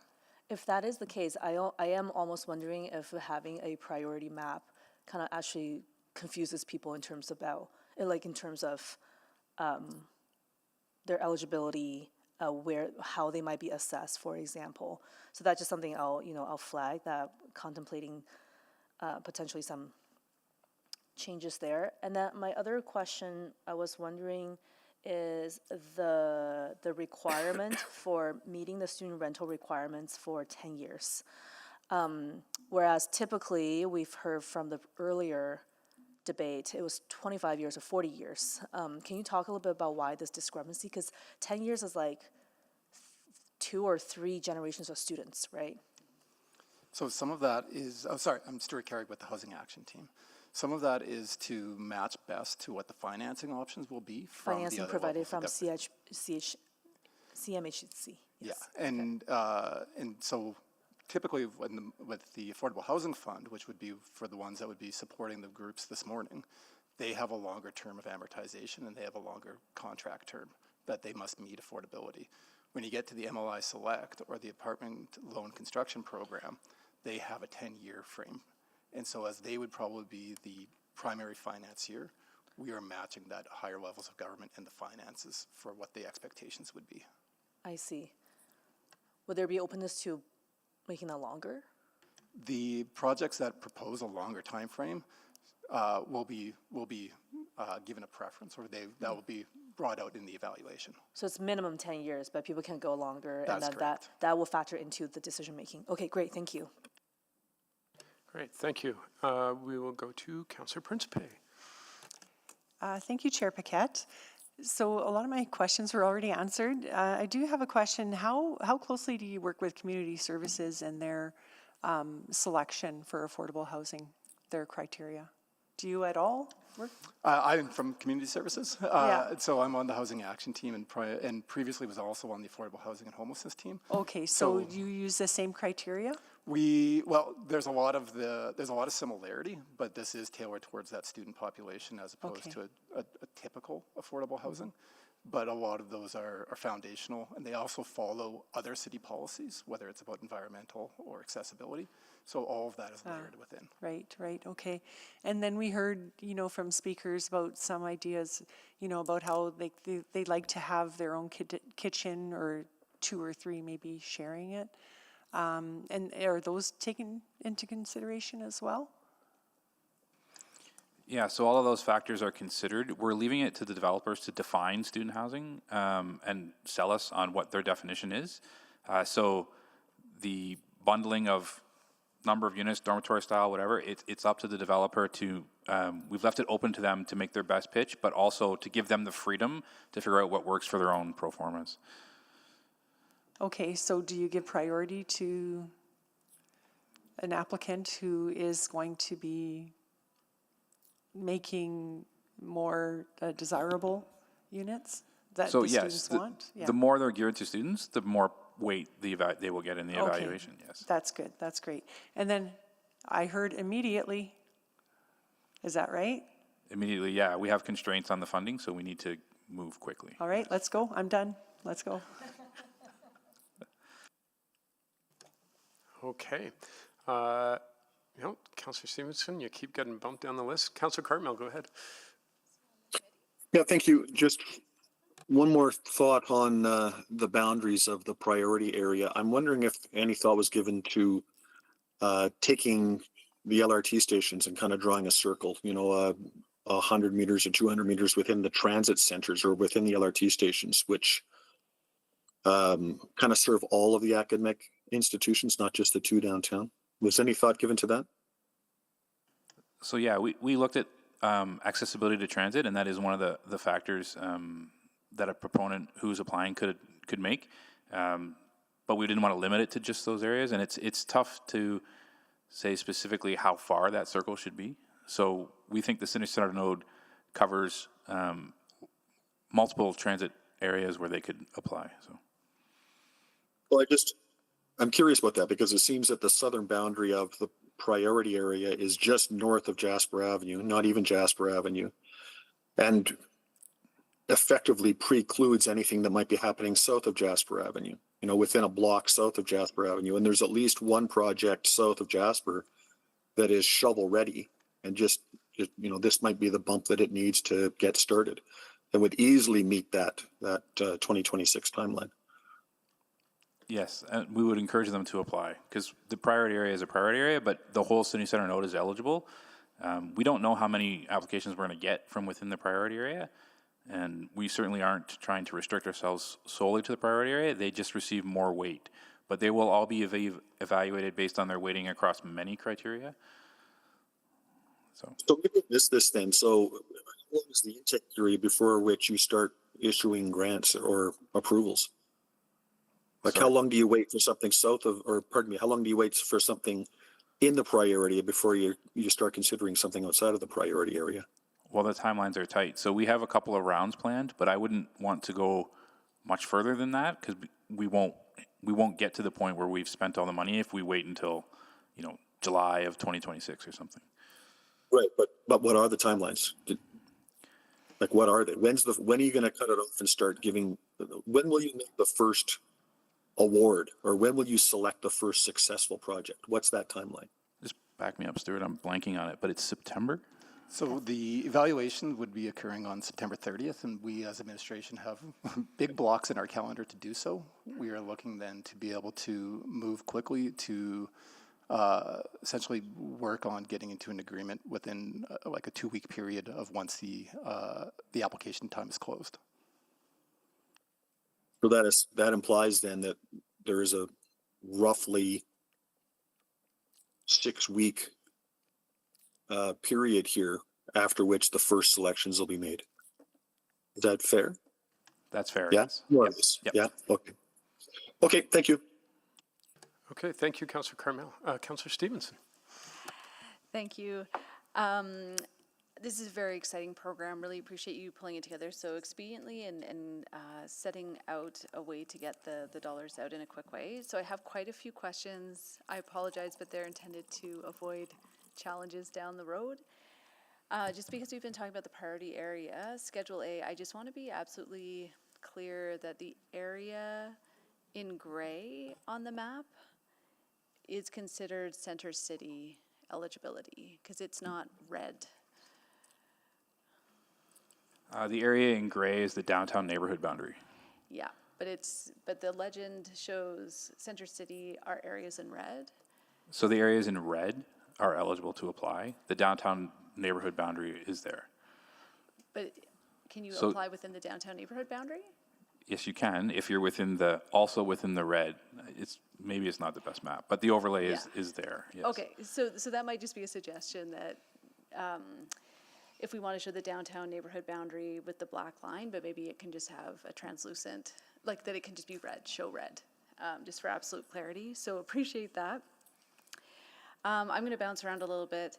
So I hear why we're sticking with 10 years in order to align with some of the other financing tools. Attachment 2 references the agreement lasting for 40 years. That would be the maximum. Okay, up to 40 years if they propose that. So again, someone coming in propose they're going to keep affordable. Okay, but then I also just want to clarify, these are not non-market affordable units, correct? There's a option that that is present within there. So if you were to build a new unit that had one leaseholder on it, then we'd be looking at they must meet market rental rates. The market rental rates are done through the same calculation as we do the affordable housing rental rates. As some of you heard, there was sometimes there's a desire for multiple what I'll call leaseholders within a singular unit. If they are doing that, those singular units must meet the MAR, so that is the affordable rate of what a bachelor would be. And so that's also a mechanism that we are trying to get the levels of affordability for students. Okay. But there's a bit of a pick your best path as well for the developer. Okay, so that actually helps answer a number of questions because I think the standard set out is the average monthly rental rate. So if it's a single, it has a single leaseholder for, let's say, a 2-bedroom, maybe there's roommates, but still they're just sort of sharing a single unit, then it's just the average monthly rental rates. But if each room is leased individually, then it's MAR for a bachelor, which is the actual sort of affordable rate. Okay. And that's still, I mean, recognizing that MAR for a studio, I think, is still above what we heard today in terms of 750 being. MAR for a bachelor suite in an apartment is 841. Yeah. And I think we heard that students were sort of around the 750 at the high end for a room. That is correct, and we do have additional information from a 2022 report that showed that typically what students are paying in Edmonton right now is closer to $1,100. Okay. And so we would be below what they're currently paying. Okay, that's very helpful. Then just want to clarify as well, so I hear AMAR and MAR being referenced in the program guide. Again, in attachment 2, it references CMHC. And I just wanted to confirm if that's CMHC as reflected in the average monthly rental rates or CMHC in the MLI Select. That's a good catch. We as on our MAR and our AMR actually reference CMHC information. And so it probably should read the City of Edmonton's MAR and AMR rates based off of CMHC. Okay, that's great. So maybe we probably need a motion to amend that if it's going straight to council. So we'll work to get that just to make sure there's no ambiguity there. I know there are some who want to see that at MLI Select, but I think there's a pretty big differential in terms of what affordable is.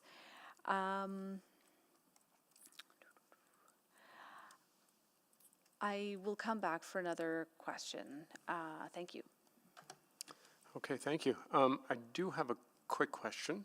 So we have the sort of priority zone, and but from what I'm hearing, that's just sort of like we had to have a boundary of some sort, so we've got one, within certain parameters. But if there is like a great concept that comes forward, like that's obviously going to be considered, and if there's a concept that isn't so great within the priority zone, like that great concept probably takes precedence.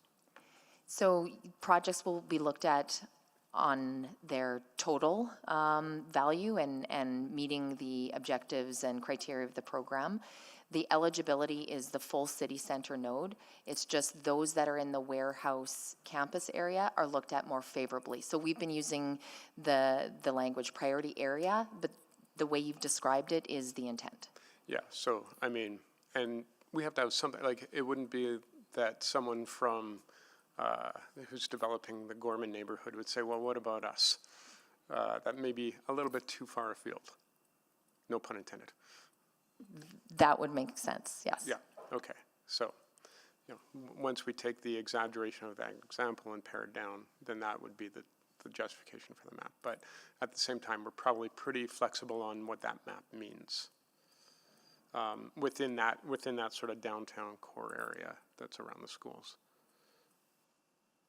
I think, Councillor Paquette, we're looking at having successful projects within the timeframes we have in front of us, and are looking to seek the best projects for the intended outcomes. So one of the things is geographic area, but recognizing we may not have the best projects that fall in that area. So we need to consider all of those things, right? And that priority area is one of the factors.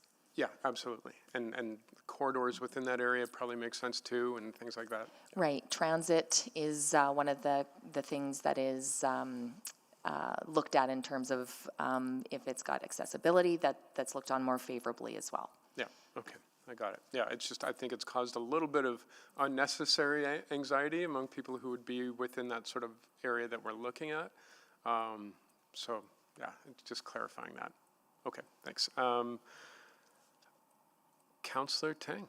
No, Councillor Wright. Councillor Wright she did ask questions already, or? To the speakers. No, to the speakers, right. Okay, my apologies. Councillor Wright, please go ahead. Thank you very much.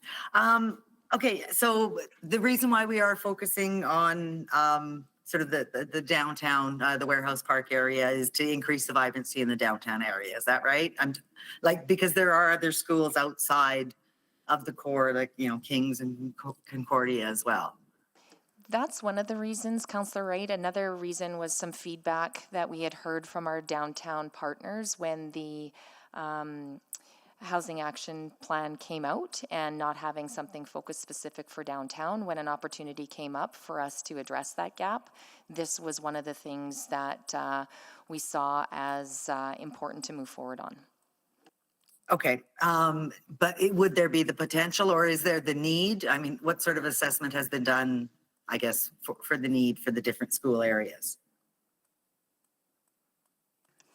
Hi, we actually proposed 2 actions underneath our Housing Accelerator Fund work, and it was to do the pilot, because we knew there was an immediate need from what we heard from the post-secondaries and the student unions, but also to conduct a housing needs assessment specific to the student population. And so that work is also being undertaken right now, and that will help define what I'd say is future actions. And kind of coming back to your previous question as well, there was the submission to the Housing Accelerator Fund was specific to the downtown, and that was also relevant based on what they were hearing from the students and from the post-secondary institutions at the time, as well as a desire to help urban downtown settings. Okay, perfect. And then I'm wondering, can you give me some actual dollar figures? Because my concern is really the affordability for the student to rent these units. So in the report, I think it talks about market housing or market rent. So a 2-bedroom, $1,645. They would both have to be students in order to qualify for the unit, because you were talking about them having to be like both on the lease. There's two different scenarios where a two-bedroom could be applicable. It could be that the developer chooses to do a two-bedroom, and they would be doing the AMRR, and that would be at $1,500 or $1,513, and that would be a singular lease where one of them is a student. Or it could be that they could choose that they wish to do a dual lease on the property. And so that way each one of the students would have the recognition of their own separate lease in that space. And in that case, they have to meet the MAR, so the affordable rate, which would be $841. And I'm sorry, how do they meet the affordable MAR? They would have to be a student to be eligible for the unit. They would both. Yeah, both of them would have to be students within that scenario. Okay, so a couple where one is the student and they have a child would still be paying the $1,500 a month. That is correct. Okay, and then in the event where I mentioned to Abdul about if there was like sort of one community kitchen living area with 4 bedrooms off of that, is that considered then one unit where the builder would only get $30,000, or would they get $30,000 for each bedroom? They would get $30,000, and that is because CMHC, through our Housing Accelerator Fund, identifies it as one unit. It kind of looks to that one singular exit to that main central hallway, and so that's how it's defined as a unit. Okay, so we're probably more likely to see bachelor suites and 1 bedrooms? We will probably see a mix between that and that larger 3 or 4 bedroom configuration where they have independent leases. Recently, we've seen different student-focused housing going up that has had that independent leases on those different sites, including one just south of University of Alberta. And through the conversations with the developers, they have expressed being able to bring on different products like that, where others have also said, you know, based on floor plates and configurations, we may also choose to make the student units bachelors or 1 bedrooms. Okay. Okay, my time is up. Thank you very much for the answers. All right, thank you. Councillor Tang, please go ahead. Yeah, I just had a question about that attachment with the MAR and the AMRR.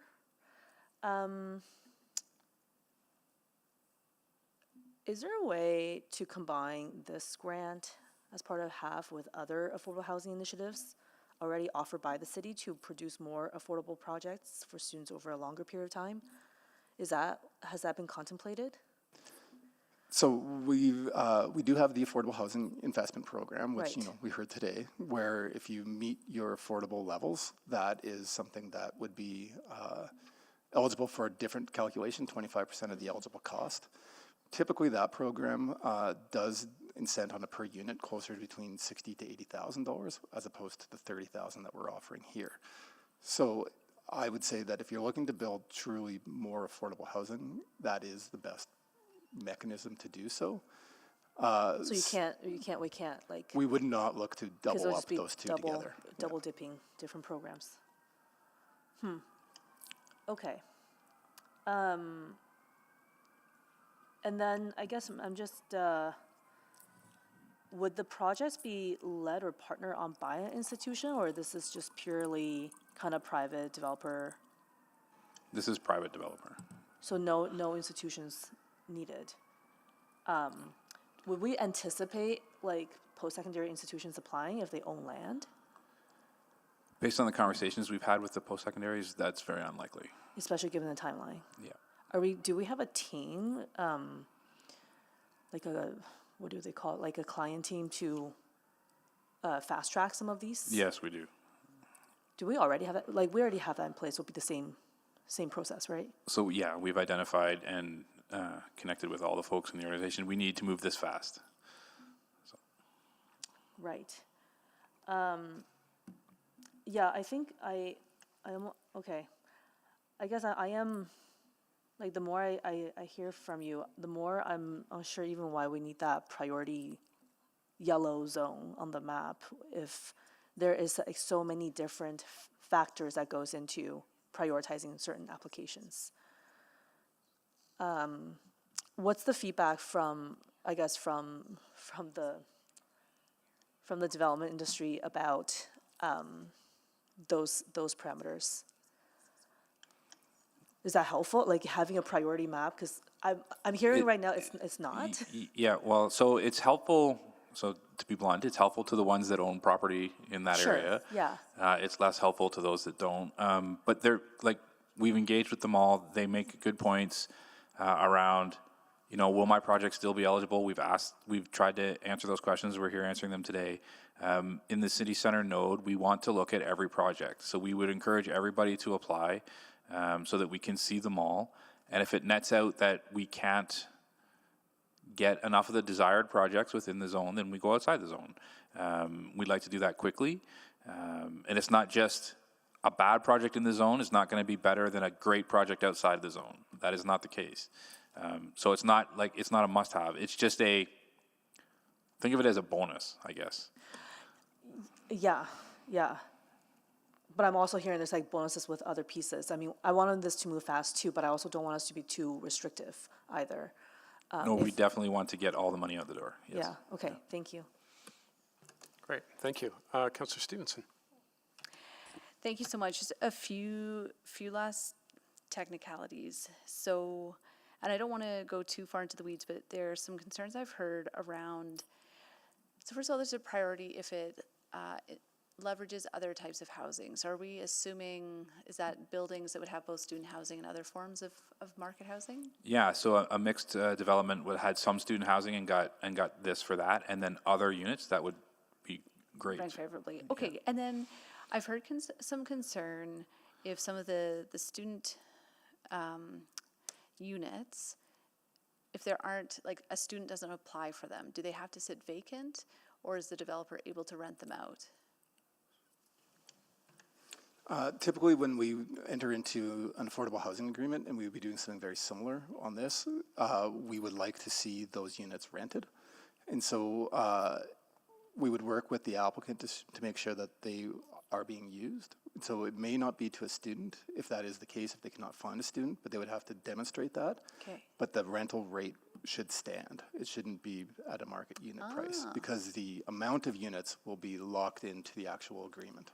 Right. Okay, that's very interesting. That seems like a good approach. It doesn't provide an incentive to not have students in there. Yeah. Okay, great. And then, so then I suppose that would also answer the question. I was just thinking, you know, if a student drops out, if a student is part-time, we'll be able to sort of work through those details in the agreement? Yeah, often, every year, groups will have to come in to essentially do compliance monitoring with the City of Edmonton. And if there is any discretion or anything that's not directly to the contract, we do work with them to understand why that is and how they can enter back into being compliant with our contracts. Okay, great. And then just a final one, I apologize, where did that go? Oh yeah, can you talk me through the priority for new purpose-built rather than office retrofits? It's not so much a priority as it is how does it meet the program's goals and objectives. So an office retrofit could meet the goals and objectives, and they're sometimes quicker. So I would again encourage them to apply. But we've got two things we're trying to do here. One is student housing, and one is to develop empty spaces. Vacant parcels. Okay. Yeah. Okay, and then again, just from a CRL conversation, these would all be fully taxable properties. Again, they're not offering non-market, so we don't anticipate any. We don't anticipate any. That would be at the discretion also of the province, who does have that tax exemption ability. But we wouldn't look at that through the eligibility of our affordable housing tax grant. Okay, great. Those were all my questions. Look forward to speaking to this at the appropriate time. All right, thank you, Councillor Stevenson. I believe Councillor Tang. Sure, I can move that Executive Committee recommend to City Council, 1, that the downtown student housing incentive as set out in Attachment 1 of the August 13, 2025 Urban Planning and Economy Report UPE 03036 be approved. 2, that the payment of any downtown student housing incentive grants be subject to the terms and conditions set out in attachment 2 of this report, and not exceed $15 million cumulatively from funding allocated by the federal government under the Canada Mortgage and Housing Corporation's Housing Accelerator Fund. And 3, that attachment 3 of today's report remain private pursuant to sections 26, disclosure harmful to intergovernmental relations, 29, advice from officials, and 32, privileged information of the Access to Information Act. Okay, thank you. So the motion is on the floor. If anyone has any questions specific to this that haven't already been asked, please sign up. Otherwise, I will ask that you sign up to speak if you wish to do so, with the understanding that there will be also an amendment to this motion. We could make the amendment now, but it might be, yeah, I guess we don't want to do a subsequent. Yes, if you're going to change Yeah. the attachments, please make any motions to amend them before you vote on this. Okay, well, let's throw that on right now. And we'll just get it in the chat. There's been a little bit of crosstalk about what that amendment should entail. Yes, just And give it me might one be a moment. compromise that makes everyone equally unhappy, so that's a winner.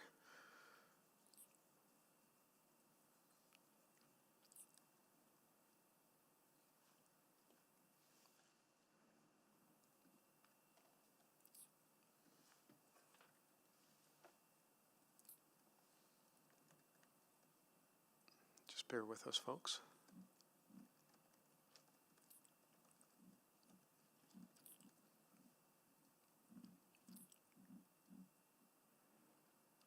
It is in the chat, and it is a three-part motion for 3 separate amendments. Okay, great. Okay, so I will move the following amendment to the motion, that attachment 1 of the August 13th, 2025 Urban Planning and Economy Report, UPE 03036, Downtown Student Housing Incentive Program Guide 2025, be amended to add the properties on each side of 104th Street from 102nd Avenue to 100th Avenue to the program priority area located in Schedule A on page 21. 2, that attachment 1 of the August 13th, 2025 Urban Planning and Economy Report, UPE 03036, Downtown Student Housing Incentive Program Guide 2025, be amended by changing the color of the downtown neighborhood boundary to red. And 3, that attachment 2 of the same report be amended to delete the text under level of affordability and replace it with student units must meet rental requirements lower than or equal to average monthly rental rate, AMRR, as published by the city. And to quickly introduce it, so the point 1 is essentially adding those areas to the program priority area because of the corridor that that street represents, and how it is like within easy walking distance and connectivity to the rest of the area that we consider a priority. And then on number 2, I believe that the rationale there is that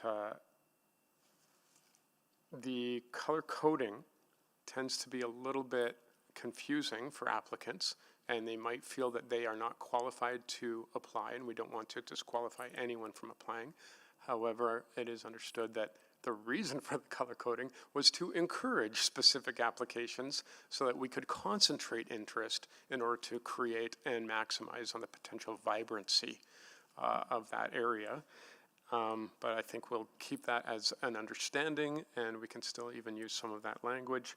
And then on number 3, I think that one just kind of speaks for itself. So that would be the introduction. Are there any questions?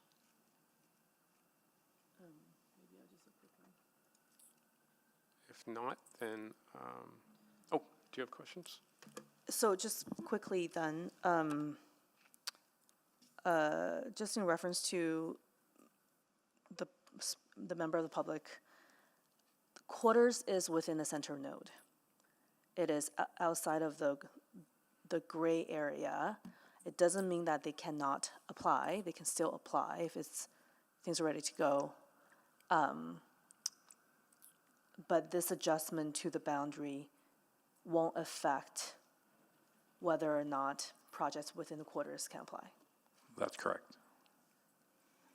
Okay.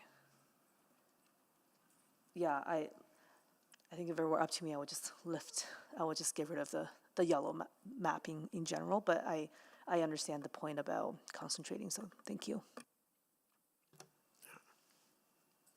Thank you. Any other questions? No? Okay, so please vote on the amendment.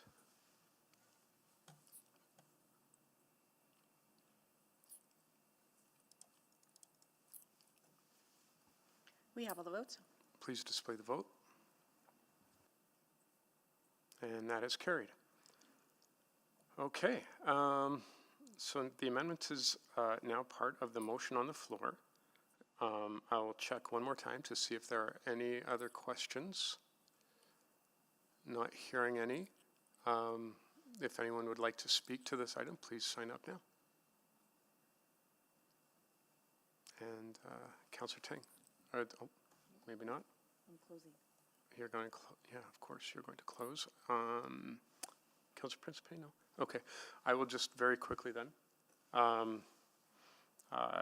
give my full-throated support to this effort. I think this is great work and speedily done by administration. Edmonton is quickly gaining a reputation of being one of the best places in the country to develop and even to develop affordable units for students and people who need a leg up, and this is something that we can be eminently proud of, and that doesn't happen without a first-rate administrative team. So kudos to you. And I would also mention that this program, one of the purposes is to create that concentration of vibrancy in the downtown, which is something that we've spoken repeatedly about needing. And so that is why there was those priority area sections marked out. But that does not preclude an absolute killer of an idea coming forward from outside of that zone that would be impossible to say no to. Just as if someone puts forward a proposition that within the priority zone that just does not meet muster, that development probably wouldn't get a pass. So I absolutely understand where administration was coming from in this, and I actually support it wholeheartedly, and I think that the concept remains, but I also understand and appreciate the contributions from councillors in order to also ameliorate some of the concerns that potential applicants would have had. So this is, if this passes, a really fantastic day for the city, and we can start going, pedal to the metal. Thank you very much. Councillor Stevenson. Thank you. I just want to take a moment to thank our administrative team for getting this done. We often are balancing really difficult decisions at this table, weighing many trade-offs. This was not the case today. This is a very easy slam dunk, and I'm so grateful for administration bringing it to us. And I think it's worth noting as well that it's not only the program that you've brought before us today, but the fact that administration went out to get that additional funding from CMHC. That $17 million didn't fall from the sky. That was a really intentional and very strategic ask and maneuver that administration made. So very, very grateful that we even have these funds to be allocating. I'm so excited that we can help to meet a key housing need in the downtown while contributing to vibrancy, the reanimation of parcels that have been vacant for many years, and support our city infrastructure, whether that's transit or the beautiful new green spaces that are coming up downtown. I do reflect on the important words that our speakers shared as well, that there is further work to do around even greater affordability for students. But I think this is a phenomenal start and a great legacy for our downtown. Thank you. Thank you. And Councillor Tang to close. Just want to echo some appreciation on this particular program. I know we've been talking a lot about housing today, and it takes leveraging of various tools and not just a single solution to support the overall housing landscape. And this is a really important one. I think this will add to address some of the in particular, the student housing pressures that we've been hearing quite a bit from post-secondary student groups, but also institutions themselves. I think it will help with the downtown vibrancy challenge. I think I was a little bit hung up on the warehouse campus map, partly because, you know, when we use boundaries that was developed from 20 years ago, I think a lot of study habits have changed. Post-secondary institutions, you know, how students learn, live in their community have changed. But again, I understand that's you know, that's, we want to see some kind of parameters.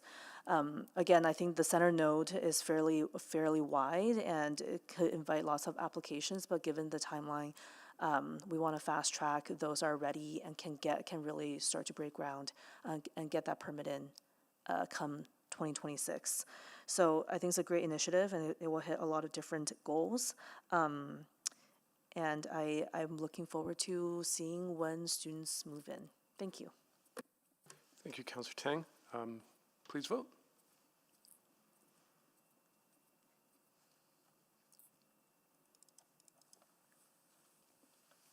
We have all the votes. Please display the vote. And that is unanimously carried. Excellent. So, moving on, I believe the last item before motions pending is item 7.5. That's correct.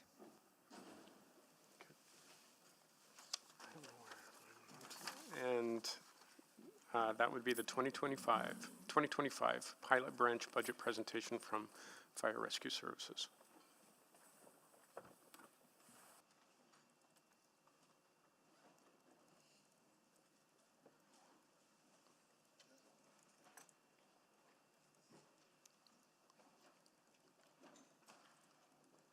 And I believe you have a 2-slide presentation, is that what I understand? 220, okay, yeah.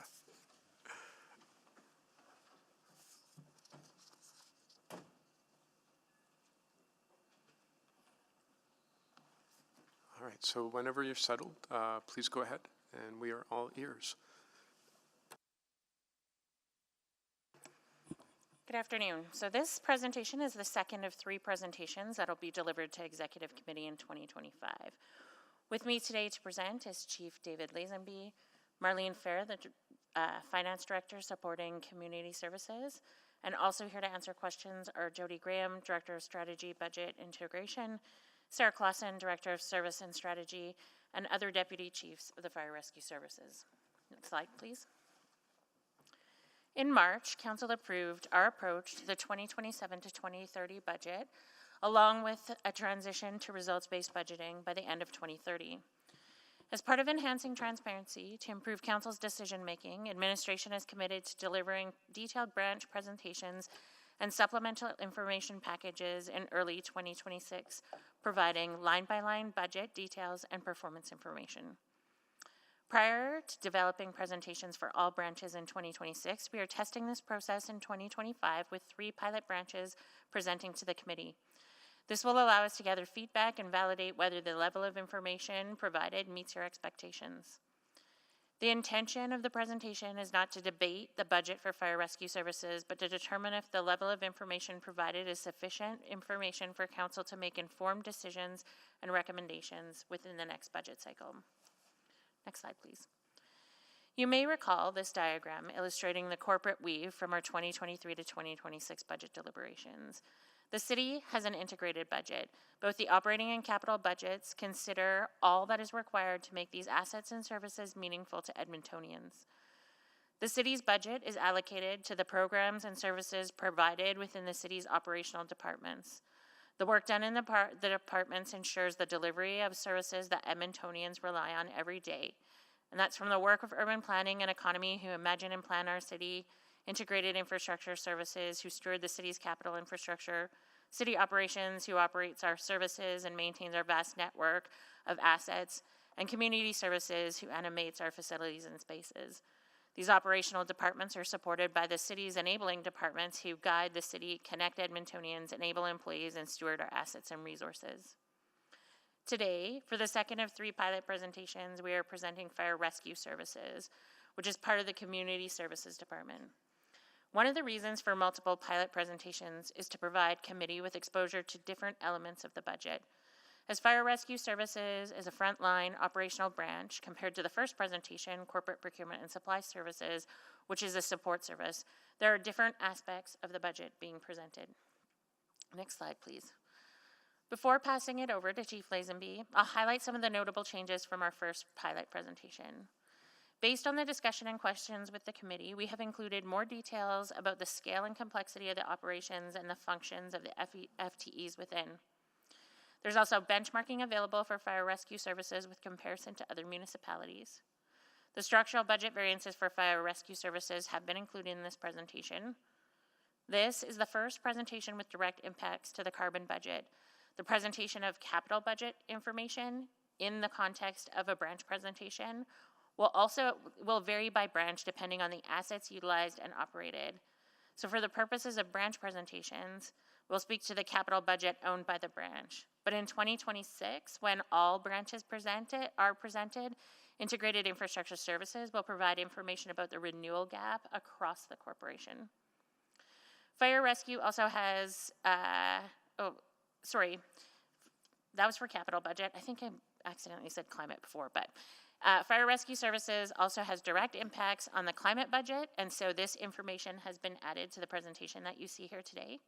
And I'll now turn it over to Branch Manager and Fire Chief David Lazenby to walk you through the presentation. Thank you, Stacey, and good afternoon. Edmonton Fire and Rescue Services proudly serves our city, and our mission is simple but significant: to protect life, property, and the environment. Next slide, please. We deliver on our mission primarily through three core functions. Fire prevention, this is our first line of defence. It's the work you see our teams doing in the communities, in schools, and in businesses. It's about being proactive so our firefighters don't have to respond. Fire and emergency response is the service that's seen when the alarm sounds. It's the immediate, professional and compassionate response our crews and dispatchers provide for everything from fires to medical calls to complex rescues. And last but not least, emergency management. This is the crucial work that prepares us for the major events. It's what ensures our city can respond to a large-scale emergency like a wildfire or a flood, providing a lifeline for our community when they need it most. Every member of EFRS, from our dispatchers to our frontline crews, is dedicated to our mission. Next slide, please. EFRS has in total 1,354 dedicated professionals serving Edmontonians. Management roles account for a small percentage, just under 2%, with 26 FTEs. Unionised leaders make up 13.14% of the branch, with 178 FTEs. And this slide also breaks down the FTEs and responsibilities across the three main sections. Community safety and risk areas are responsible for enhancing community safety, emergency preparedness, and critical emergency communications. And they have 127 FTEs, or 9.38%. The operations and training section provide the comprehensive emergency response and specialised training services, making up the largest section with 1,190 FTEs, or 87.89%. And the area responsible for logistics, technology, analytics, health and wellness, and future-focused planning has 37 FTEs, or 2.37% of the total. Overall, 98.1% of the EFRS workforce is unionised, 1,327 FTEs, which is a higher proportion of unionised staff compared to the city's overall jurisdiction, other than certain specific offices. Next slide, please. We don't operate in a vacuum.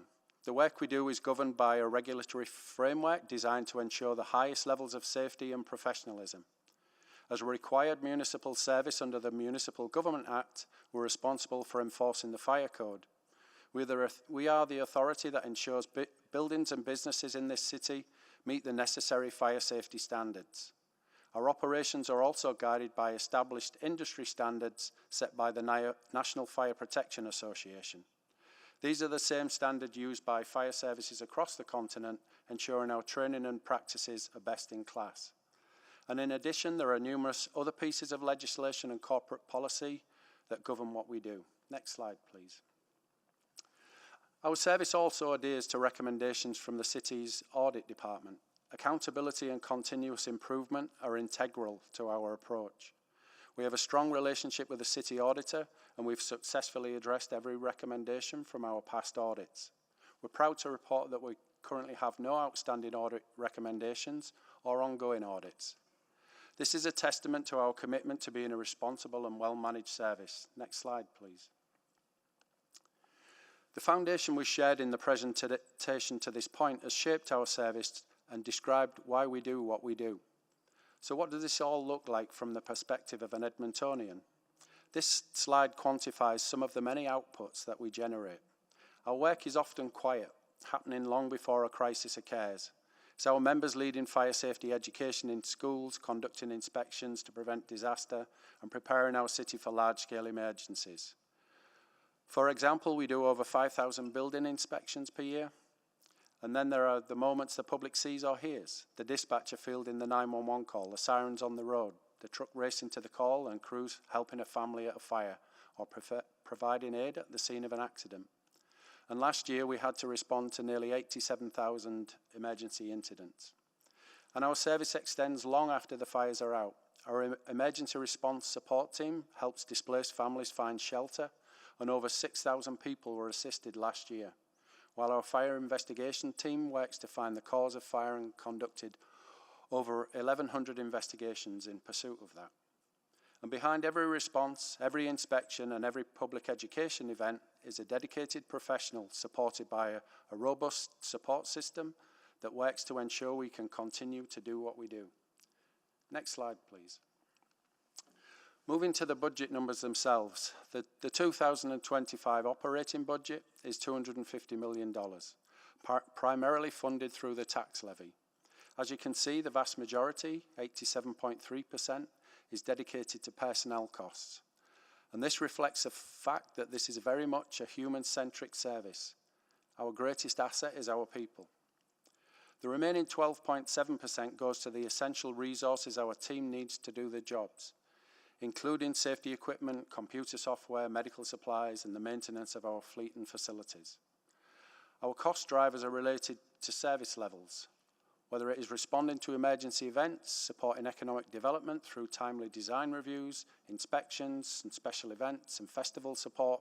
Our cost drivers are also connected to the age and condition of our fleet and facilities through the cost of ongoing maintenance. Next slide, please.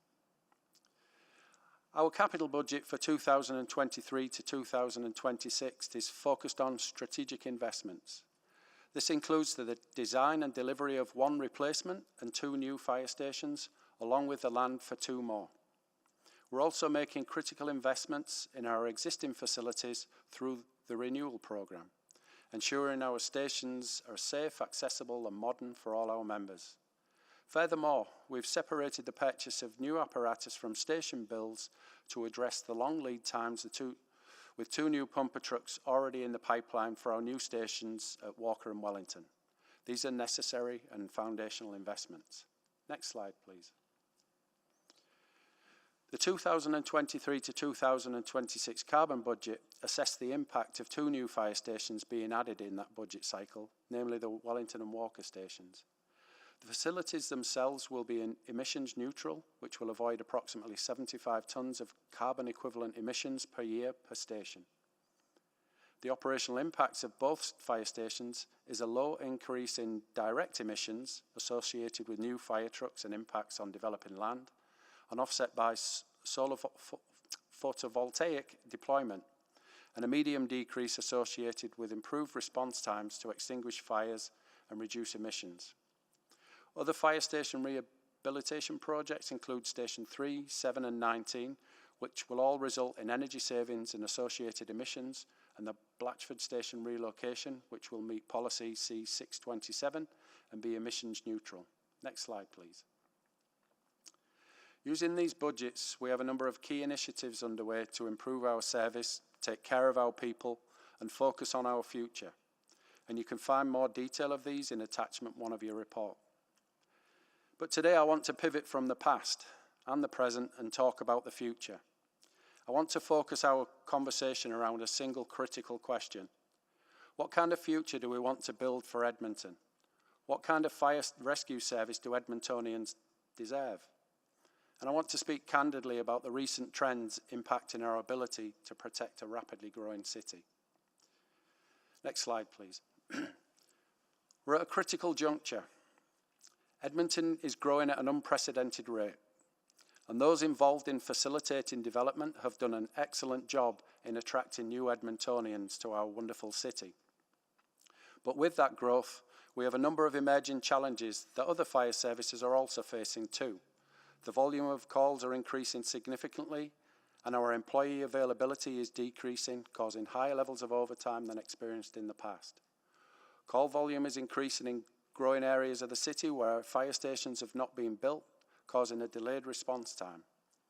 Both staff and fleet are impacted by subsequently responding to more, but with proportionately less resources. So let's assess what this looks like specifically in Edmonton. Next slide, please.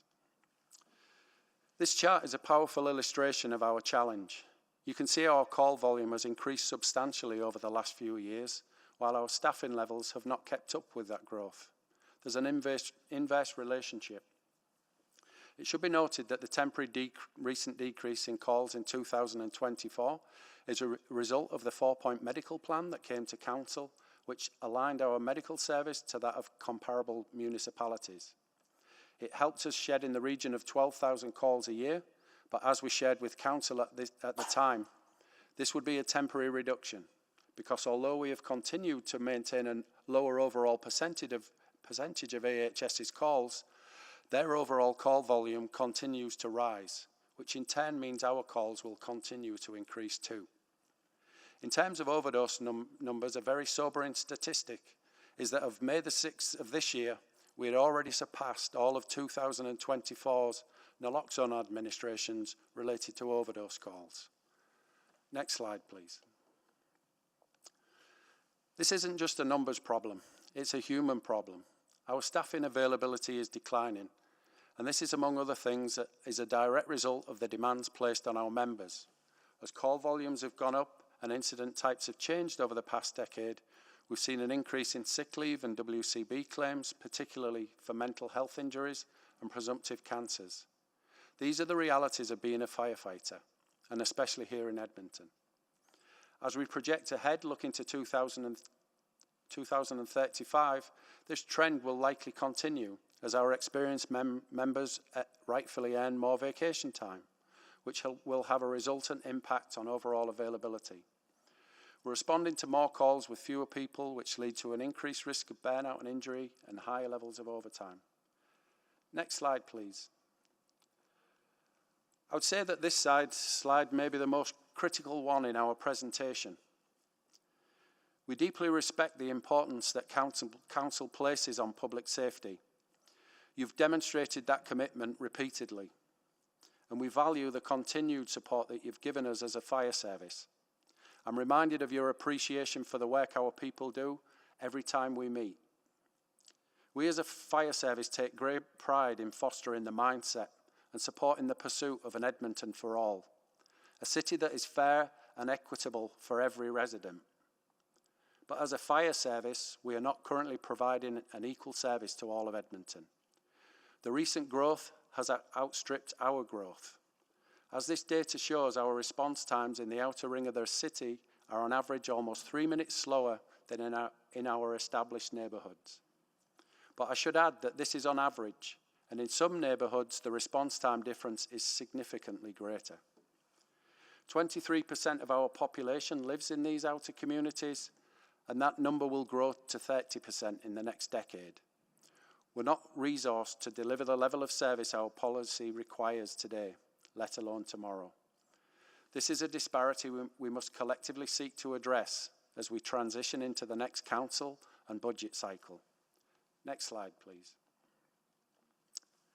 Looking at comparator cities reinforces that we are trending behind our neighbours. Edmonton has the second highest event volume across all calls, and we have the highest overall station coverage areas on average. We also have a non-medical response time that lags behind the comparables. This isn't about being behind.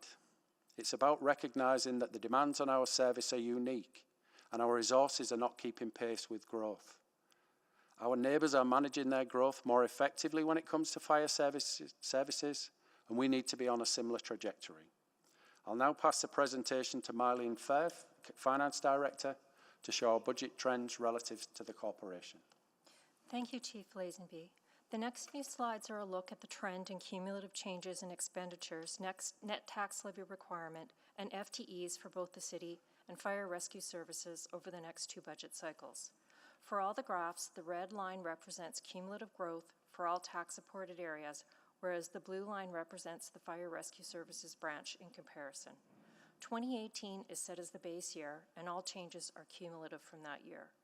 The chart on this slide compares the net budgeted expenditures, which are gross expenditures less recoveries. The trending information shows a higher rate of expenditure increases for FRS compared with the city for 2019 to 2021, and then a comparative decline in the expenditure budget growth for fire from 2022 until 2026. The higher rates for the branch in 2019 relate to the collective agreement settlement with EFFU for 2016 to 18, the annexation of the South Edmonton tanker truck, and fleet growth. Over 2022 and 2023, the new Windermere Fire Station and South Hazmat Unit came online with corresponding operating costs. Finally, the 2025 increase is related to the EFFU union settlements for 2019 to 23, which are smoothed out to capture the retroactive impact. Next slide, please. This next chart is very similar to the previous one, with the exception that revenues are included in the comparison.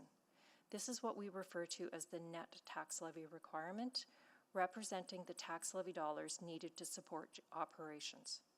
FRS generates limited revenue and therefore has a high reliance on tax levy funding, which is reflected in the city's trend line falling farther below the FRS line in the first part of the graph, and is a reason for the narrowing in the trend lines for the latter years in comparison to the previous slide.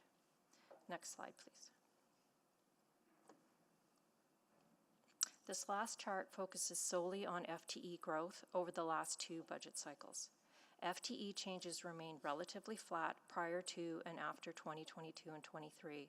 The addition of the new South Hazmat Unit and the new fire station in Windermere are the primary contributing factors for the increases. As demand for service for the new Hazmat Unit was lower than expected, the Hazmat positions hired in 22 and 23 were redeployed in 2025 to address overtime challenges. I'll now pass the presentation back to Chief Lazenby to talk about additional budget pressures.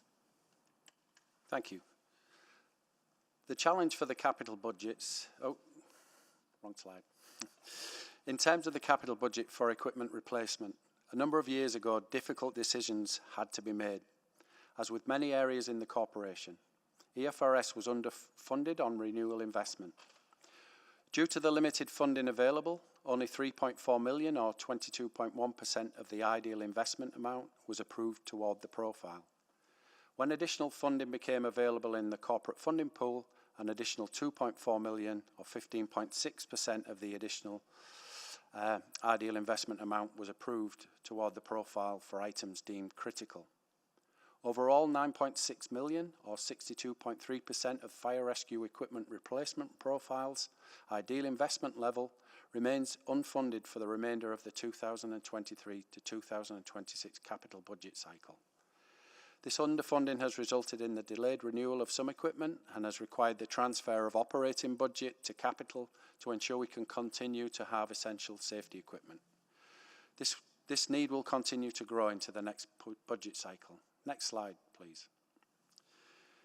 The challenge for the capital budgets is further magnified by a trend seen across North America in recent times. We, like many fire departments, are struggling with the fact that the cost of fire apparatus has doubled in just a few years. Our fleet reserve, which we rely on to replace our aging fire trucks, is no longer sufficient. If left unmanaged, this shortfall could grow to 46 million by 2033. We are actively working to reduce this number by reviewing our truck specifications and replacement rates. We're doing all that we can to limit the burden and are finding ways to make our budget go further and have shaved hundreds of thousands of dollars off the cost of certain types of apparatus. But the problem is too big for us to solve alone, And in fairness to anyone that came before us, no one could have foreseen this exorbitant increase in apparatus costs and in such a short space of time. It's caught all of the fire industry by surprise. This issue is only related to existing fleet. As we purchase new fleet, the operating contributions to the fleet reserve have been adjusted on a go-forward basis. It will require a collaborative solution to ensure our fleet is up to the task of protecting Edmonton for the long haul. Next slide, please. Our budgets are also experiencing pressure from environmental impacts. The past couple of years have seen record numbers of wildfires in Alberta. Edmonton Fire and Rescue contributed to the wildfire response for the Wood Buffalo and Jasper wildfires by assisting almost 5,000 people and pets through the ESET programme. And these responses were supported by 433 staff and caused the city to incur $11.5 million in costs. To date, only the mobilisation support costs to the town of Jasper have been recovered. Finance staff are working hand in hand with the municipalities of Wood Buffalo and Jasper to recover the remaining outstanding costs. Delays have been the result of finalisation of invoices with various vendors and limited resources on the city side to compile supporting documentation to the level of detail required for reimbursement. And wildfires are also a local concern, and the City of Edmonton is creating a plan to manage these risks in areas where urban development meets undeveloped vegetation areas. The Wildland-Urban Interface Wildfire Risk Strategy will address the increasing threat of wildfires in urban areas due to climate change and expanding urban development. Next slide, please. Overall, these pressures have been challenging, but they've pushed the service and the management team to think differently about how we do things. And as you can see, we've found new ways to save and avoid costs amounting to $5 million in reductions. We're working harder, we're finding efficiencies, and please know we're doing everything we can with the resources we have. Next slide, please. Council also saw last year that EFRS, as well as many other areas of the corporation, had structural budget issues, mainly due to overtime for the reasons mentioned earlier. We're happy to share that through a number of creative strategies focusing on overtime and position variances, we've reduced this issue by half in only one short year, and we will continue to look for ways to enhance efficiency. Next slide, please. We know that there are challenges facing the way we provide our service, but they're not insurmountable and there are options. For Council, we believe there are decisions that can be made to how we plan for growth, our service levels, and the funding model to achieve it. And I'll address each of these in the following slides. Next, please. Fire and emergency response is the largest service we provide, and its service level drives much of our business. Fire dispatch has a target of 90 seconds from the start of the 911 call to dispatch a fire truck. Firefighters then have a target of 90 seconds to get themselves and the PPE in the trucks and out of the stations. The first arriving unit has a target of 4 minutes of travel time to arrive on site, providing an overall target of 7 minutes from the start of the call to fire dispatch to a fire truck being on scene at an emergency event. If additional crews are needed, they have another 4 minutes of travel time and to arrive on scene within 11 minutes of the initial 911 call. The first truck on scene is key, and the 4-minute travel time is a critical target to meet. The 4-minute travel time target for EFRS is based on the NFPA 1710 standards and is crucial because fires can reach a critical flashover stage in minutes. Faster response times increase occupant survival rates, enable quicker rescues, and minimise property damage by allowing crews to intervene before extensive fire spread. This target is a data-driven benchmark that guides strategic planning and demonstrates a commitment to effective and safe emergency response. Between the dispatch time, the turnout time and travel time, we have the least amount of ability to discreetly control the travel time. This is impacted by road networks, speed limits, traffic density and construction. We do our best to continuously optimise routing to events and use technology to manage traffic lights, but the travel time is a key factor in where and when we plan for and place an additional station and to have fire apparatus closer to events. It should be noted too that research from the underwriters' laboratories show that home fires today spread significantly faster than 40 years ago. UL says that we only have 3 minutes on average to escape the average fire, compared to 17 minutes in 1980. Homes burn faster and hotter than ever before. And the reason for this significant speed up is due to the increase in plastics and other synthetic materials found in homes today. In addition, there is far less mass in the materials used to build homes now. This lightweight construction fails way sooner than legacy construction. Next slide, please. The map you see on this screen is the success rate of our 4-minute response time to different areas of the city. Green represents success, red is a late response. The black dots are where we currently have fire stations. Our response time success is obviously tied to where we have the stations. This data is generated using modelling software that takes into account past performance, service demand, availability of units, road networks, construction, speed limits, amongst other things. Our overall 7-minute target time is in the council-approved fire rescue policy and is based on an older version of NFPA 1710. Current service level recommendations for first arriving unit are quicker and closer to the Toronto target of 6 minutes and 20 seconds. For Edmonton, adjusting service levels in either directions presents risks. Next slide, please. By ward, we have a very clear picture of what this looks like. We do not currently have enough stations in some areas of the city to achieve our 4-minute travel time, and as a result, we're not meeting our current service levels. Adjusting service levels lower presents a risk I described in the last slide. The longer it takes to get to an emergency, the higher the chance of increased risk for people, their property and environment. A slow response time has financial implications for affected neighbourhoods. This includes implications for residential property insurance rates. The performance of the fire service is monitored through the Fire Underwriters Survey, who in turn provides this information to insurance companies who use this to calculate the probability and magnitude of property loss. And also through the building code, where there is additional regulation and cost when building homes outside of a 10-minute fire service response time. Next slide, please. And this is affecting areas that in some cases are already heavily or increasingly populated. The areas highlighted on this population map show where we see our current highest risk areas. The black dots are our existing station, plus the new stations we currently have approved for building and delivery in the next 3 years.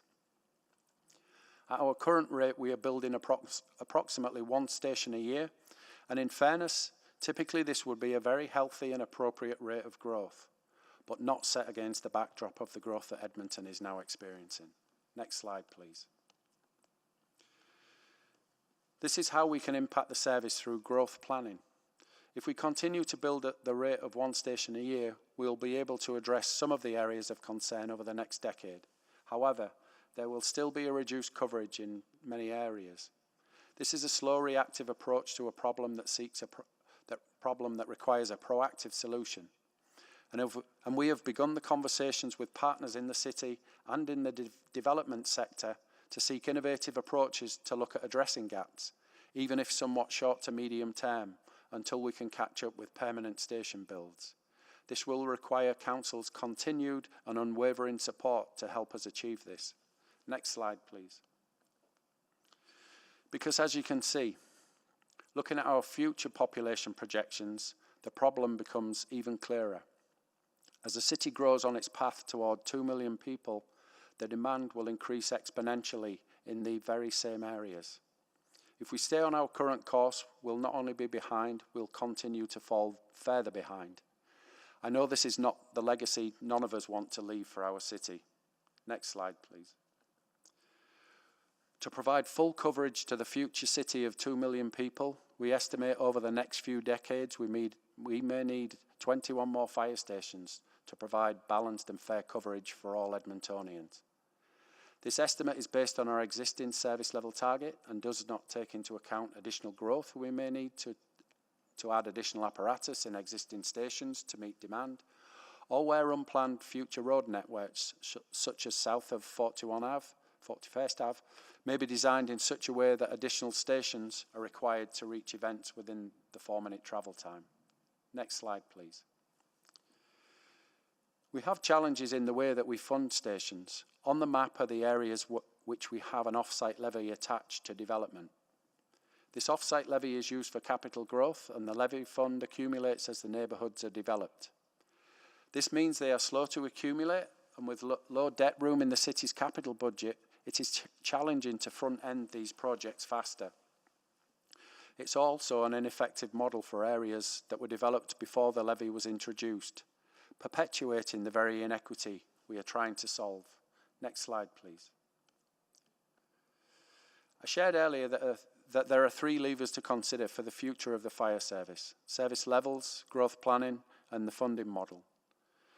The way we are moving right now would typically be considered good, and I want to acknowledge that, but it's slow in relation to growth. We have off-site levies in place, we have defined service levels that are in range of comparable municipalities, and we've started to trend toward building 1 station per year. But this is slow to manage the risk that we now face. It continues to impact the wallet of residents in higher insurance premiums and additional construction costs, and it does not address the shortfall in apparatus and equipment replacement identified earlier. A better scenario is to focus on our funding model and growth planning while leaving the service level as is. We can explore different ways to fund stations and consider how to phase in permanent service through temporary options. Create a plan in the capital budget to address apparatus and equipment renewal shortfalls, and consider what a funding formula can look like for the future to address the impacts of population growth, not just the physical growth of the city. The best case scenario is to focus on all 3 levers, bringing our service levels in line with current industry standards and improving our response times from 7 minutes to 6 minutes 20, accelerating our permanent station builds and incorporating additional funding tools. While this information may feel a lot, we wanted to share the full picture with committee of where the challenges and opportunities are for the fire service in our future city. Next slide, please. But I want to be very clear. The Edmonton Fire and Rescue Services of today is still excellent. Our public satisfaction ratings are exceptionally high. We are constantly considered a core strength of this city. And quite frankly, that is testament to our people who, despite all of the challenges they face, continue to deliver a service that Edmontonians value and appreciate. Next slide, please.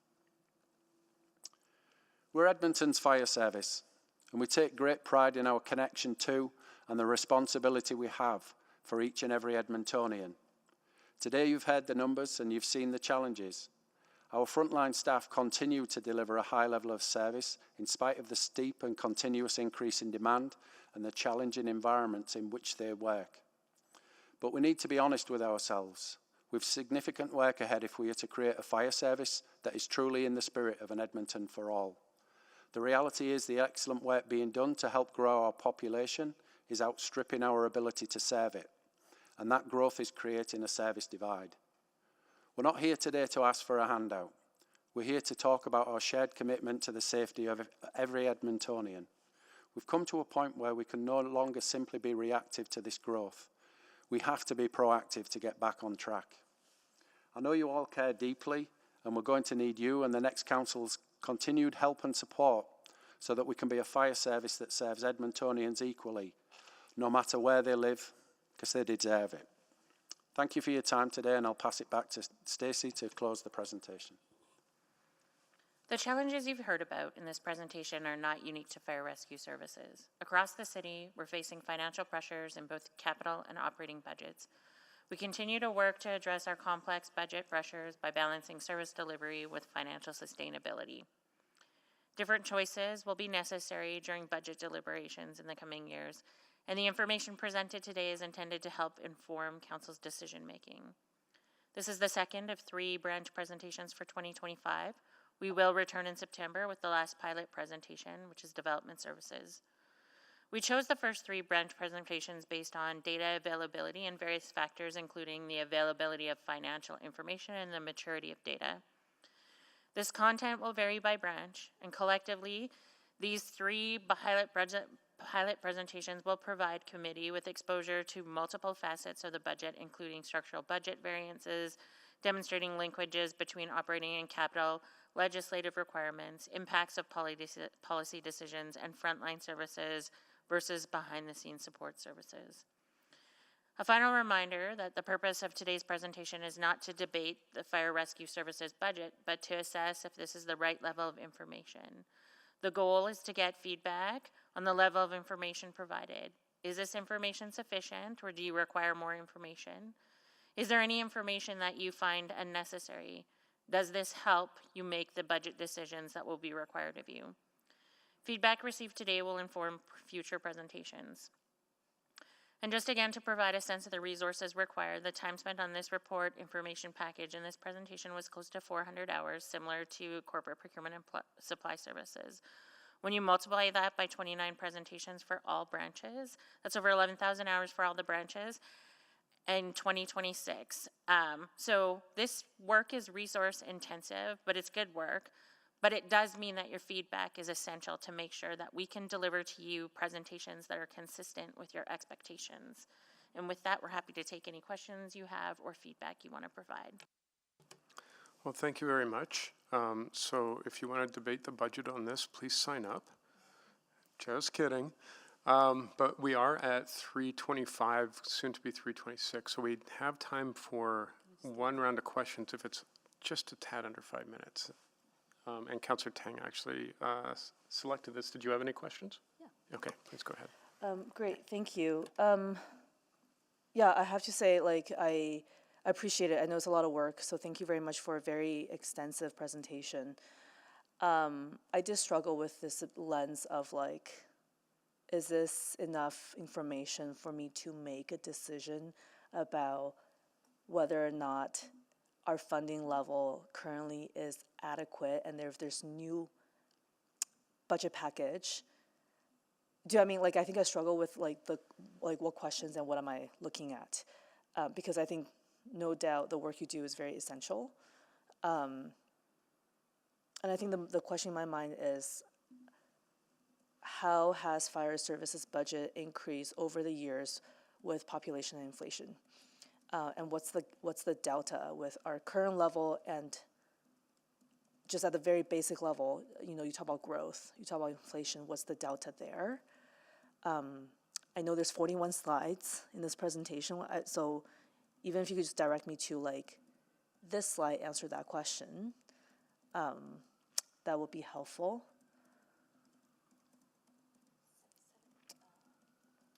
So I think it's probably Marlene, the slides that Marlene delivered. So slides 2021, 2022.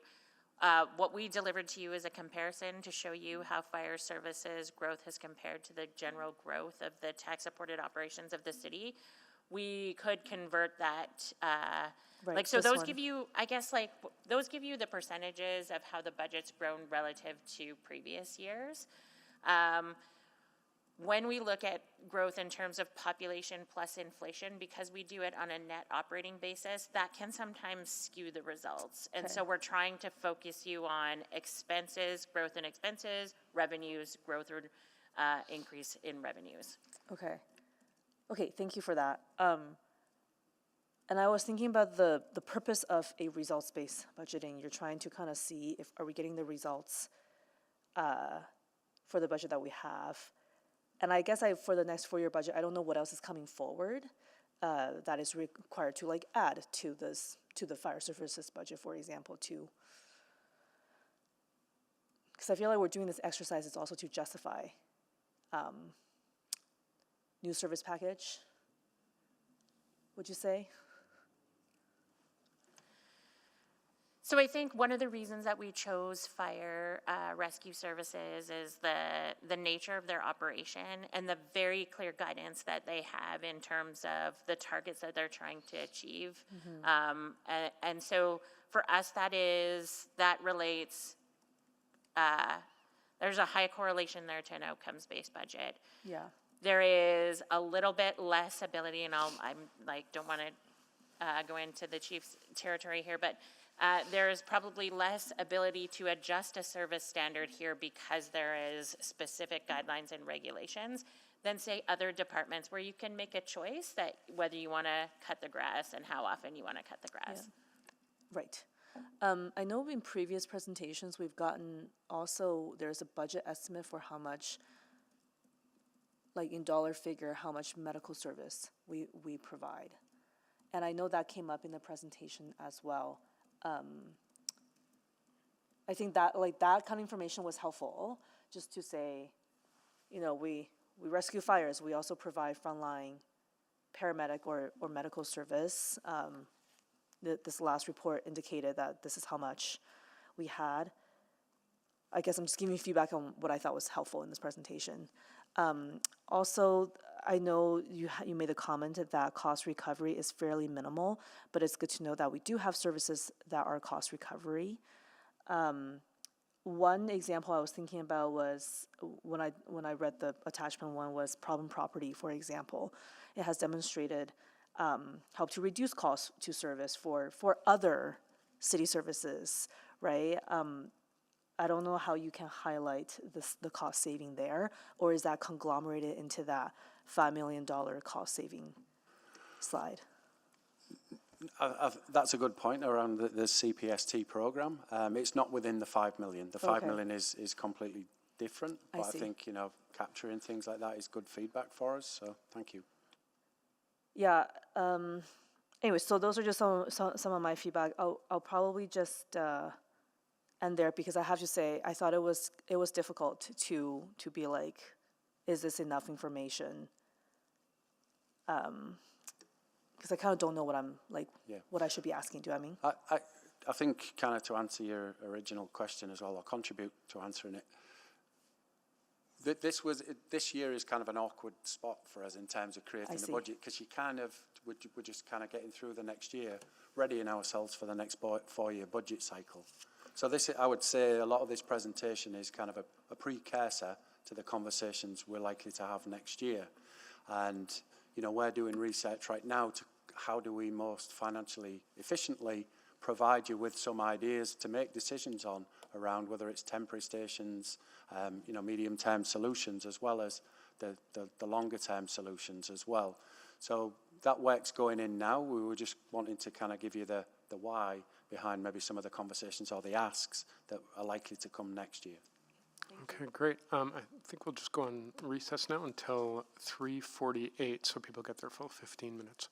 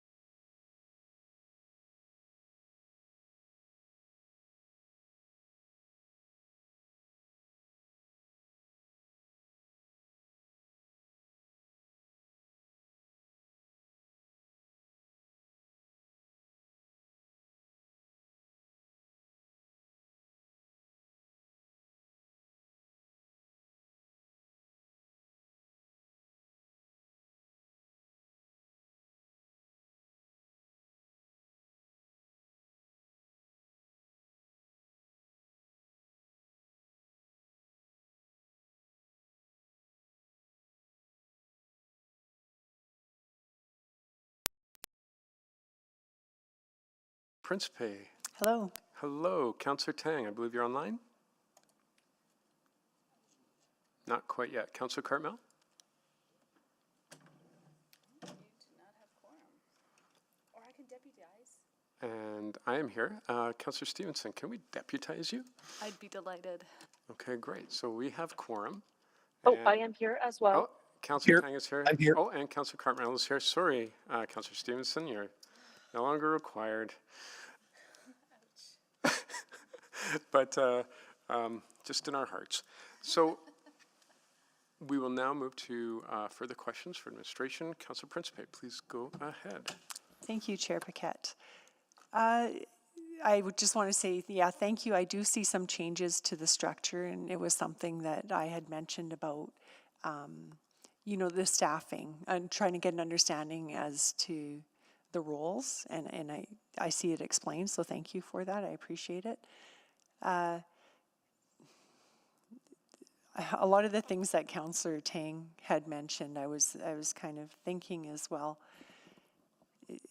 I see like the dollars that we have here, that the amount of money that we see here, the program summary by account category, it seems very similar to what we get yearly. Is it not? Is it very similar to what we usually see? The piece in attachment 1? Yes. Yeah, it's the same table.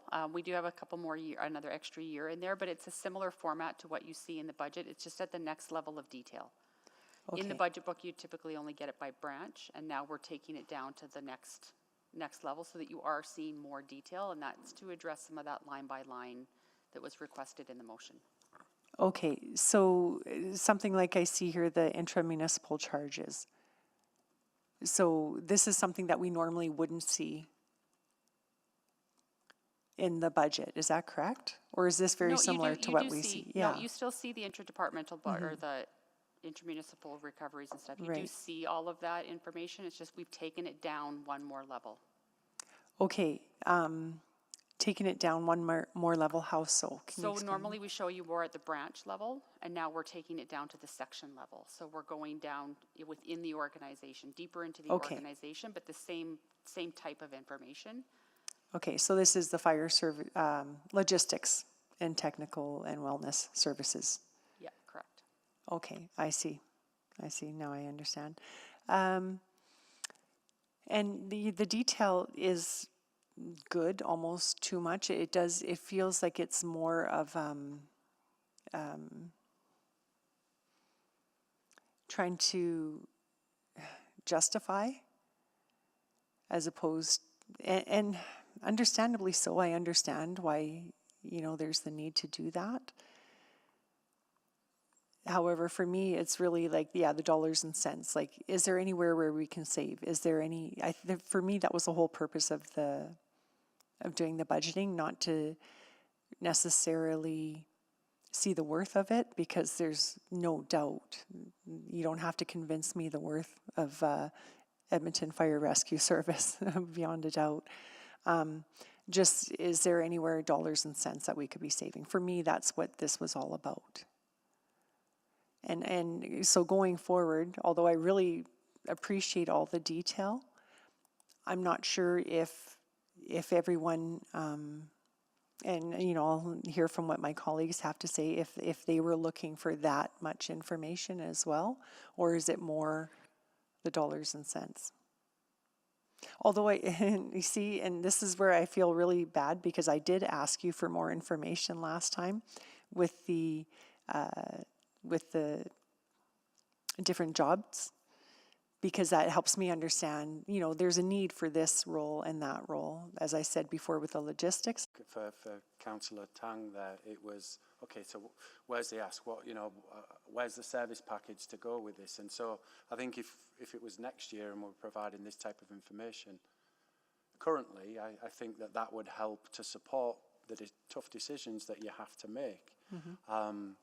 But if we didn't provide that, and we just provide the dollars and cents and just say there's the service package, because sometimes you're limited by the real estate of a service package template, to me it then becomes even harder for you to make those decisions and compare and contrast different approaches. So I'm just Where's that? You're right. You're right. This would go very well with a service package because it does help explain, and it was very, like, there was a lot of information here. So, and I can see, it really did open my eyes as well. However, the only thing I didn't see was like the dollars and cents. I did see, the breakdown of the dollars and cents, but if there was anywhere where we could make a savings. I think, Council Principe, some of what we were trying to show too is that we have been doing our savings, and that's what he was trying to get across in the presentation. He did have a much larger structural budget variance, and he's been able to cut that in half. That happens because we find dollars and cents savings and efficiencies and effectiveness and continuous improvement. CPSS talked about the same thing, right? All of the continuous improvement that we do, that's to help demonstrate that we don't just start from the previous year and add. We are always looking for ways to make sure that we're not asking for every penny, that we're trying to find efficiencies and effectiveness as we work through. Right. Okay. Thank you for that. All right, thank you, Councillor Principe. Councillor Stevenson, please go ahead. Yeah, thank you so much. It's really exciting to see this work evolve, and I think this is for me, a really exciting next iteration. So yeah, I'm very grateful for the FTE breakdown that was provided. I think that was really helpful in sort of the sample title names. That's just a really great way to map it. I think that I feel, because as you say, it sort of effectively gets down to the section level more or less, which I think is really, really helpful. My only other thought with that is in the written report, this would be like page 2 where it says branch services delivered. And so it has it by branch, and then it has those different things. For me, there's a bit of a disconnect between those services delivered and then the resources allocated to them. I don't think we can draw those lines. This is a much heated debate we always have in the city. We don't actually budget by service. We don't have the capability of budgeting by service, and so we budget down to the program level with, as we work through the system, but we don't actually take those budgets and break it down to the service because we just don't have the capability to do that within our systems. Yeah.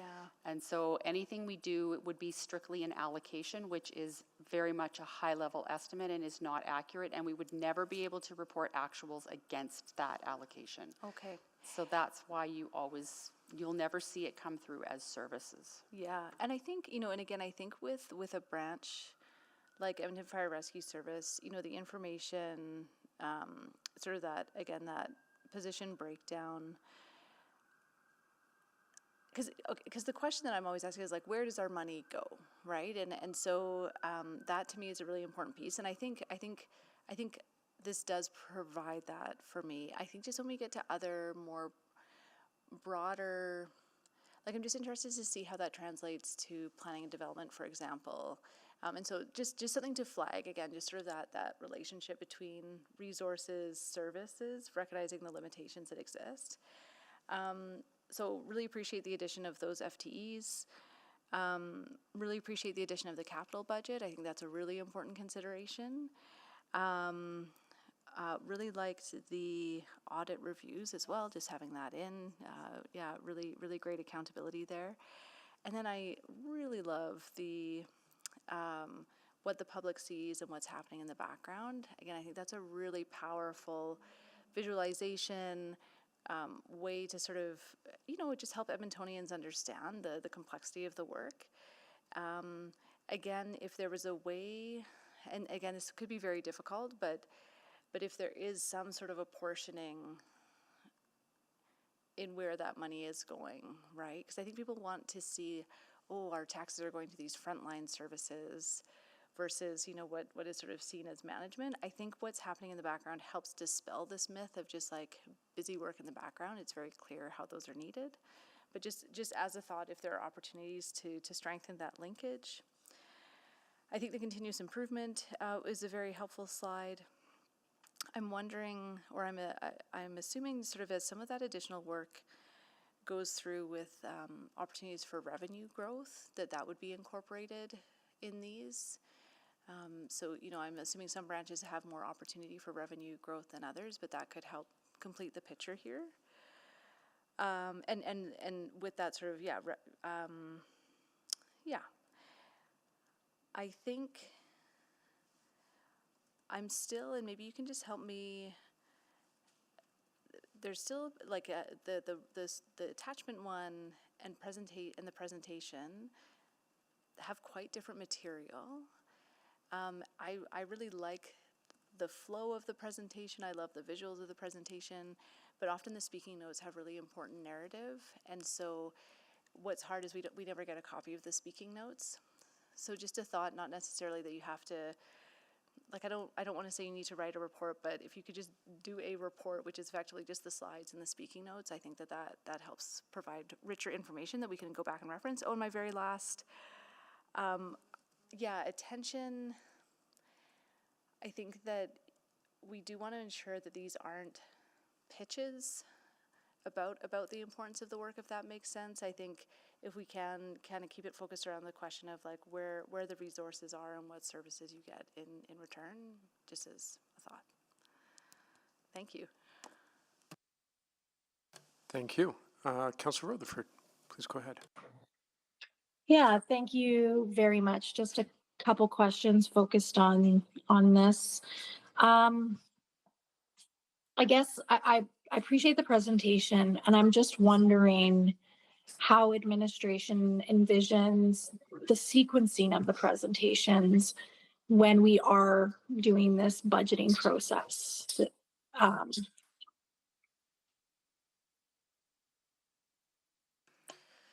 So, Councillor Rutherford, I think we haven't fully landed our approach on the sequencing to presentations, but we've been having conversations internally about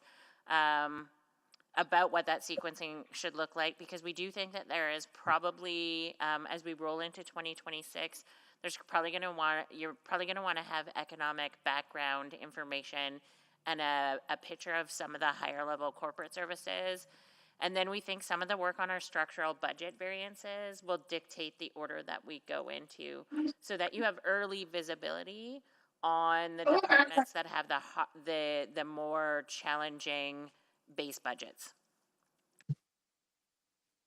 Yeah, I'm more just even talking about like what would have helped me as a new counselor in the November fall supplemental budget or the 4-year budget debate, right? And so I do think about had I had some of this information, I might have been able to be armed with more arguments to maybe say we should be prioritizing fire halls over a recreation center. Not that one is more important in the overall benefit of our city, but one is an essential service and we're not meeting that, right? So I don't know how we get to, because the sequencing to me is really important. If we're looking at it, when you're presenting these, if they're coming in isolation from one another, if we're grappling with community services in one meeting and then we're fire services in another, and so on and so forth, are we making decisions about those budgets and those presentations and then moving on? Because if so, then I think the sequencing will really matter. So we think the sequencing matters too. I think what we're trying to design is a process that allows you to get in segments all the pieces of information so that you're prepared for a holistic discussion, which will come with administration proposing their recommended budget, and then you having the ability to debate that budget as a whole. So the goal is to set you up for a fulsome debate in 4-year with all of the background necessary to make those linkages and to understand the relative weightings and importance of the issues that we're dealing with. If I can add to that, Councillor Rutherford, basically you're going to get all of the presentations earlier in the year so that when we bring you the budget, you will have already had all of the information. We would not be asking you to make decisions as a result of these presentations. Okay, yeah, that helps. I guess, so another thing, when we're just talking about the fire services, I I see the need for, if we pace out as we're continuing to pace out one fire hall per year and into the next capital budget as was presented, I still think about the outlying conversation about some of our policies that are driving up costs. And so is there going to be conversation around some of this, around if we readjusted this policy, we could do an extra fire hall to keep up with growth, as an example?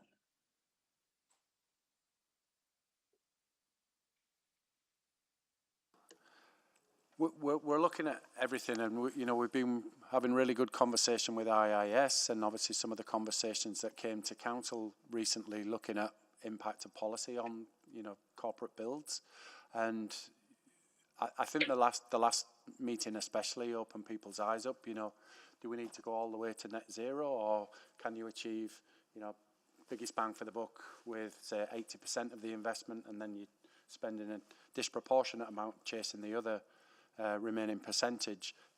Conversations like that are stimulating, and we're looking at that. We're having conversations with the private sector.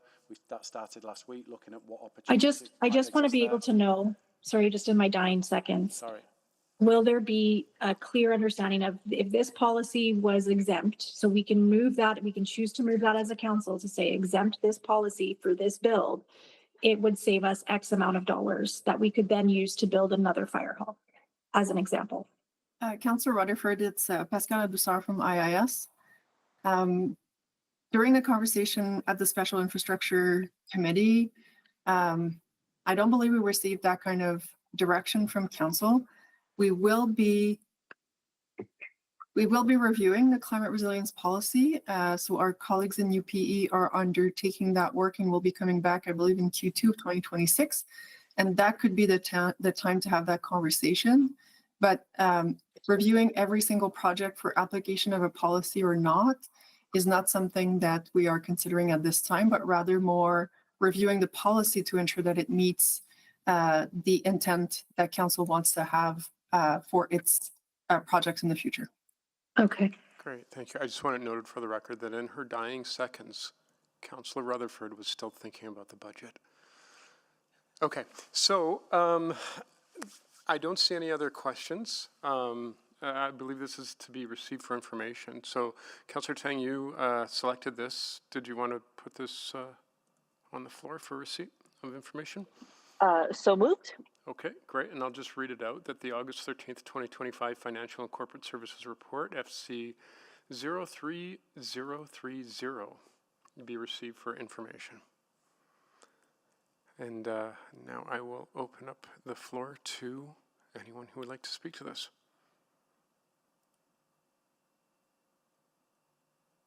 Okay, I will just say a few quick words. Thank you for this work. I think it's phenomenal.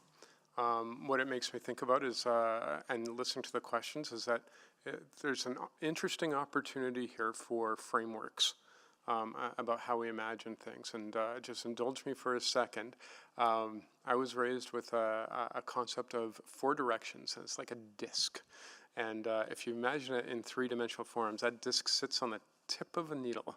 And when you have parts of your life in balance, then you're balanced on the needle. When something is unbalanced, you start getting that tilt.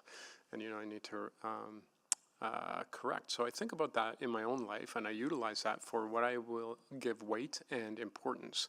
The least important something is, the closer I put it to the fulcrum, or the tipping point, and the more important something is, the more it goes to the edge. And therefore, I can sort of balance what I do with my time, energy, and money in the different aspects of my life using that model. And I think that's what I was hearing today. Like, we would like to know how one thing impacts another and the overall balance of a budget in the city and the overall service delivery requirements of a city. And I think that this report does it pretty well. Would I like to know how much waste there is when someone takes a bite of a cookie in a fire hall and the crumbs fall down? Sure, maybe, but is it really relevant? Probably not. It's the bigger things that I think would consume our attention, and that's sort of what we got here. And I deeply appreciate it. Like, the order of importance is obviously there. The rationale for why that's important is there.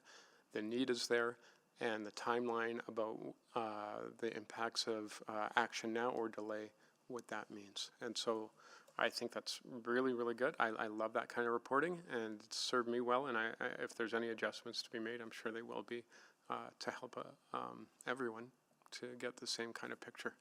But otherwise, I deeply appreciate the work on this report, never mind the actual work that you engage in every single day. So thank you for that. Councillor Tang, did you want to close? Yeah, sure. Very briefly, thank you for that, Councillor Paquette. And I really appreciate the questions from my colleagues. Help to further shape how I think about this presentation and the ones to come with all the other branches. You know, I'm very focused on the city manager who has often brought up the refrain of people, time, budget, and equipment. You know, and I think this presentation was really thorough, and I thought you covered so much ground. I am a little bit worried about just the amount of resource and how sustainable this will be going forward, considering we have so many other branch presentations. And you know, at what level of weeds should we be diving into? I'm still trying to fully grasp how this process will unfold as budget comes closer and closer.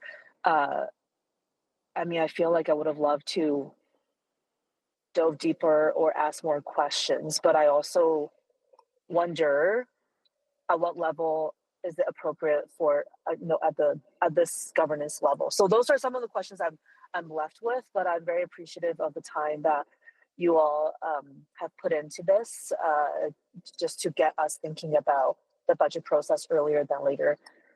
So thank you, and look forward to the next one. Great, thank you very much. Please vote to receive for information. I'm a yes. Thank you, Councillor Tang. We have all the votes. Please display the vote. And that is well received. All right, thank you very much. We are now moving on to motions pending. And I believe we've got Councillor Principe with an intriguing one.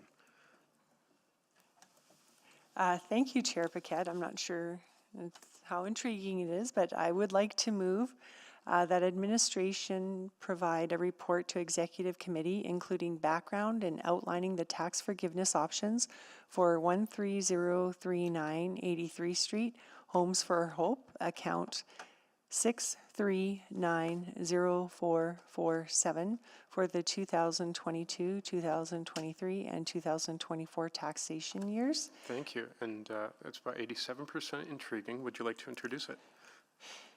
Sure, certainly. So this is the executive director of the foundation came to me and explained the concern he has. So let me tell you a little bit about Homes for Hope. It is a center that is for men and families who are leaving a recovery transition or leaving a recovery, and this is a recovery transition program, and it's a sober living facility, and it helps home and treat, and there's programming for individuals to help them in their recovery. So what had happened is they were sent tax notices in 2023, and they had believed that because they had applied for the not-for-profit business license and that the city approved them, that they would automatically be exempt from property taxes, which in reality did not happen. So in 2025, a caveat warning was issued, bringing the matter to the attention of the executive director, who has since applied for the city's exemption, which was granted for 2025 and will continue for as long as the facility is under that ownership. However, they would like to request tax exemption for the tax years of 2022, 2023, and 2024, where they were running as a not-for-profit. And we have seen a precedent set already in this. There was a case back in February of 2024 where City Council did approve a tax forgiveness for an academy that had the sum of over $73,000 for reasons of not being able to pay due to reduced revenue during the pandemic. And the amount on this owing is approximately, I think now about $9,000. Any questions? Great, thank you. Are there any questions on this motion? Councillor Paquette, can we get a due date for this motion? Oh, that's a good. Yes, thank you very much. The due date would be, can I ask for some guidance from the clerk? Probably Q1 2026, just because there are a limited number of meetings if you've seen the proposed Right. draft calendar. Okay, yes, Q1 2026, please. And may be helpful to put a question to administration to ask if we need to do any mention of 2025 in this motion if this report is returning in 2026. So would that be to Ms. Padbury? I'm available, Councillor Principe. Okay. Thanks, Anton. So the answer would be no. I think this motion will cover it because they are exempt in 2025. Any council decisions to provide forgiveness in historical years would carry forward. But we'll get into all of that in the actual report itself. Okay, great, thanks. And Anton, I'll just ask then, Q1 of 2026 is appropriate? Happy to be of service. Okay, great, thank you. Okay, is that all your questions, Councillor Principe? Yes. All right. Just checking in with Councillor Cartmel, Councillor Tang. If you have no questions, that's okay. You don't need to speak up. All right, sounds like it's pretty straightforward. I really like this motion. I'm going to speak to it really quickly then. This is, there are limits to what the municipality can do according to the MGA. But that's also why you have a council, to give these things some prudent thought and to bring another lens to it. And I support this wholeheartedly, and I thank the council for bringing this forward. I think that this is something that I'm very, very happy to support, to get the information back on. And, I can't presuppose my vote in the future, but, I wouldn't bet against. I wouldn't bet for either. Lawyers in the house, don't worry about it. Yeah, that's all I have to say about that. So thank you very much. Aside from the fact that Mr. Zawo's beard is incredibly distinguished. All right. Would you like to close? Thank you, Chair Paquette. Yeah, in closing, I would just like to say I hope you consider supporting this. This is a really great facility, does great work, and the executive director is very passionate about helping people. And it was just through a mistake that this happened. And what I'm asking for is just a report on options, not asking right now for the forgiveness, just a report for the possible options. So I hope you consider voting in favor. Great, thank you. Well, please vote. Yes, for me. Thank you, Councillor Tang. I'm also a yes. Thank you, Councillor Paquette. We have all the votes. Please display the vote. And that is carried, which I'll just put out a call to see if we have any notices of motion or motions without customary notice. I was made aware of none, so going once, going twice, we are adjourned.